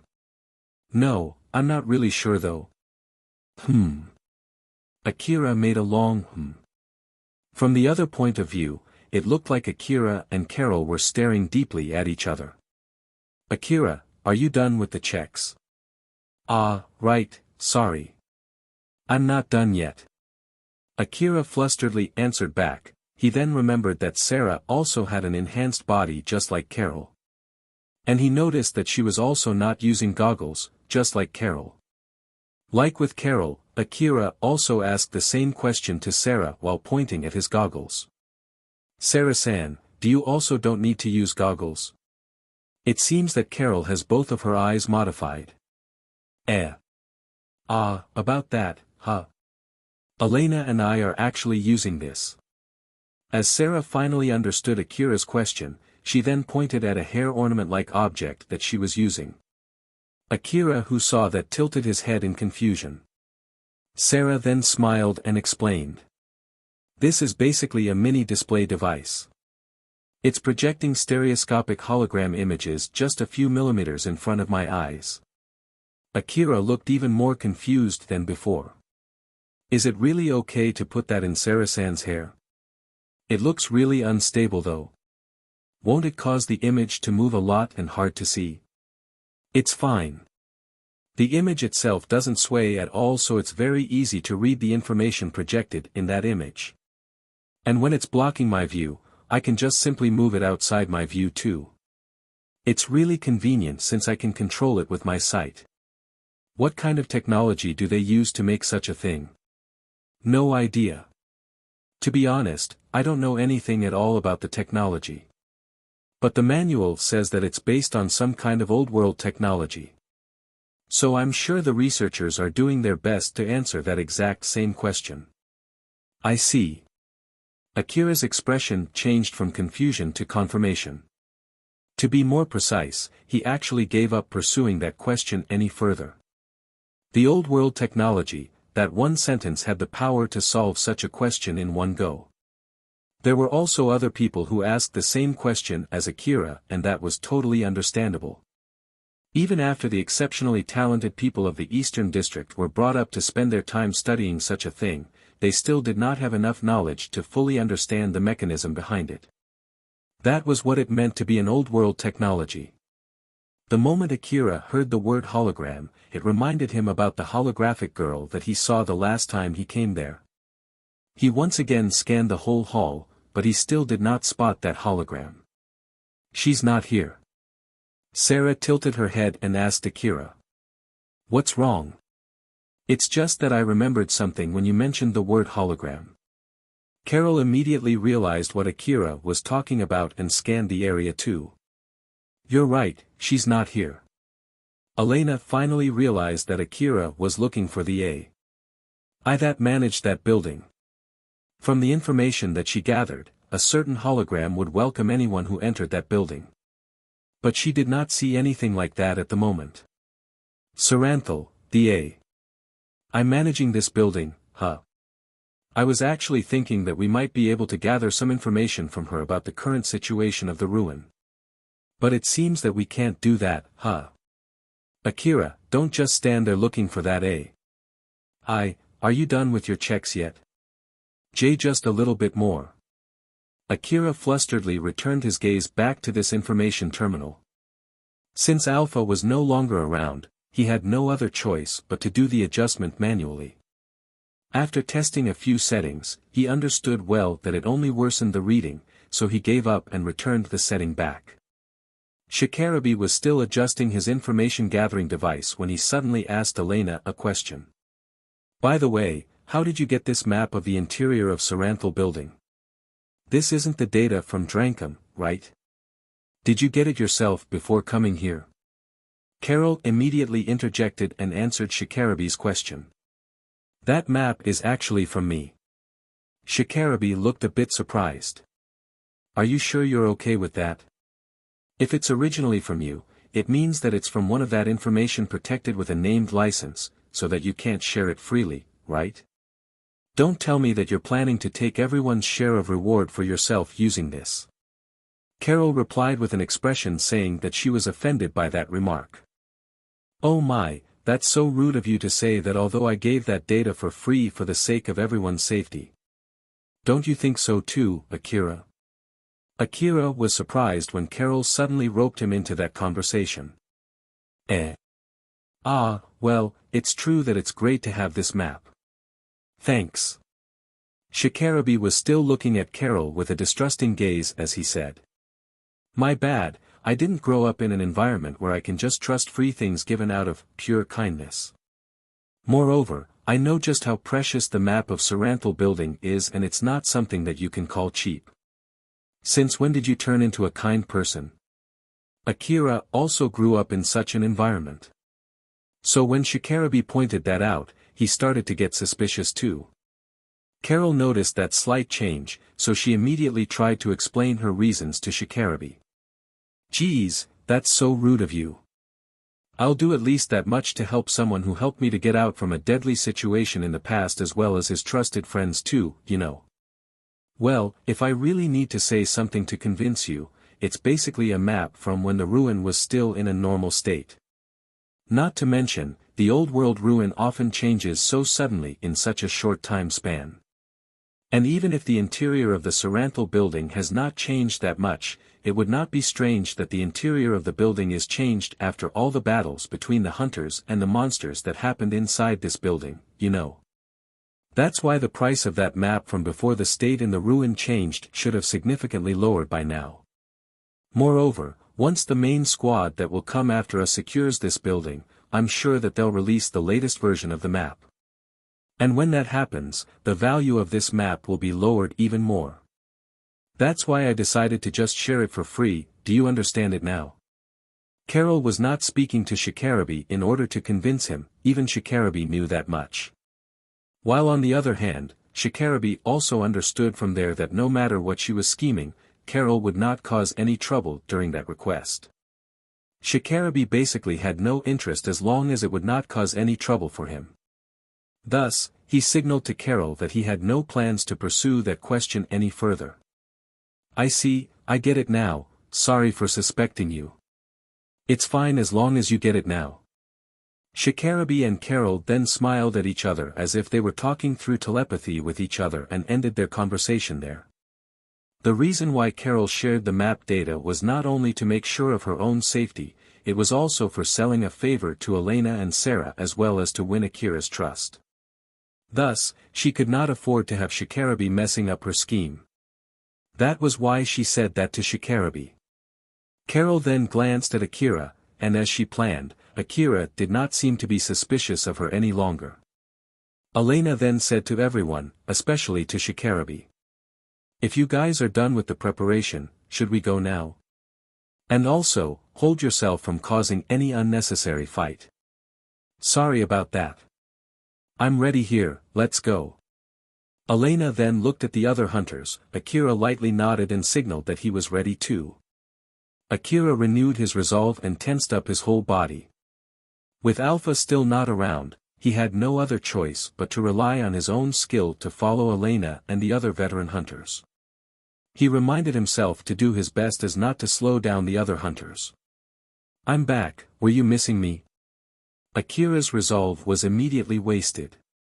Alpha appeared back in his view as she smiled mischievously at him. If Akira had to be honest, he would have to answer Alpha's question with a yes. So in order to avoid that, he instead asked Alpha a question. Where were you gone? It's nothing big, just a small thing that I needed to do. It's nothing to worry about. If it's really not that important, don't do that again. Where do you think I'm right now? That's not what I meant when I said that. It was at least something that demanded me to leave you for a while just to do it. I don't mind telling you the detail, but in order to do that, I need to tell you all the applied conditions which will take about 30 hours of oral explanations, then I need to make sure that you understand it, then I'll still need your permission after that. So, do you still want to know? No thanks. Thought so. Alpha smiled amusedly after getting the reaction that she already predicted from Akira. Rebuild World, Chapter 123, Shikarabi's Request. Elena's team started exploring the interior of the Saranthal building. They started from the first floor and slowly climbed up relying on the map data they got from Carol. Inside the rooms and hallways, there were metal wreckages that might have been what was left of mechanical monsters. There were also bloodstains that might have been left by hunters. The bullet holes and scorch marks scattered around the area seemed to be recent. All of these showed just how fierce was the battle that happened in the building. But even so, Elena and her team did not encounter any enemies at all. When they reached the 5th floor, they found a room with a half-destroyed door.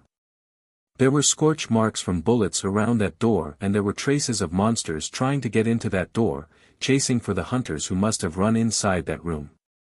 When Akira nodded without saying anything, they immediately got themselves ready to break into that room. They readied their rifles and matched their timings to make sure that there would not be any trouble if there were still monsters inside that room. They quickly broke into that room, scanned for enemies, and once they confirmed that there were no monsters inside, Akira sighed and lowered his rifle. They actually had scanned the inside of the room using their information-gathering device before they went in. Although they did not detect any monsters, it might be simply because their information-gathering device could not detect them, thus, it did not guarantee that there were no monsters inside that room. If they lowered their guards just because their information-gathering device did not detect anything, they would eventually have to pay with their lives for doing something as foolish as that, even more so at the moment when the sensitivity of their information-gathering device was considerably lowered. It was not like Akira had training on how to work in a team, but even so, as a hunter with enough experience and skill, he should be able to judge what he should do by observing the other hunters. And if he knew that, he should be able to judge how good the other hunters were from how they reacted to the situation when they broke inside that room with no monsters inside. So, judging from how they broke into that room, it was obvious that Akira had the least cooperative skill in that group. After all, he did not have enough training nor real-life experience to learn that skill. Due to Alpha's training, Akira's ability to fight was indeed superior, but he was not skilled enough to work in sync with other skilled hunters as skilled as Shikarabe and the others. The only reason why Akira was not slowing the other hunters down was simply because of his training and the support from Alpha. Before they broke into that room, Akira could see the image of himself breaking into that room, where to position himself, where to aim his rifle the moment he broke in, and which direction he should check first. Even if he was not able to follow that guiding image, Alpha would forcefully move his body through his augmented suit. But in reality, before he broke into that room, before he searched the hallways of the Saranthal building, even before he even stepped inside the Saranthal building, Akira actually had always been in the middle of his training. Because of that, from Elena and the others' point of view, Akira seemed to be at least skilled enough to not slow them down. It was not impossible to see through Akira's real ability from the small deviation when he moved his aim or the small lag in his movements. But that would be nigh impossible except for those top hunters from the front line in the easternmost part of the Eastern District. And of course, Togami, who was there in order to reconfirm his own skill, was not an exception.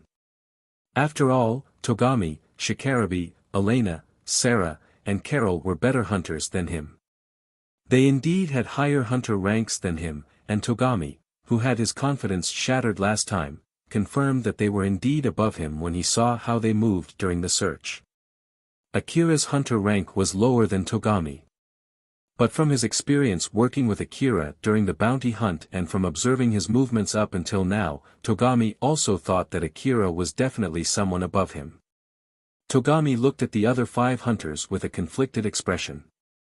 Although he was together with hunters who were above him, rather than feeling safe, he was instead worried that this time he would not be able to get any conclusions again.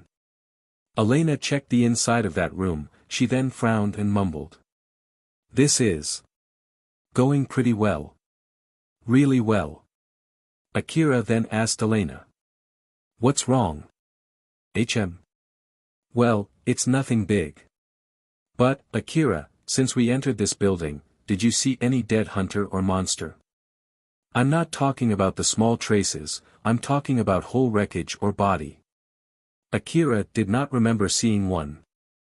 But he thought that it might be just because he missed them, so he decided to ask Alpha. "Alpha, was there anything like that?"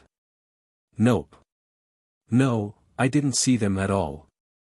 Akira actually did not know what had been bothering Elena. But, if answering her question could clear that worry, he thought that he should at least answer it honestly. When Akira thought so, he chose to rely on Alpha rather than his vague memory. Since Akira answered back so straightforwardly, Elena found that a bit amusing as she giggled. Sarah was smiling too as she said to Elena. "I didn't see any too, is there anything wrong with that?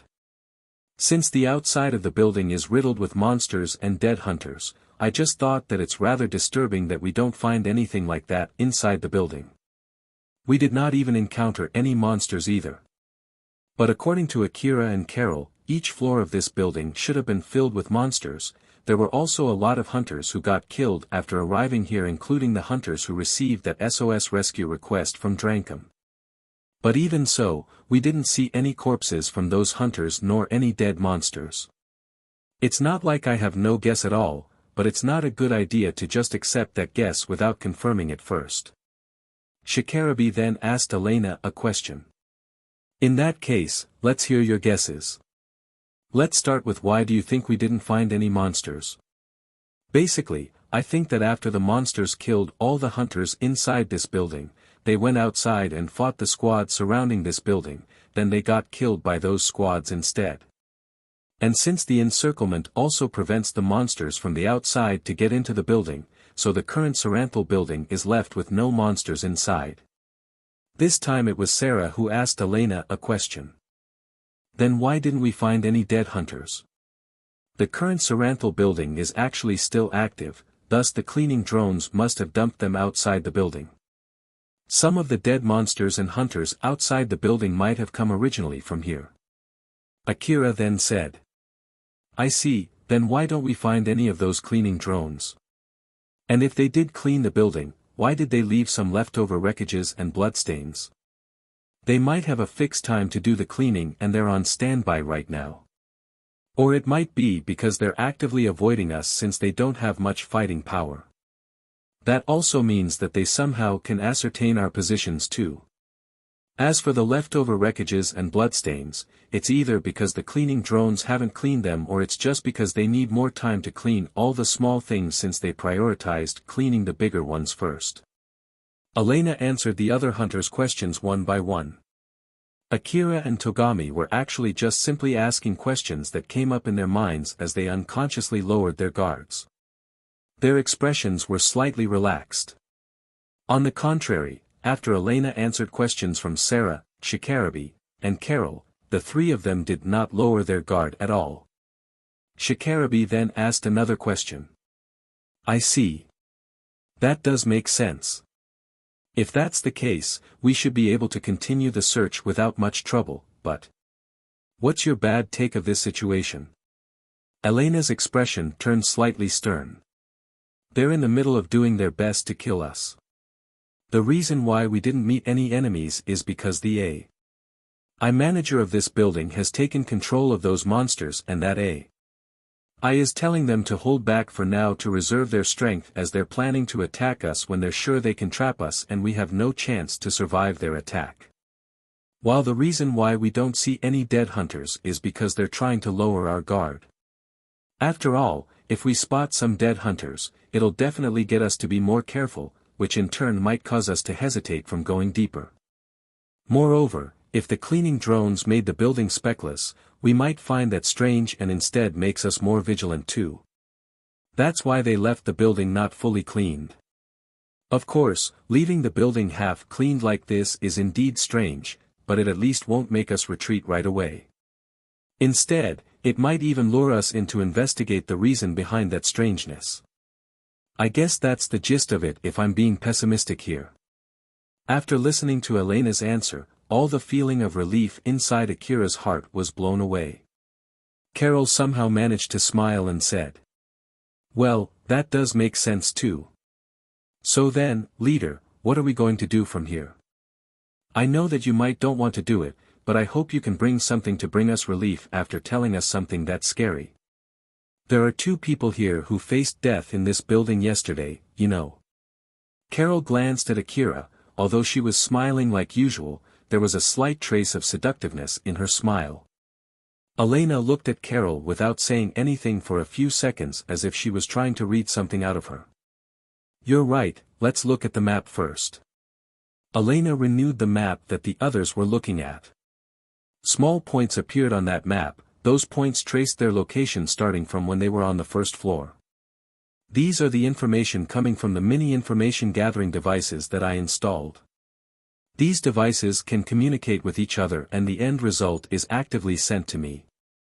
Since the sensitivity of the information gathering devices and the range of the short-range connection are lowered inside this building, I put quite a lot of these devices on our way here.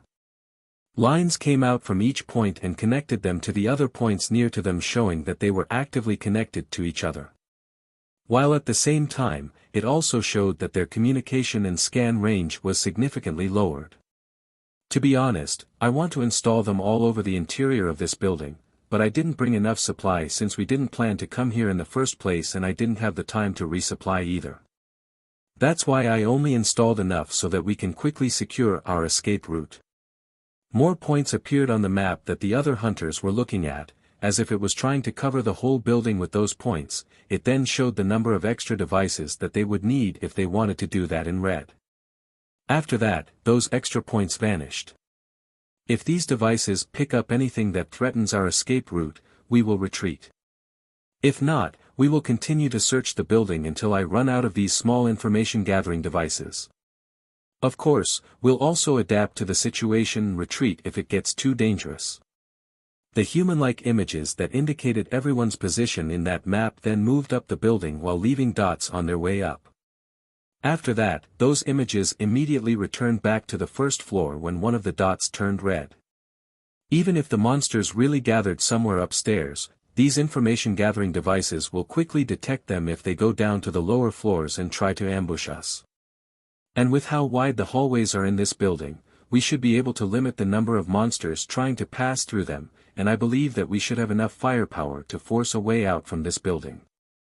Extra images appeared on the map that represented monsters, then the indicators that represented the hunters there started retreating back while using the layout of the hallways inside that building to reduce the number of monsters that they were fighting at the same time. Elena then finished her explanation with that map as that map immediately returned back to its original state. Akira looked at that map while closely listening to Elena's explanation. As I thought, having someone who specializes in analyzing information really makes things easy to understand. That might be true, but honestly speaking, I think it should have been enough to use only words for that level of explanation. I bet Elena deliberately used that map to help you understand. After listening to Alpha's reaction, Akira tried to sound strong as he said.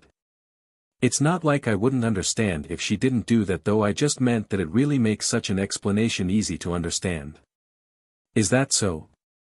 Well, I'm sure there will be many occasions where Elena would explain her plan only with words in the future, so I believe that you would understand them with no problem, right?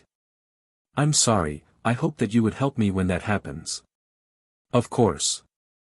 Alpha giggled when Akira just easily gave up trying to look strong. Elena then threw a smile at Carol and said. This is basically the gist of my plan though, so, how is it? If you have anything you want to say, there's no need to hold back. After all, I have no plans to ignore the opinion of someone who had experienced fighting inside this Saranthal building. Carol once again glanced at Akira to check on him. After she confirmed that Akira did not seem to have anything to complain about, she then smiled at Elena and expressed her appreciation. I'm good with that plan. I'm glad to hear that it seems there's no need to worry too much as we continue exploring this ruin. As expected of someone that Akira trusts so much, it seems that you're pretty skilled in leading an indoor battle too. It's just that I only saw your skill in leading battle outside yesterday, so I was a bit worried. I'm sorry if I offended you. It's fine, don't worry. That's normal since we are basically trusting our lives to each other in this situation, and I do think that confirming stuff like that is indeed important. I'm glad that you're happy with my plan. Elena and Carol were smiling at each other while trying to hide the strange impression that they were actually talking about two different things there. Sarah smiled bitterly, Shikarabe just ignored it thinking that it had nothing to do with him. Togami was too nervous that he did not notice it, and Akira there just tilted his head. It seemed that he did not understand what was going on. They then continued searching the building. Just like Elena predicted, they did not encounter any monsters as they continued exploring further into the building. There was no monster at all. The wall of Saranthal building blocked all kinds of information including sound. It might be to reduce the effectiveness of information-gathering devices inside that building, but thanks to that, the situation inside that building was completely quiet. It was as if the silence confirmed that there was no one else there except Elena and her team. Akira continued searching the ruin following Alpha's instruction. It also doubled as training for Akira on how to explore a building. Say, Alpha. There's no monster at all though. which of Elena's guesses that you think is the correct one? Which one do you think, Akira? To be honest, I have no idea at all. That answer is actually the correct answer. If there's no need to make the choice, it's better not to make any when you don't have enough evidence. If you do, you will be more susceptible to information that supports your guess and you will be more likely to reject information that disproves it. Is that so? Moreover, whichever the case, it would not change the things that you need to do. If the optimistic guess is correct, then this would be a good training for you. But if the pessimistic guess is correct, then you at least won't get ambushed. So don't lower your guard just because there are no monsters detected, and even if there's really no monsters around, let's continue carefully and take this training seriously. You're right about that. I actually didn't mean to lower my guard though. So did I actually lower my guard there? According to what I can see, you're at least not that tense for someone who is exploring an unknown dangerous old world ruin. Whoops, didn't mean to do that. Alright then, I'll be more careful. Since he did not encounter any monsters, it seemed that Akira had lowered his guard enough for Alpha to warn him. So he collected himself together and continued the exploration. Not too long after they reached the 15th floor, Elena suddenly told them to hold. Wait. Akira sharpened his sense and aimed his rifle at the hallway. The other hunters also did the same almost immediately. Elena kept her eyes on his information terminal as if she was trying to confirm something. Her expression then returned to normal as she drew a conclusion and said, "It's not a signal from the mechanical monster, it should be okay." The other hunters lowered their guard after hearing Elena's answer. Sarah then asked Elena, "So, what was it?" "Wait for a sec." After she said that, Elena checked the signal that was coming from a place not too far away from them. She then found a small mechanical device and picked it up. If that small device was mixed with the wreckages of the monsters, no one would be able to tell if that was not a part of the dead mechanical monster, but once it was picked up, it was easy to notice that it was not a part of a mechanical monster. "This one, huh?" Elena mumbled as she looked at the small object that stopped them. Akira looked at the object that Elena picked up with interest. It looked just like the small information-gathering device that Elena was using. But that was as far as his knowledge went, he did not know anything more than that. Elena noticed Akira, she then showed the device in her hand and said, "This seems to be a mini relay device. This one specializes in relaying information between hunters around this device. When a team of hunters explores an old world ruin, they need to communicate and exchange information with the other hunters of the same team who would be moving separately at that point, right? So this device is mostly used for something like that. It might also be used as signs so that they could retrace back their steps when they explore a dangerous ruin. It's also useful for the rescue team to track their location if they get stuck inside the ruin. And of course, some hunters just leave it as a proof that he or she was able to reach such a dangerous location." After listening to Elena's explanation, Akira nodded deeply. Elena lightly smiled when she saw how Akira reacted to her explanation. She then ordered her team. "I'm sure it's left behind by the hunters who came here before us. I'll analyze it for the time being, so wait for a bit." Elena then started checking that mini information relay device.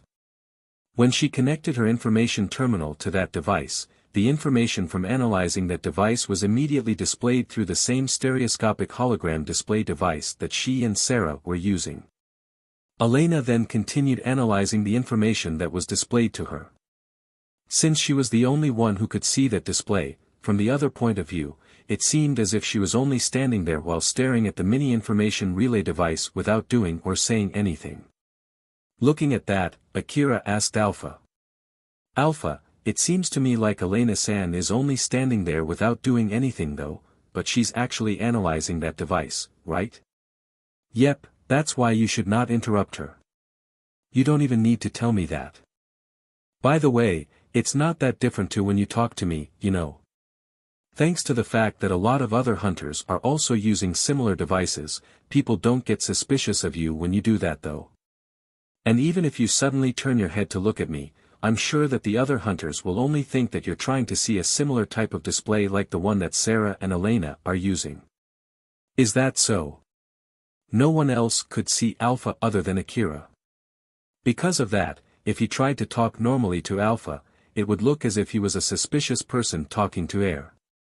Although Akira tried his best to hide it since he knew that himself, it seemed that as he expected, he was not able to completely hide it. So in short, he sometimes made a weird and suspicious move. Akira seemed a bit dejected after he got reminded about that. After Elena finished analyzing some part of the information from that mini information relay device, she then said, "Shikarabi, this information relay device is owned by someone from Drankum. It seems that it's sending a signal in non-standard format too. Shikarabi, did you get anything in your information terminal? It might be some kind of coded signal only recognized by people from Drankum. Wait for a sec, let me check." Shikarabi then pulled out his information terminal and checked it. Nope, nothing. I bet it's either because that signal is too weak or it's simply because my information terminal can't recognize that signal. What's the information broadcasted through the normal format? It's simply a message asking for help since the monsters are chasing them. Although it's written that it's an SOS rescue request, it doesn't say anything about who is the issuer, how much is the reward offer, or the duration of the request. It doesn't even contain the hunter code of the sender. Although it's still one of those SOS rescue requests, I bet no one would take this request after reading this message. It's unclear how many of them or where they are. It basically won't change our plan. We might help them if they're still alive and we find them by chance, but we won't go out of our way to look for them. Can you send the encrypted signal to me? Sure. There. I just sent it. Elena just sent the encrypted message broadcasted by the mini information gathering device to Shikarabi's information terminal. Shikarabi then used the decryption software installed inside his information terminal to decrypt that encrypted message. The output from the decryption software was basically another encrypted message and a short message saying for anyone who received that message to send it to Drankum's officers. Since Shikarabi had some connections with the officers in Drankum, he was able to decrypt that encrypted message further. After he checked the content of that message, his face twitched. Ah! God damn it! Shikarabi shouted out his frustration. Somewhere inside his angry expression, it seemed that Shikarabi thought of something else. Elena was actually interested as to why Shikarabi made that face, but she thought that it must be some kind of Drankum's business, so it would be better if she did not try to make any unnecessary guess. Judging from Shikarabi's expression, it was clear that it must have something to do with the infighting within Drankum. Moreover, that message was an encrypted message. Elena thought that it would give nothing but trouble if an outsider like her needlessly stuck her head in whatever that message was about. Seeing Shikarabi was still deep in his thoughts, Elena then asked him. I don't know the content of that message, but, is it okay if we continue the search now?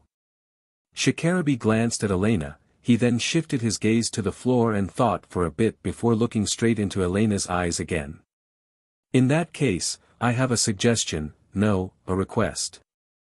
I want to change our main aim from simply exploring this building to rescuing the owner of that information relay device. It's as you said, that hunter is from Drankum.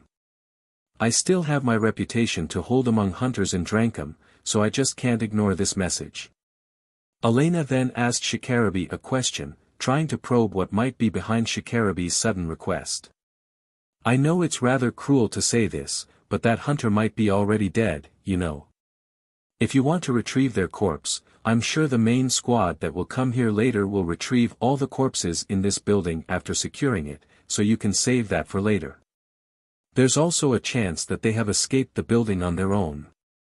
We didn't get to meet any monsters up until now. If they barricaded themselves somewhere to escape the danger, I'm sure it's an easy thing for them to escape this building right now when there are no monsters at all. After Shikarabi listened to both pessimistic and relatively normal guesses from Elena, he then replied back with a grim face. No, I bet they're still alive and still inside this building. There's a chance that they might have barricaded themselves somewhere so tightly to the point that they even can't confirm the situation outside the room that they barricaded in, or they might be injured so that they can't travel too far. Saving hunters are also one of the contents of our current request. Not to mention, if they're survivors from when the situation in the ruin changed, they might have some important key information to understand the reason for that change. I'm sure it's more profitable than just simply exploring this building, so, what do you think? If you save a hunter from Drankum, I'm sure Drankum will give you an extra reward on top of the reward that you get from the city management. I can even negotiate with the Drankum side for you. Shikarabi was not lying, but he had another reason as to why he made that request.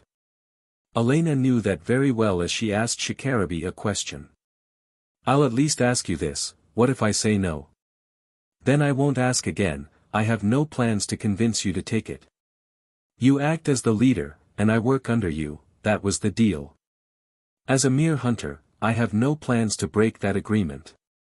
Elena then thought it must be something that Shikarabi himself did not want to do, but because of his position in Drankum, he could not just ignore it without putting any effort first.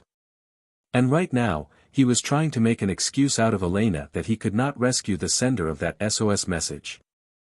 There was no mistaking it, Shikarabi's request was definitely because of that encrypted message. Elena then asked Shikarabi. One more thing then, what's exactly the content of that message? I can't say since it's secret information only for Drankum people. If you want to know no matter what, you would need to join Drankum. If you're okay with that, I don't mind using my right to tell you the content of that message here. Drankum always welcomes new hunters who want to join its rank. Thanks but no. I see, then, will you take the request? Elena then thought again, the content of that encrypted message must be something related to the people inside Drankum, something that could not be shared with people outside Drankum. Or at least it was something that Shikarabi would not willingly tell to people outside Drankum. Elena calculated all the risks and the profits that the team could gain there since she was the team leader. Togami suddenly nervously asked Elena. As someone from Drankum, honestly speaking, if it's possible I want to take that request too. Drankum also recommended us to rescue any hunters that we can. But of course, it's okay if it's not possible. Togami was not lying there, but besides that, he was actually aiming for a chance to reconfirm his skill when said that. After Elena looked at Togami, her gaze then shifted to Akira. Akira then said. I don't mind either way, I'll follow whatever Elena-san decides. Carol then followed.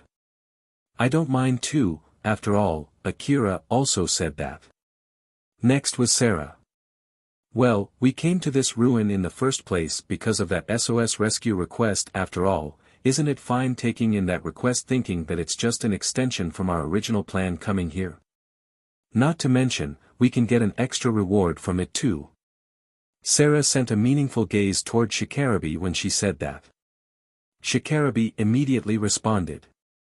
I can guarantee that I'll negotiate with Drankum about the reward, but I'll only go that far. Well, Drankum also has its face to save, so I'm sure they'll give you quite a lot of money for the reward. After taking all the opinions from her team members, Elena then realized that among all of them, the only hunters who had experience fighting inside the Saranthal building were only Akira and Carol. She was originally planning to reject Shikarabi's request if either Akira or Carol showed even the slightest sign that they did not want to do it. But they did not show anything like that. So Elena finally made a decision. Elena's expression changed to a rather serious look as she said to her team. Alright, our main aim from here and on will change to rescuing those hunters. Judging from that mini information relay device, we can assume that they left similar devices to mark the places that they went through. So, we'll use them to help us find their location. Then on top of that, we'll prioritize searching only rooms where they might have barricaded themselves in. We'll immediately pull back once we retrieve the targets regardless if they're dead or alive. Carol, I'll leave picking the rooms to you. Once you're done with that, decide on a route, and we'll go from there. Carol seemed a bit confused as she tilted her head and said. I've given you that map though, so you should be able to do that yourself, right? Elena changed her expression and replied. I want you to decide based on the information that is not included in that data.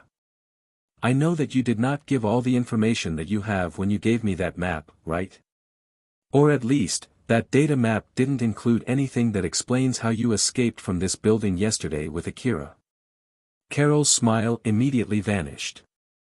Her gaze turned really sharp and she slightly lowered her voice. Did you hear that from Akira? Akira and Togami were surprised by that sudden change from Carol. But the other hunters were not surprised at all. It showed the difference in their experience. Elena did not show any change in both her expression and tone of her voice as she answered Carol's question. I did ask him, but he did not tell me anything. He did at least tell me that he got trapped with you in this building, surrounded by monsters. Since both of you did not force your way all the way to the first floor to escape the building, it means that there's another way to escape this building. It must be some kind of secret route, whether it's a secret room, or a secret hallway, or a secret elevator, or maybe something else. Honestly speaking, I want that information too as an insurance in this situation. Moreover, I want to avoid the situation where we can't find the rescue targets just because they're hiding in that secret room. That's why I'm asking you to do that. If you want extra payment for that information, you can go ahead and ask Shikarabe later. Shikarabe immediately reacted when his name suddenly got mentioned there. Ha, me? You're the one who asked us to take that request. The rescue targets this time are Drankum hunters, right? So at least do something about that extra information cost from the reward. Elena had a good point there. Shikarabe also knew that very well as he sighed. Carol did not change her expression as she mumbled. I see, so Akira didn't tell you, huh? In that short time when everyone's attention shifted to Elena and Shikarabe, Carol suddenly smiled. It was a dark and ominous smile as if it was leaking out Carol's inner feeling mixed with a slight tinge of madness and joy. If any of them there saw Carol's face, they would definitely make some kind of reaction. But unfortunately, no one saw her. And because Carol immediately returned her face to normal, no one noticed her change at all. Carol then smiled as if nothing had happened and said to Elena. Got it then, I'll get it done ASAP. Is it okay if I just add extra indicators to the map? As Elena's attention returned back to Carol, she felt that somehow something was bothering her. But she did not know what it was. Sure, I'll be counting on you. But unfortunately, Elena was not in a position where she had the leeway thinking about the thing that was bothering her. So she just quickly decided to forget about it. Alpha was staring at Carol. It was not like Alpha existed in the same place as the rest of the hunters. That was why, in order to gather information about the people in that place, Alpha was using different methods compared to normal people. For example, she was relying on the information-gathering devices in that place to recognize 3D objects. And of course, she was also using other methods too. Basically, she did not need someone to be in her field of view for her to be able to see that person. As such, Alpha was able to completely see Carol's expression back there, and that was why she put her guard up against Carol. Rebuild World, Chapter 124, Continuing the Exploration. Elena and her team changed their main goal to rescuing the hunters left trapped inside the Saranthal building. They also adjusted their exploration method to fit their new goal. Up until now, they explored all the hallways and rooms from the first floor using their information-gathering devices to map out the inner layout of the building before. But this time, they only searched the rooms that Carol indicated and immediately went to the next floor once they were done. Their travel speed changed, so much that it surprised Akira. Since they restarted their exploration, Akira always searched the rooms following the instructions from Alpha. The level of the difficulty of the exploration suddenly went up compared to before. Since they increased their exploration rate, they did not have much time to check their surroundings and make decisions. And if they were late in doing so, it would cause the next action to get delayed, thus, increasing the accumulated stress, lowering their concentration, slowing them down, and eventually affected how careful they were in doing their searches. It was only a matter of time before Akira could not endure the accumulating stress. Seeing how Akira was accumulating stress pretty fast, Alpha decided to stop the training. "Akira, you should take a break. I'll do the search, so you should calm down and take a rest." "All right." Akira let out a light sigh. Although it was not like he completely lowered his guard, he fully relied on Alpha for detecting enemies now, thus, he could relax a bit as he followed Elena and the rest of the hunters. Akira also started to move more sluggishly than before, but since Alpha also mended that through his augmented suit, it was not that apparent. Therefore, the other hunters did not reprimand him. Now that Akira got some leeway, he then asked a question that had been bothering him for a while to Alpha. "Alpha, there's something that I want to ask, though." "Oh my, if you have so much leeway as to make a pointless chit-chat now, it might be a good idea to restart your training again." Akira went silent. Well, it was true that Akira was talking with Alpha through telepathy, so he did not make any sounds nor he did move his mouth, but even so, he suddenly went silent. Anyone who could notice that would think that conveying silence through telepathy was indeed a meaningless action. And the only thing there who could notice it was Alpha alone. Alpha smiled mischievously and said, "I'm just kidding, so, what is your question?" Akira then frowned while still in silence as Alpha was smiling amusedly at him. If it was a competition of being obstinate, Akira had zero chance of winning. Akira knew that well, his face turned displeased as he sighed before his expression returned to normal and said, "I just thought that we're moving faster than before since we changed our main goal. I'm just wondering if that's really alright." "Ah, that's not right, I actually think that it should be okay, but..." Akira was trying to gather his thoughts as he was speaking with Alpha. Alpha quickly guessed what he was trying to ask even before he could finish his sentence. She then immediately answered. "You basically don't doubt Elena's order. That's why you have no complaint about it. But that would be your subjective opinion. It's not like you, yourself, fully understand the effect of that order, evaluate it, and finally conclude by yourself that it should be fine. If I have to word it differently, if Shikarabe or Togami make the same decision, you would have questioned it. So you want to know if I also think that it's not a bad decision, and if I do, you want to know the reason why. You're basically wondering if the increased searching speed affects the quality of our searches. You're also wondering that if you only look in the places where you might find one of those mini information relay devices, you might be missing some devices on your way. It's not like you can ask about that to Elena right now, you can actually just ask her later, but since it's bothering you and you have the chance to ask me, you decided to ask me now, right?" Akira frowned and was a bit weirded out by Alpha's words. He then said, "Well, yeah, something like that." Although Akira was trying to hide it, Sarah was able to accurately guess what happened when he joined the bounty hunt with Shikarabe only with the limited information that Akira shared with her. And this time, Alpha was able to quickly guess what he was thinking even before he finished gathering his thoughts. Akira was actually feeling a bit scared that it was only a matter of time before they could completely read his thoughts even without him saying anything. Alpha then started evaluating Elena's decision. "I do also think that Elena's decision is the right decision. Although it ultimately depends on how you are going to evaluate that decision, and I'm sure that even you are not expecting Elena to have a godlike level of commanding skill, to successfully lead a team of hunters filled with amateurs through a deathly battlefield, right?" "Well, yes. Then, there should be no problems. Elena is doing a good job analyzing the current situation and adapting to the new information. I can at least say that much. So, if I have to start from the searching speed..." Alpha suddenly stopped there and forcefully moved Akira's body through his augmented suit. Akira was putting too much attention on Alpha's explanation that he significantly slowed down. Akira, who realized that, flusteredly pulled himself together and aimed his rifle at the intersection that the team just passed through. Alpha then smiled at Akira and said, As I thought, isn't it better if we talk about it later? You're right, let's save that for later. Alright then.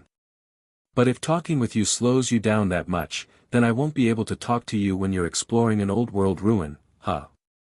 I'm sure you'll feel lonely too because of that. Do you think I need to train you to do that? Alpha said that while still smiling, while on the other hand, Akira pouted when she said that. Elena and her team continued deeper into the building. They did not encounter any monsters as they explored the building, but unfortunately enough, they also did not get to encounter any of their rescue targets. They searched only the rooms where there was a good chance the hunters who they were looking for might be barricading themselves. But all of them were empty rooms. Although they did find some traces of battles and bloodstains that might be from the hunters and some other traces showing that someone was once there, they did not find any hunters at all, not even their corpses. A change happened when they reached the 20th floor. As they were about to explore the 20th floor, Elena suddenly told them to stop. They immediately put their guards up and scanned their surroundings. They noticed that the 20th floor looked completely different from all the other floors below it. There were hunters' corpses, wreckages, rubbles, and still moving monsters. Judging from their outer looks, they should be the A-24 monsters that they fought in the Mihazono Ruin City district, but they were badly damaged, their torsos were dented and some of their limbs were blasted to pieces. Some of them lost their legs, while some others lost their wheels. But that did not hinder them from moving around as they were able to nimbly avoid the corpses and the wreckages that were scattered on the floor. Shikarabe looked around and mumbled. So, they only finished cleaning the lower floors, huh? Well, I guess it's better than having them waiting to welcome us here. Looking at what those monsters were doing there, it did not seem like they were waiting for Akira and the other hunters. But judging at the dead hunters on the floor, it did not seem like they would peacefully let them pass either. Elena immediately tried to think of a plan to clear up those monsters. I bet they're patrol drones. And judging from how they are moving around, it doesn't seem like they've noticed us yet. Is it because their sensors are broken or something? Are they not exchanging information with Saranthal's security facilities? Or is it because the very thing that is lowering the sensitivity of our information-gathering devices is also affecting them? Are they autonomous drones? Are they here for reconnaissance? Or is that they're simply roaming aimlessly after their control devices got destroyed or something? Elena thought of so many possibilities, then after going through all of those options, she then said to Sarah. Sarah, kill them. Roger that. Sarah aimed her anti-material rifle at those monsters. Just like the information-gathering device, the aiming device of her rifle was also affected by the Saranthal building, thus, its accuracy was worsened. But, it did not cause much trouble for Sarah's ability. She aimed her rifle at the torsos of those monsters and pulled the trigger once she was sure that her shots would hit. The bullet that flew out of her rifle's muzzle hit its target accurately. That bullet was designed for firepower rather than piercing power, as such, it easily blasted A-24's torso. The impact threw its body and scattered its inside around as it rolled over on the ground. It did not take that long before the next A-24 also got blown away. Elena told her team to stay on guard while she was observing the A-24 that had turned into wreckages on the floor. Akira suddenly realized something weird. Alpha.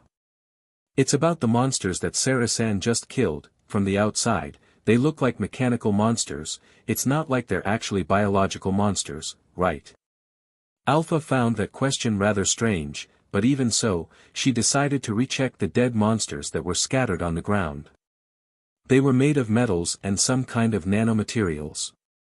They did not seem to be biological monsters. Well, from what I can see, I believe they're mechanical monsters. What's wrong? Nah, I'm just wondering about what's the meaning of killing mechanical monsters.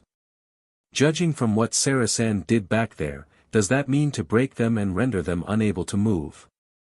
That still doesn't sound right, though. Oh, I see. From how Elena worded it, Akira was wondering if they were actually biological monsters that looked like mechanical monsters. It was a subject that could easily cause a debate. Alpha then thought, Akira just encountered a monster. So, it might be better to let him focus more on watching his surroundings instead of thinking about something else.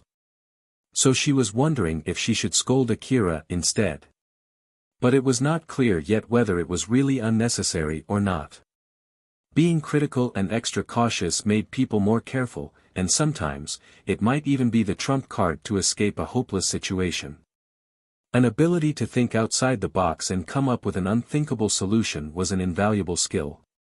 In order to polish that skill, there was no other way but to keep being critical and always ask difficult questions. If Alpha scolded Akira, there was a good chance that Akira would obediently do that, thus, reducing his chance to polish his skill in thinking outside the box. If it was about the ability to detect enemies, Akira would not be able to get better than Alpha. Thus, Alpha decided that she should encourage him to polish other kinds of skills, although it was unlikely. Alpha then answered Akira's question. It could be interpreted as putting a short gap in between executing the actions that would kill and when the target could be assumed dead. So applying that to mechanical monsters, I would say that Elena told Sarah to leave a small time gap, from the moment she started shooting at those monsters until when those monsters fully stopped moving anymore. Or, maybe even put no time gap at all if it was possible. That was what Elena asked from Sarah. Although it's nothing but a guess, I believe that's the gist of it. Is it not enough to just destroy them? Let's say if those monsters are a part of the building's security. They might immediately call for reinforcement when they're attacked, or maybe they won't. They might only call for reinforcements once they judge that they can't win only with their firepower. This condition might also include the damage done to its own body. Some of them might have a self-repairing system, then they would repair themselves, check the damage on their bodies, and if it's above the threshold, they would call for reinforcements. So in order to stop them from doing something like that, there's a need to completely stop their functions with one shot. That's why Elena used that word. I think you can interpret her like that. If they're really a part of the building's security, won't they already know our location and would call for reinforcement the moment we destroyed them? We don't know how much these monsters are exchanging information with each other. Maybe Elena wanted to check that too, that's why she gave that order, or maybe, she wanted to know how many monsters would come here just from the sound of the gunshot. It should be hard to ascertain our position only from that gunshot inside this building, you know. After all, something is reducing the sensitivity of your information gathering device inside this building, but we don't know for sure if that also affects the monsters. Moreover, if they're really a part of the building's security, even if their sensors are also affected, they should have already known our location from the sensors scattered all over the interior of this building. So these monsters might as well know our location from that shared information. I think Elena is trying to check that too. Akira looked a bit surprised, he did not even consider that at all. It might be because he always relied on Alpha to decide on what to do during a fight. After listening to Alpha's explanation, it reminded him of his lack of skill in that department. I can make other guesses too, but let's just stop here. Now that we just encountered some monsters, you need to be more careful from here and on. Just tell me one more thing then. About that thing that you just explained to me, is that a normal thing for hunters to know that? Am I the only one who doesn't know that far? It might be just simply because Elena thought you would understand what she wanted to convey only with those words. Elena and Sarah seem to have been working together for a long time, so I bet they can tell what each other is trying to say without actually saying it. I bet she would add an extra explanation if she was to give the same order to you. But judging from the content of that order, I think it's as you said. If you're bothered by that, you should put more effort into studying from now on. I'll help you too, you know. Alpha smiled mischievously, Akira returned that with a bitter smile. I guess I still have a long way to go before I can be a proper hunter, huh? When Alpha said that she would help him, she was actually saying that she was willing to increase the difficulty of the training and the study. Akira at least knew that much. Togami confirmed the change of the situation as he continued watching his surroundings. The monsters were now scattered on the ground while Elena was scanning the area with a serious look. That was all the changes there for now. Togami, who was seriously watching his surroundings, suddenly made a confused expression. He then looked slightly troubled. In the back of his head, he was thinking that there were no longer any monsters in that area and there did not seem to be any reinforcement coming either, which in that case, should it not be better to continue the search? After all, in order to reach their rescue target as soon as possible, it might be better to hurry up. Togami then asked Elena. Aren't we going to continue the search? Elena did not even turn or change her expression as she replied. Sorry, I don't have the time to explain it. If you have any questions, just ask Shikarabi. But, we've been doing this for a while now and... Since Togami did not seem likely to step back anytime soon, Shikarabi said with an irritated voice. Just shut up. Togami flinched and immediately turned to Shikarabi. Shikarabi was exuding a level of antagonism toward him. Shikarabi had this serious expression. He did not even try to hide his irritation as he said to Togami. Listen here, Elena is busy, so don't interrupt her. All right. Togami just backed out obediently. Shikarabi was rather surprised by it. It was true that Shikarabi put a little bit of extra intimidation there to make sure that Togami would not get ahead of himself and worsened the situation there. But with that being said, it was still a bit weird for Togami to be so obedient like that. Or at least, to Shikarabi, it did not seem that there was any sign of grudge when Togami backed out. What the heck is with this boy? Since when he becomes this obedient, it's true that it's a good thing though, but still. Although Shikarabi was really surprised, he immediately decided to just forget about it for now. They encountered some monsters just now, so as long as it did not hinder them, there was no need to think too much about it. Togami then reassessed the current situation. From his point of view, including that level of caution against the first group of monsters they encountered inside that building, he thought that they were wasting time and were just delaying rescuing their targets. This team was formed on such a short notice, so it would be normal for some of the team members to complain if they found the order given to them by their leader was just a waste of time or meaningless. But other than Togami, no one there was complaining. So basically she's doing something important, and Shikarabi also thinks so too. But then, how about the other hunters? Do they also understand why she's doing that and understand its importance too? Is it only me who doesn't understand it? Actually, there's one more person there who did not understand why Elena had not given her orders to continue the search yet. It was Akira. But Alpha gave him an explanation that answered his question. Togami thought that he was the only person there who did not understand something that everyone should already understand. So he used all of his brainpower to keep thinking about the reason why Elena gave that order to stand by there. Elena then pointed her finger toward a hallway leading to another opening on the right. Sarah. If it's possible, let it pass. If it gets dangerous, just destroy it. There's no need to wait for my order. Roger that. Sarah aimed her rifle toward the entrance of that hallway. She then lightly smiled and said. We don't really know what's going on here, so isn't it safer to just destroy it? I leave that decision to you. Sarah looked at Elena. She was making a serious face when she said that. Sarah then got herself ready while still looking pretty relaxed. The map of the 20th floor was displayed in Akira's goggles. It was showing the hallway that Sarah was pointing her rifle at. After Elena gave the order to Sarah, a red dot suddenly appeared on that map located somewhere deeper in that hallway. It was the indicator for enemies. Alpha then enhanced Akira's vision. Thanks to that, he was able to see through the walls. Akira was able to see the monster indicated with the red dot on the map. That monster was also painted red in his vision. Although he was not able to see the shape of the monster, he was at least able to see that there was a monster there. Alpha then said to Akira. They're enemies, I'm sure Sarah can take care of them. But just to be safe, get yourself ready too. Alright.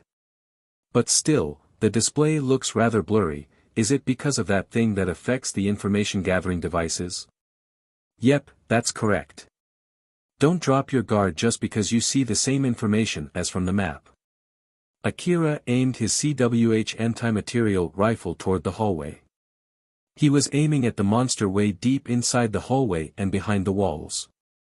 Shikarabe and Carol were also aiming their rifles and ready, but they were aiming toward different hallways. It was because they believed Akira and Sarah would be enough to handle the monster shown on the map. Moreover, they also understood that just because the map did not show any monsters in the other hallways, it did not mean that there definitely were no monsters there. Togami also readied his rifle while looking at Akira. He was surprised when he realized Akira was aiming his rifle toward a wall. Where the hell is he aiming at? Togami shifted his gaze from Akira to the wall that Akira was aiming at. But it was just a plain wall without anything that might garner attention. Togami then looked at Akira again with a weirded out face. The red dot in the map started to approach Elena and her team. It would not be long before they encounter each other. As the red dot, the enemy, kept getting closer and closer, Akira started to be able to see the shape of the monster through his enhanced vision. The image of the enemy started getting better and better. It was because the closer they got to each other, the better his information gathering device was reading that monster. Akira followed the enemy with his eyes. As they got closer, the image of the monster on the other side of the wall was also getting clearer. It was the same type of monster as the ones that Sarah just killed, the A24 type monster. But this one was only slightly damaged. It nimbly moved over the wreckages on the floor as it traveled through the hallway and eventually showed up in front of Akira right when he was aiming at the entrance of the hallway. Togami, who was watching Akira's movement, was taken aback. He realized Akira was looking straight at the monster in front of him. That guy is following a monster with his eyes, huh? How did he do that? Togami was so surprised that he focused more on Akira rather than on the A24 monster that just appeared. If that monster had already known their location beforehand and immediately released a shot there, it would have been a fatal opening. Fortunately enough, or more like, as Elena had predicted, the A24 monster just continued walking through the hallway without paying any attention to Akira. Sarah confirmed that the gun growing out of its back was not aiming at anyone there. She was still aiming at that monster's gun while letting it pass, just like Elena told her to. That monster continued walking past through the wreckages of the other A24 monsters that Sarah just killed and left that place. That was when Elena told Sarah. "Sarah, destroy it." Sarah did not hesitate at all as he immediately shot a bullet at the monster. The first shot hit its machine gun and tore it off from the monster's body. The impact also threw it off balance. The second shot hit the monster's torso and threw its body as it rolled on the ground. As it was tumbling over, Sarah released her third and fourth shots.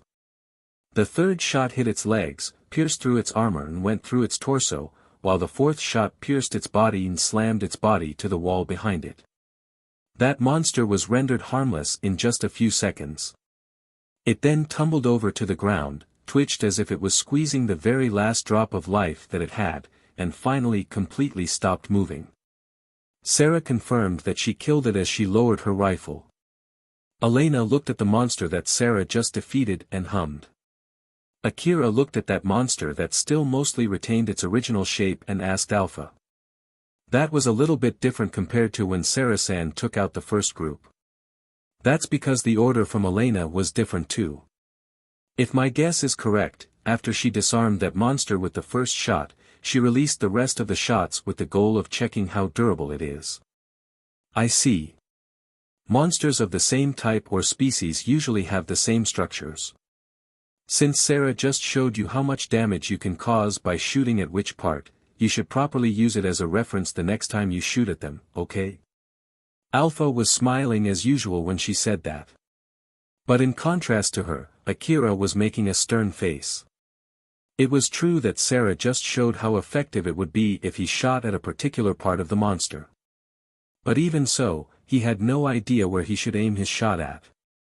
In that short display, he needed to discern which one was the monster's control device among all the small pieces of the monster that were scattered. Then, he should guess from there the location of the control device before it got destroyed, then finally guess the weak part of its armor where he could snipe that control device.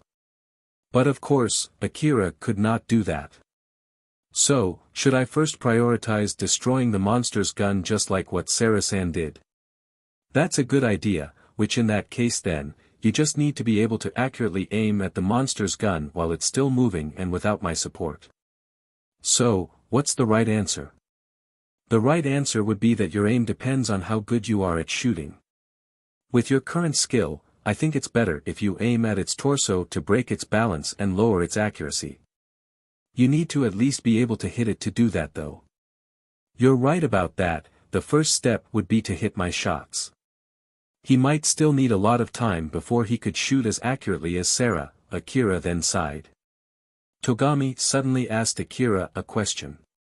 How did you know its location? Akira frowned. It's shown on the map, right? Or is it that it didn't show up on your map? Togami seemed obviously confused as he said. That's not what I'm asking about, I'm talking about how you followed that monster when it was still behind that wall. When Togami asked that question again, Akira finally realized what Togami was talking about. Normally, people would not be able to see through a wall, it was thanks to Alpha support that he could do that. Although he was a bit surprised inside, he made effort to not show it on his face. The location of the enemies on the 20th floor is shown as red dots in the map, right? If you look at that, you can more or less guess the real location of the enemies. They're basically nothing but a rough approximation. But back there you were accurately tracking that monster when it was still behind the wall. How did you do that? Togami was not convinced by Akira's explanation as he pressed for more answers. That was when Shikarabe suddenly interjected. Akira, there's no need for you to answer all of his stupid questions. Just ignore him.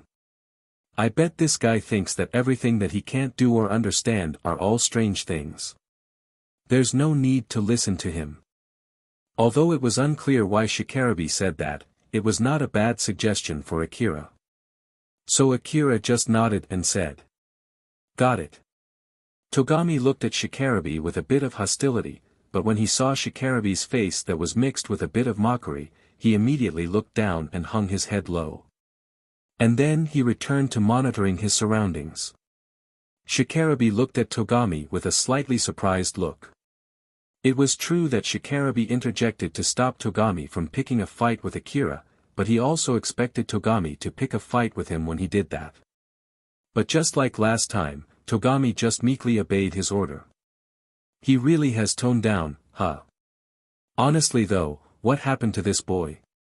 Although Shikarabe still had no idea why Togami turned so obedient, seeing how Togami stopped being selfish, he no longer thought of Togami as a spoiled brat for now. Rebuild World, Chapter 125, The Hunters Who Barricaded Themselves. Even after Sarah destroyed the second monster, Elena still ordered the team to stay on watch in that hall. There were corpses of dead hunters, wreckages of destroyed monsters, monsters that had been rendered harmless with their bodies almost fully intact. They were looking at these while still on standby in that room. The time that they spent there was crucial to gather and analyze all the data that they could get there. But it was only a matter of time before it turned into simply a waste of time. Judging from how the monsters reacted, it seems that they don't know our location. It might be because their ability to share information and contact each other is also lowered, just like how the sensitivity of our information gathering devices are also lowered. If it's blocking them from calling reinforcements, it might also be the case for their ability to contact each other. No, maybe they can, but only for the monsters on the same floor. Then, even if it's true that the manager of this building has turned hostile to us, then why is their ability to contact each other affected the same way as how the sensitivity of our information gathering device is affected? Is the manager of this building not sharing information with these monsters? Is it because they're under different management? Or is it because these monsters are broken or something? Or is it simply because they're not working under the management of this building? Or is it that they're trying to trick us here? When Elena's display showed that her information-gathering device had finished gathering and analyzing all the information that it could get there, Elena decided to finally move on. "I've finished analyzing the monsters here. We should be able to detect the same type of monster better now. It'll at least increase the sensitivity of our information-gathering device. There doesn't seem to be any reinforcement, but I don't think it's a good idea to stay here any longer. It would be a waste of time if we keep staying here longer. I guess it's time to go then." Elena then said to the rest of the team. "We'll keep up our method and speed just like before. Although you can see the result for the radar on your map, don't drop your guard just because there are no monsters detected. Just fight the monsters that block our way. There's no need to kill all the monsters, prioritize more on searching the area. But of course, safety is still number one. That's all, let's go."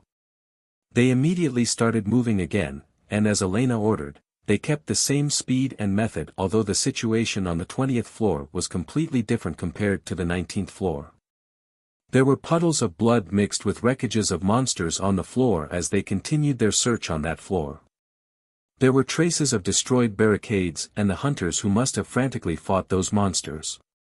The hunters' hands that were poking out from a pile of wreckages of dead monsters were still holding their rifles even now. Rubbles and wreckages blocked the hallways, and the corpses of the hunters who created those piles scattered inside the hallways. The monsters there already turned the hunters on that floor to corpses, and the still moving monsters now quickly turned their attention to the new enemies that just stepped into that floor. Alpha gave Akira an order while they were in the middle of moving. "Akira, to your right." "Roger that." Akira, who was running, immediately stopped at the intersection in front of him and aimed his rifle to the right. He gathered his concentration and compressed his time perception as he fixed his aim at the target that he could not even see. He then tracked the A-24 monsters that passed through the next intersection and pulled the trigger the moment they showed themselves. Akira was able to see the location of the control device inside the monster's body due to Alpha's support. Alpha also indicated the location where Akira's bullet would easily pierce its armor and destroy its control device.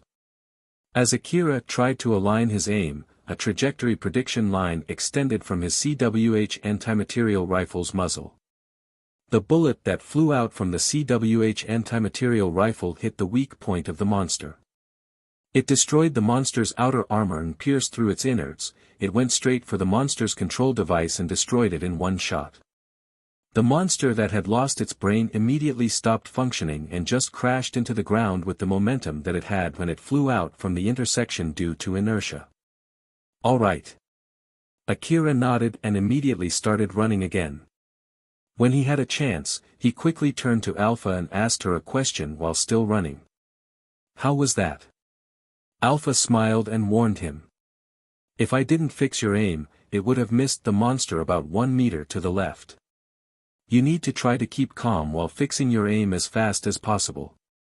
"I see."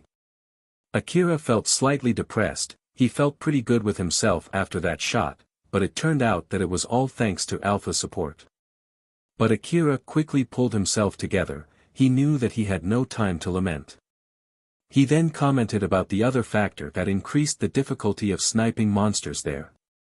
"But still, this place is pretty bad.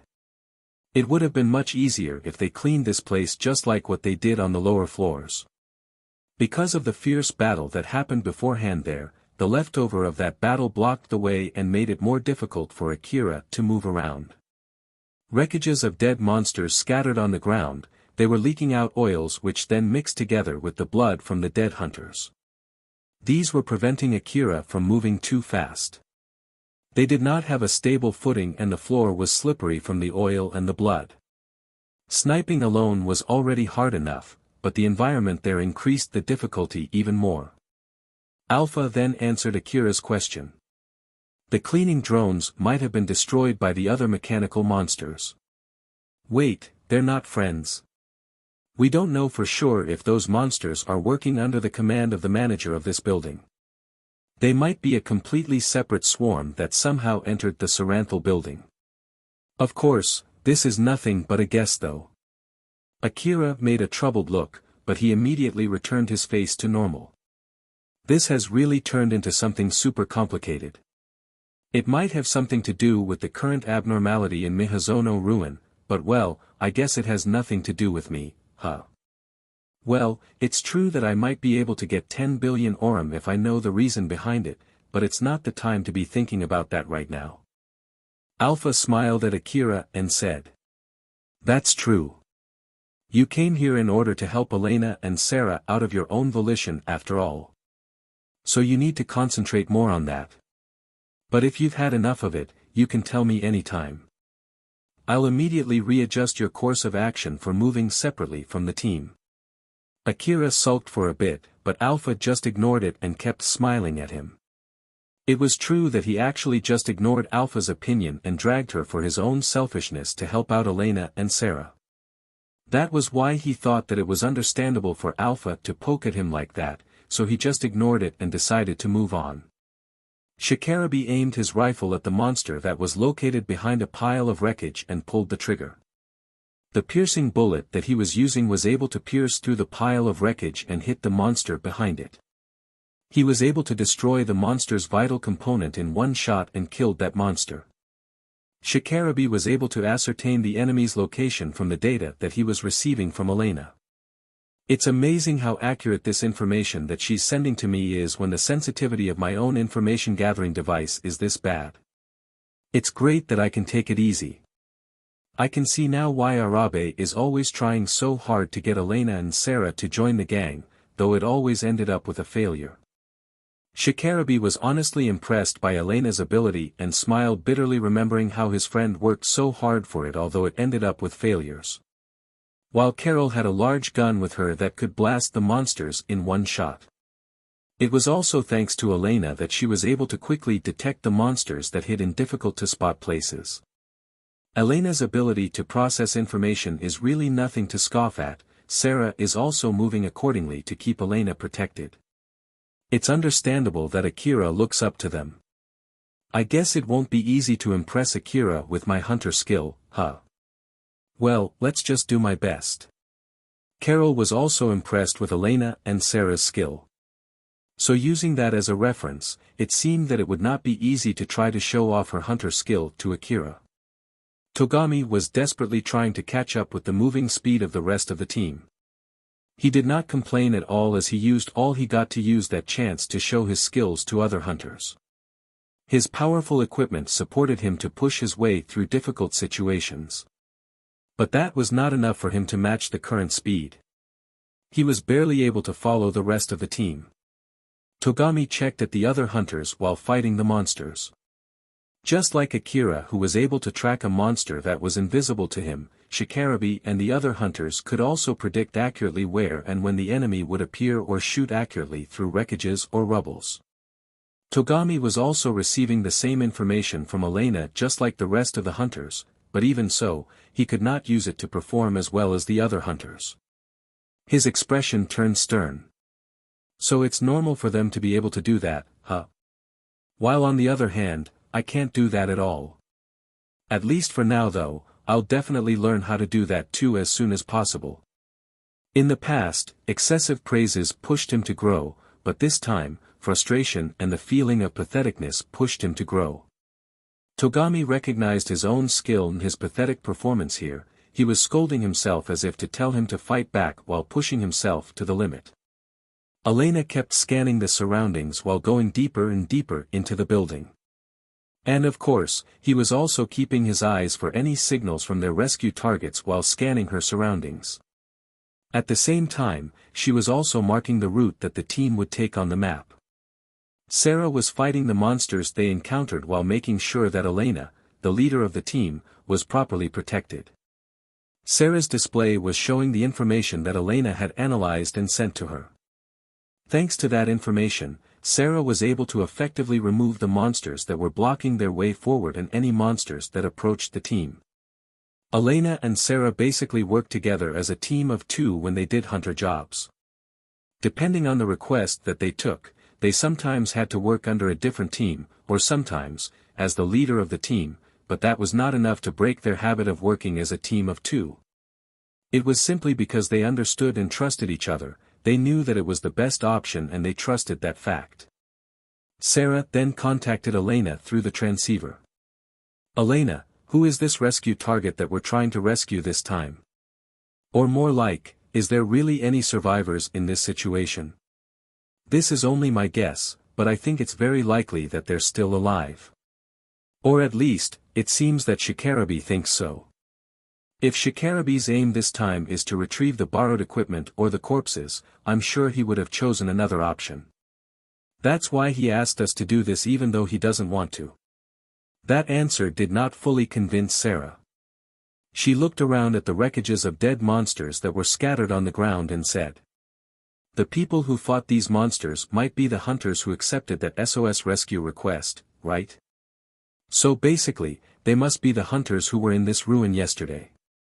I'm sure most of them only had enough supplies thinking that they would return back during the day, right? And even if they brought with them extra supplies, I'm sure they had used most of them to fight all of these monsters.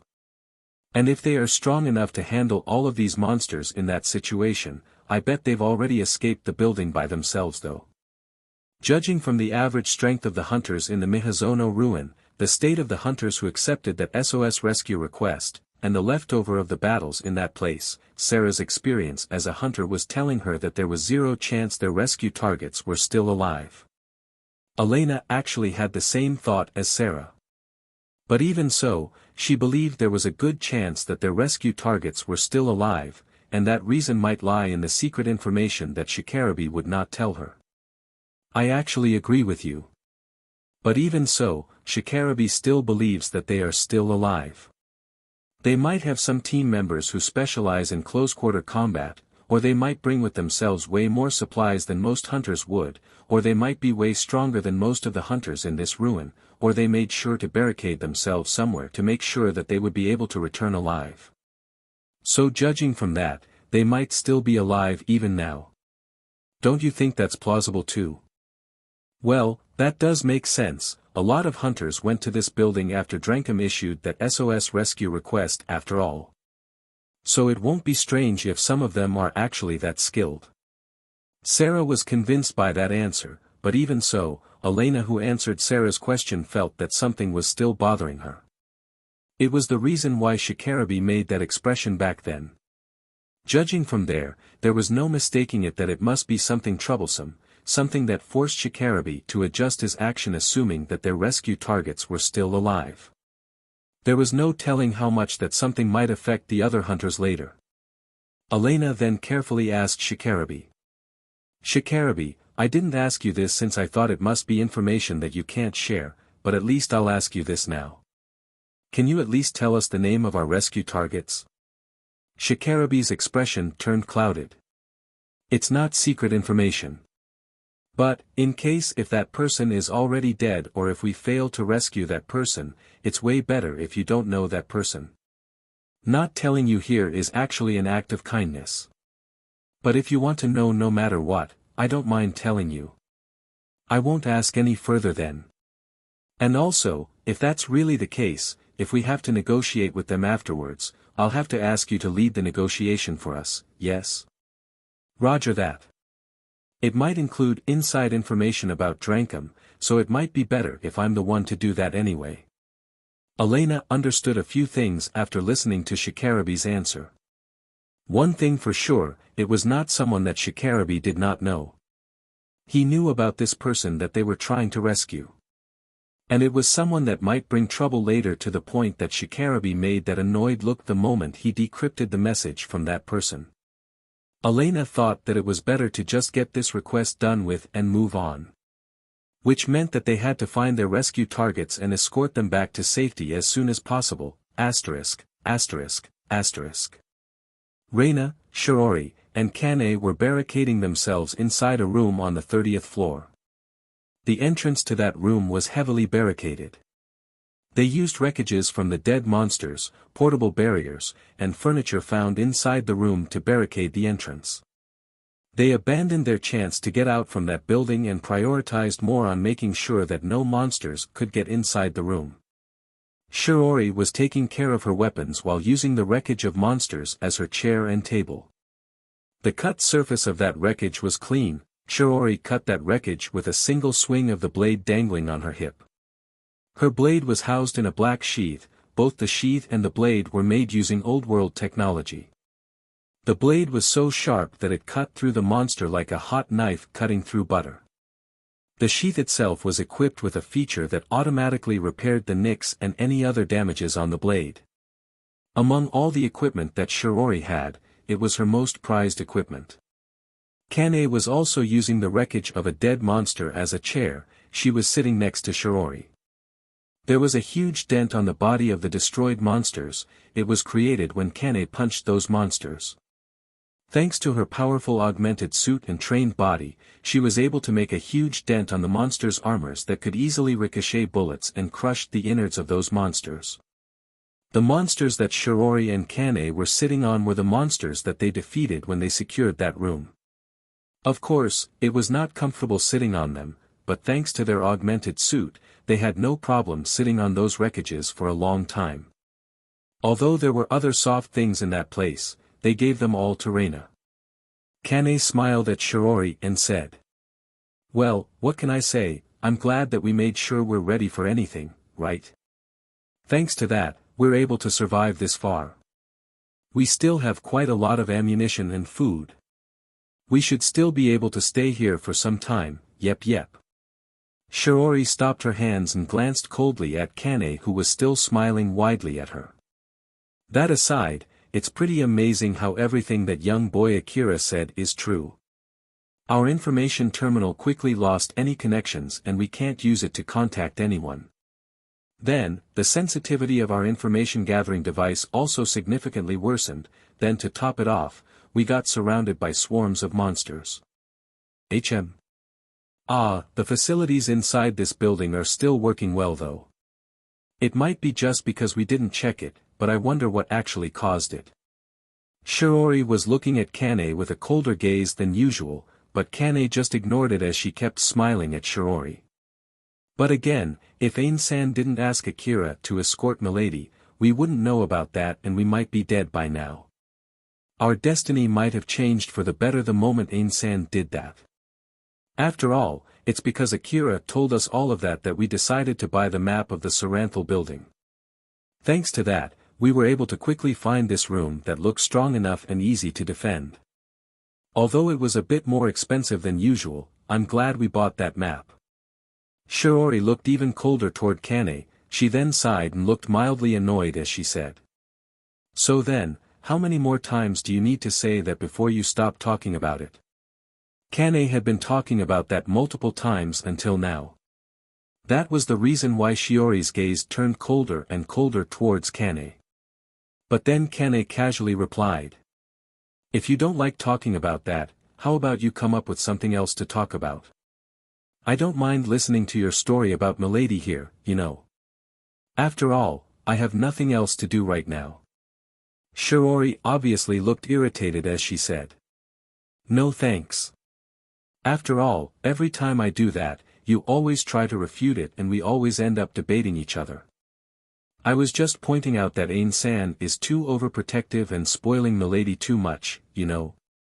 You're 100 years too soon to say anything about my relationship with Milady. No, it's a good idea to listen to a third party's opinion sometime, right? It might be because they had been stuck inside that room for such a long time that their decision-making skill was affected." Shiori replied with something that she would have never said normally. Then right when Kane started getting bored making small talks to kill time, she suddenly said to Shiori with a serious face, "So then, Ain-san, are we still going to stay here?" Shiori replied with a serious expression and a rather heavy voice, "Yes. I see. I'm fully leaving that decision to you though. So I'll follow all of your orders, but putting us aside, isn't it getting worse for Milady?" As Kane said that, she glanced at Reina who was lying on her back. She was lightly wounded during the fight, but her wound was already completely healed after using medicine. Although they rationed their food and drinks, there should not be any problems at the moment. There was no reason for them to worry about Reina.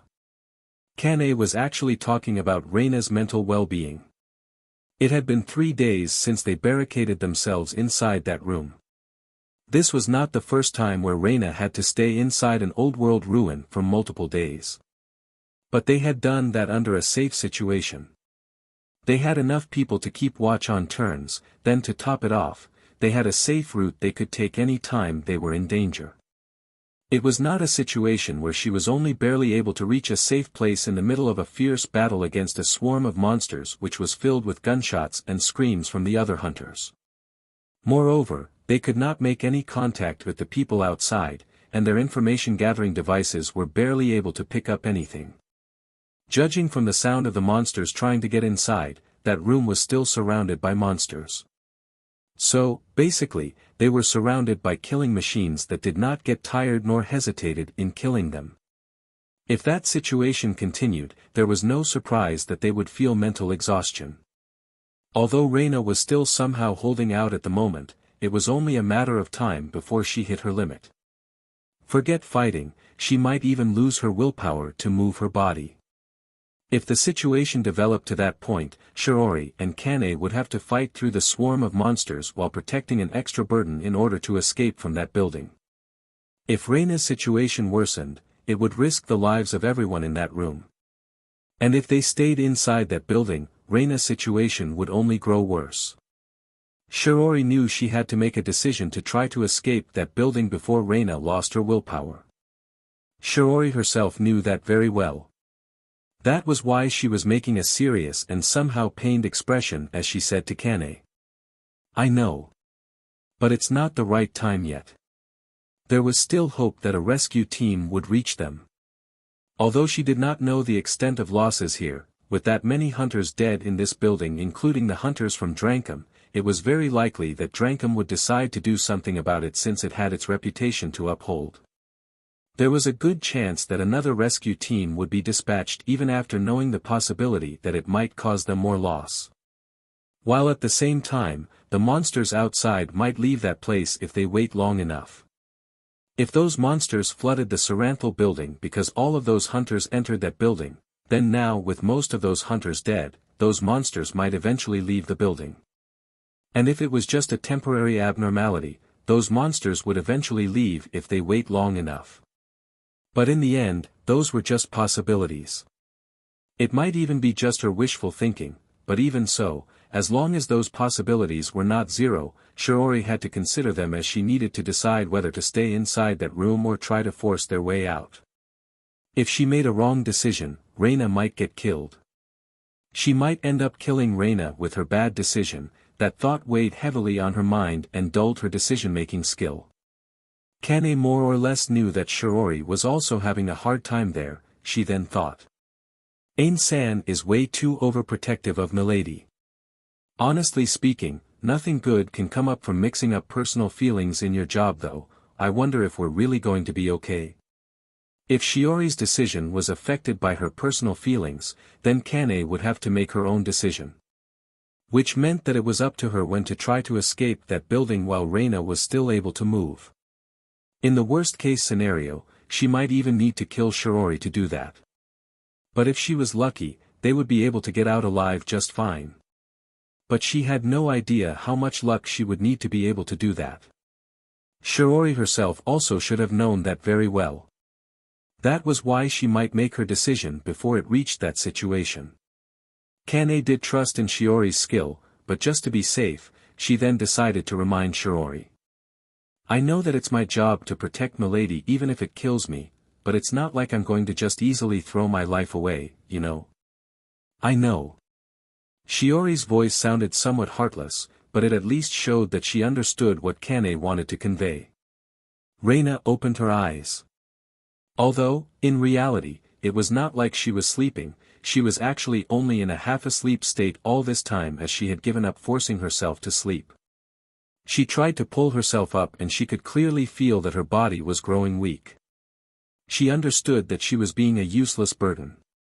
The only thing that she could do right now, the only thing that she could barely do at the moment for the sake of the other hunters there, was to preserve her strength as much as possible so that she would be able to quickly move her body if the chance to escape that building finally showed up, or if they had to run away again if the situation suddenly worsened. Reina herself understood that she was barely able to even do something like that. She was completely crestfallen. The shadow in her expression was even mixed with self-depreciation to the point that was close to depression. Reina took a deep breath and let out a big sigh. She was trying to expel her feeling of hopelessness and fear inside her heart with that big sigh. She then tried to make a smile. If she kept making a depressed face, it would only make Shiori and Kane worry even more for her. "Alright then, it'll be fine." Reina told that to herself as she smiled. She then went to Shiori. Kane noticed her. "Milady, good morning, it's still too soon for the shift change though." "It's okay, I just can't get a good sleep so I ended up waking up sooner. I got bored just lying down all the time." "I see, well, although it might be sooner than scheduled, I guess we can change shift now." Kane stood up and headed to the bed. When she turned her back to Reina and Shiori, her expression turned grim. "She's already reached the point where she can't even get good sleep, huh? This is getting pretty bad." Kane, Reina, and Shiori. It was only a matter of time before they had to make their own decision. Kane thought so as she laid her body on the bed.